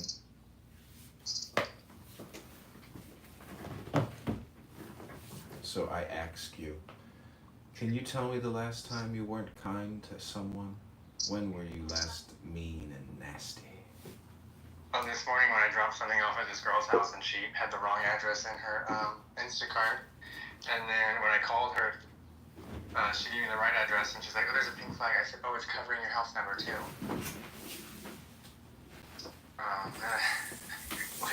Why the fuck do you have a delivery if you're going to cover your house number and not put the right house number on there? What are you doing?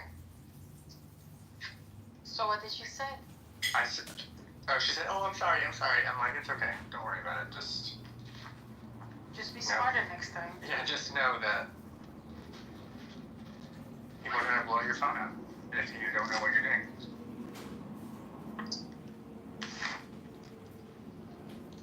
Oh, cute dog. It's like clothes. My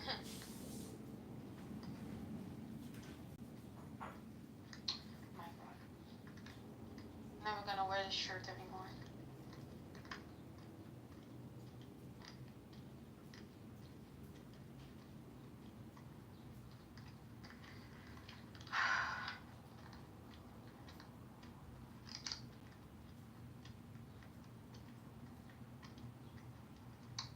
What is your favorite flower? My favorite flower? A rose, I think.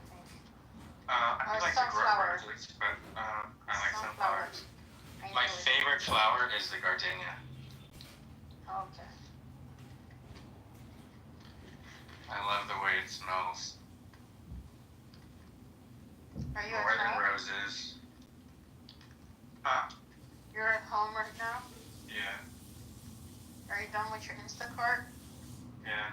and your road rage?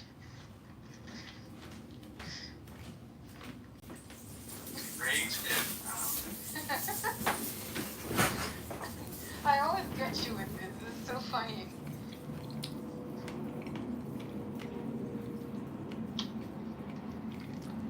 Rage is what? holy. Yeah, you think so? I am holy then? Yeah.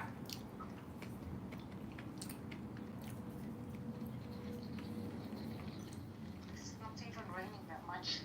What do you think about that, John? No, I think you gotta read more. Okay. I agree with that. Like, use this What app. do you? Read into your phone. You'll help unfuck your brain. I read George Bataille yesterday. Well, you didn't read it here, did you? The story of the eye.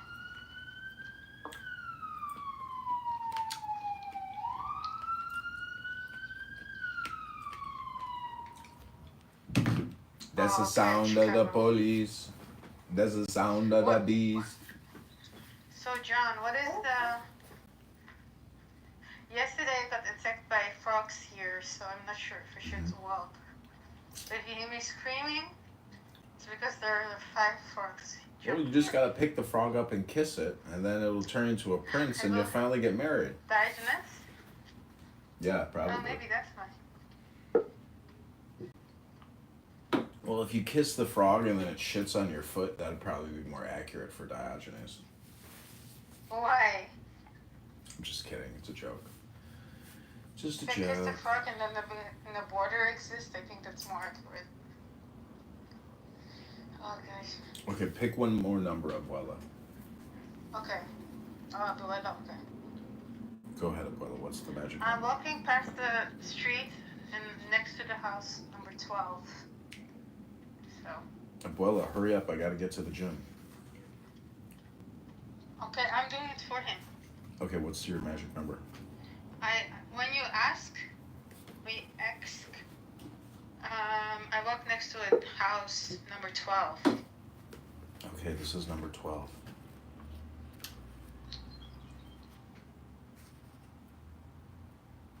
Bringing light into darkness. Even in the strongest in-betweener, evil is never totally vanquished. Yet there are times, especially during the Shema and the Amidah, when you are completely surrendered to God, your intellect awash in the sublime ecstasy, emptied in deep contemplation of the infinite spaciousness of the endless one. At such moments, evil is overcome and nullified. When the ecstasy passes, the selfish passions return. Yet everyone is born with the capacity to turn these passions Godward. As it is written, "Then I saw that wisdom surpasses folly on Clownhouse, as light surpasses darkness." As light effortlessly defeats darkness, and yet cannot erase it, so the in-betweener defeats evil, yet negative thoughts continue to arise. Do not dwell on such thoughts, but thrust them aside with both hands, countering the selfish with the selfless, refraining from anger, and offering kindness even to those who offend you. An in-betweener is not sometimes good and sometimes evil, but rather forever engaged in bringing selfish passions under the influence of selfless service. While this sounds like a life of inner struggle, the way itself is in fact effortless. Just as a burning candle doesn't struggle against the darkness, but effortlessly keeps it at bay, so you are not to fight your selfish nature, only to kindle the flame of kindness. Refraining from anger and offering kindness to everyone are how you live the way of the in-betweener. The Benoni in-betweener always struggles with both sides of the heart, the inclination for good and the inclination for evil. When contemplating Shema, hear Shema, O Israel, the infinite is God, the infinite is one. You surrender to the oneness of God, erasing all sense of separate self. The Amidah, standing prayer, is the central prayer of Jewish worship. During the Amidah, you stand in the presence of God and are annulled in that presence the way a wave is annulled in the ocean. In Zohar, we are taught that while passions arise of their own accord outside your control, you can choose how to respond to them. Okay, that's number 12.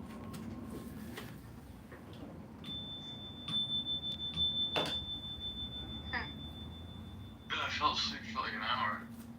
No, less. Did you have to sleep or not? What do you mean? Like, because I don't know if you had to work or not. No, I'm working, yeah. Hi! You little devil. Okay, my work here is complete. You want to listen to this song? Look how much fun they have.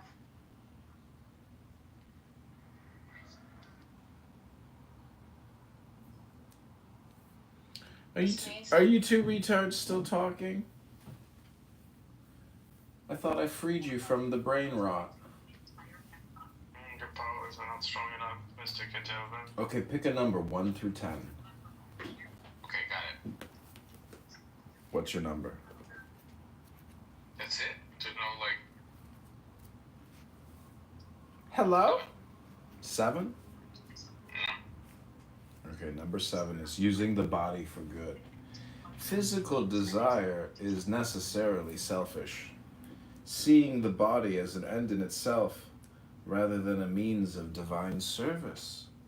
Yet even physical desire contains a spark of holiness, and because this is so, physical desire, while rarely self-transcending, can sometimes be steeped in compassion and goodness. For example, eating a meat of fat, beef, and spiced wine is a neutral act, but if done to make your mind more receptive to the teachings of Torah, or to honor the Sabbath and festivals, your intention to serve God elevates the act and all involved in its service to God. The same can be said of humor. If a joke is told to sharpen the mind and uplift the heart, it is in service to God. This, what is meant when we say an action is permitted. It is permitted because it releases the self from the bonds of selfishness. Rava was said to punctuate his Torah lessons with humor. Mutar, permitted, released, a rabbinic category of permitted actions because mutar means both permitted and released. The Alter Rebbe sees the second meaning as the rationale behind it. The in-betweener is not an ascetic. The pleasures of the body are not denied to you. On the contrary, they are there for you to hallow. For example, if eating and drinking are done solely to please the self, their full potential is not realized. When you eat and drink to sustain your life so that you can be of service to God and others, then the act of eating and drinking is hallowed. This is why permitted actions are called mutar, those deeds that release the narrow self into the greater reality of God and godliness. They are not simply permitted, but have the potential to unchain you from the constrictive illusion that you and Diego create on Clown House, and the world you inhabit are separate from God and the universe as a whole. Because everything is part of God, everything can be used in the service of godliness, and thus why you're fucked up, because you use Clown House. It's not in the service of God. The Talmudic sage Rava claimed that drinking wine made him more receptive to discovering the inner meanings of Torah.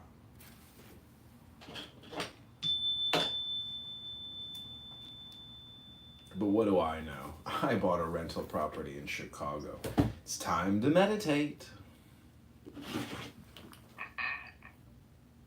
even though I'm like sharing the events of what happened, I don't see that as actually, I don't know, I wasn't sleeping.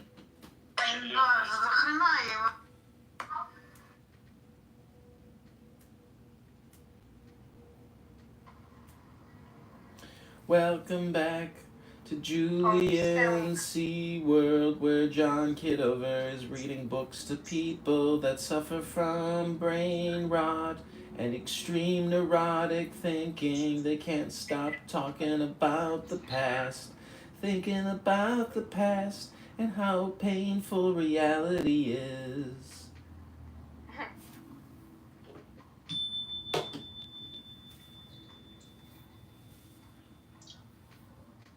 This has been your meditation release of the day. I hope you've enjoyed this podcast. I hope you think it's fun. Did you hear the music? Mm-hmm. Huh? Where is it coming from? Music. Yeah. Where's your hot dog and sushi? No. Where is that from? Is that right here?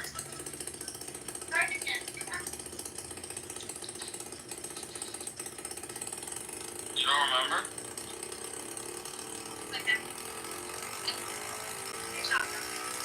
I didn't tell you lunch. Alright. Well, remember then. Damn, calm down. No.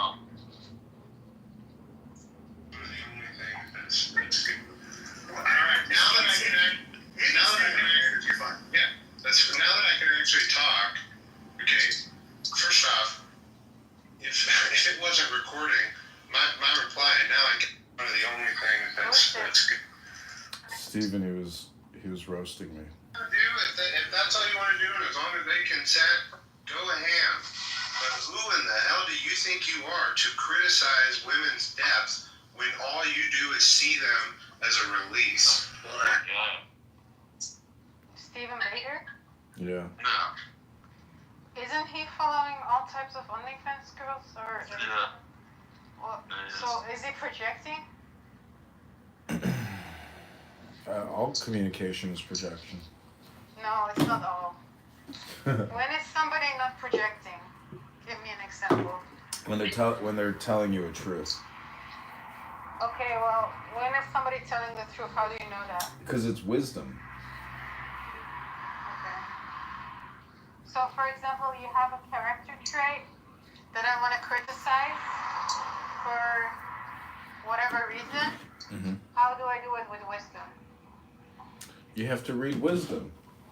Mm-hmm. So, for example, may the Lord of peace himself give you his peace at all times and in every situation. The Lord be with you. What happened to the cross? He has told you, oh man, what is good, and what does the Lord require of you but to do justice, Jesus isn't good enough for you? to love kindness, and to walk humbly with your God? My health may fail, and my spirit may grow weak, but God remains the strength of my heart. He is mine forever. The Lord is gracious and full of compassion, slow to anger, great in mercy. The Lord is good to all, and his tender mercies are over all his works. It is a good thing to receive wealth from God, and the good health to enjoy it. To enjoy your work, Abby, and accept your lot in life, that is indeed a gift from God. Blessed is the man who endures temptation, for when he has been approved, he will receive the crown of life which the Lord has promised. Do not be conformed to this world, but be transformed by the renewing of your mind, that you may prove what is good and acceptable and perfect to the will of God.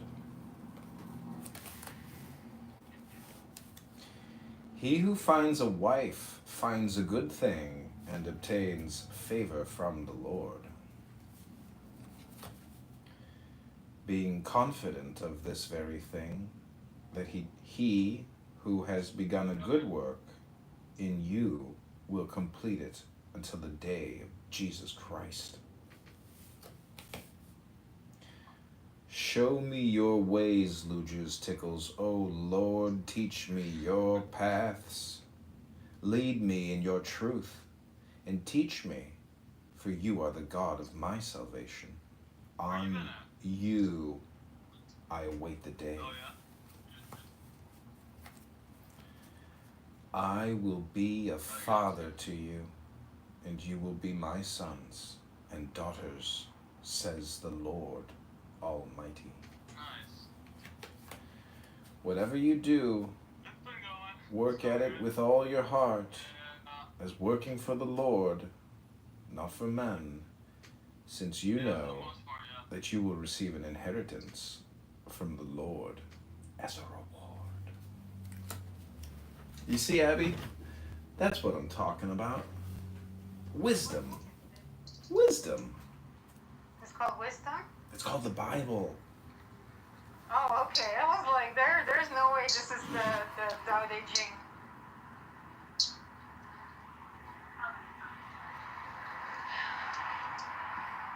Is this how you teach me how to be a better person? Yeah, those are select verses from the Bible.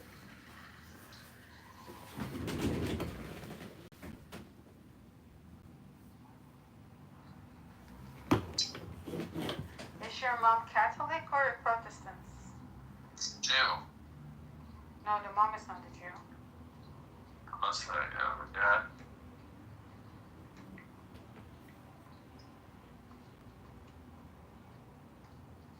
Oh yeah? Hi.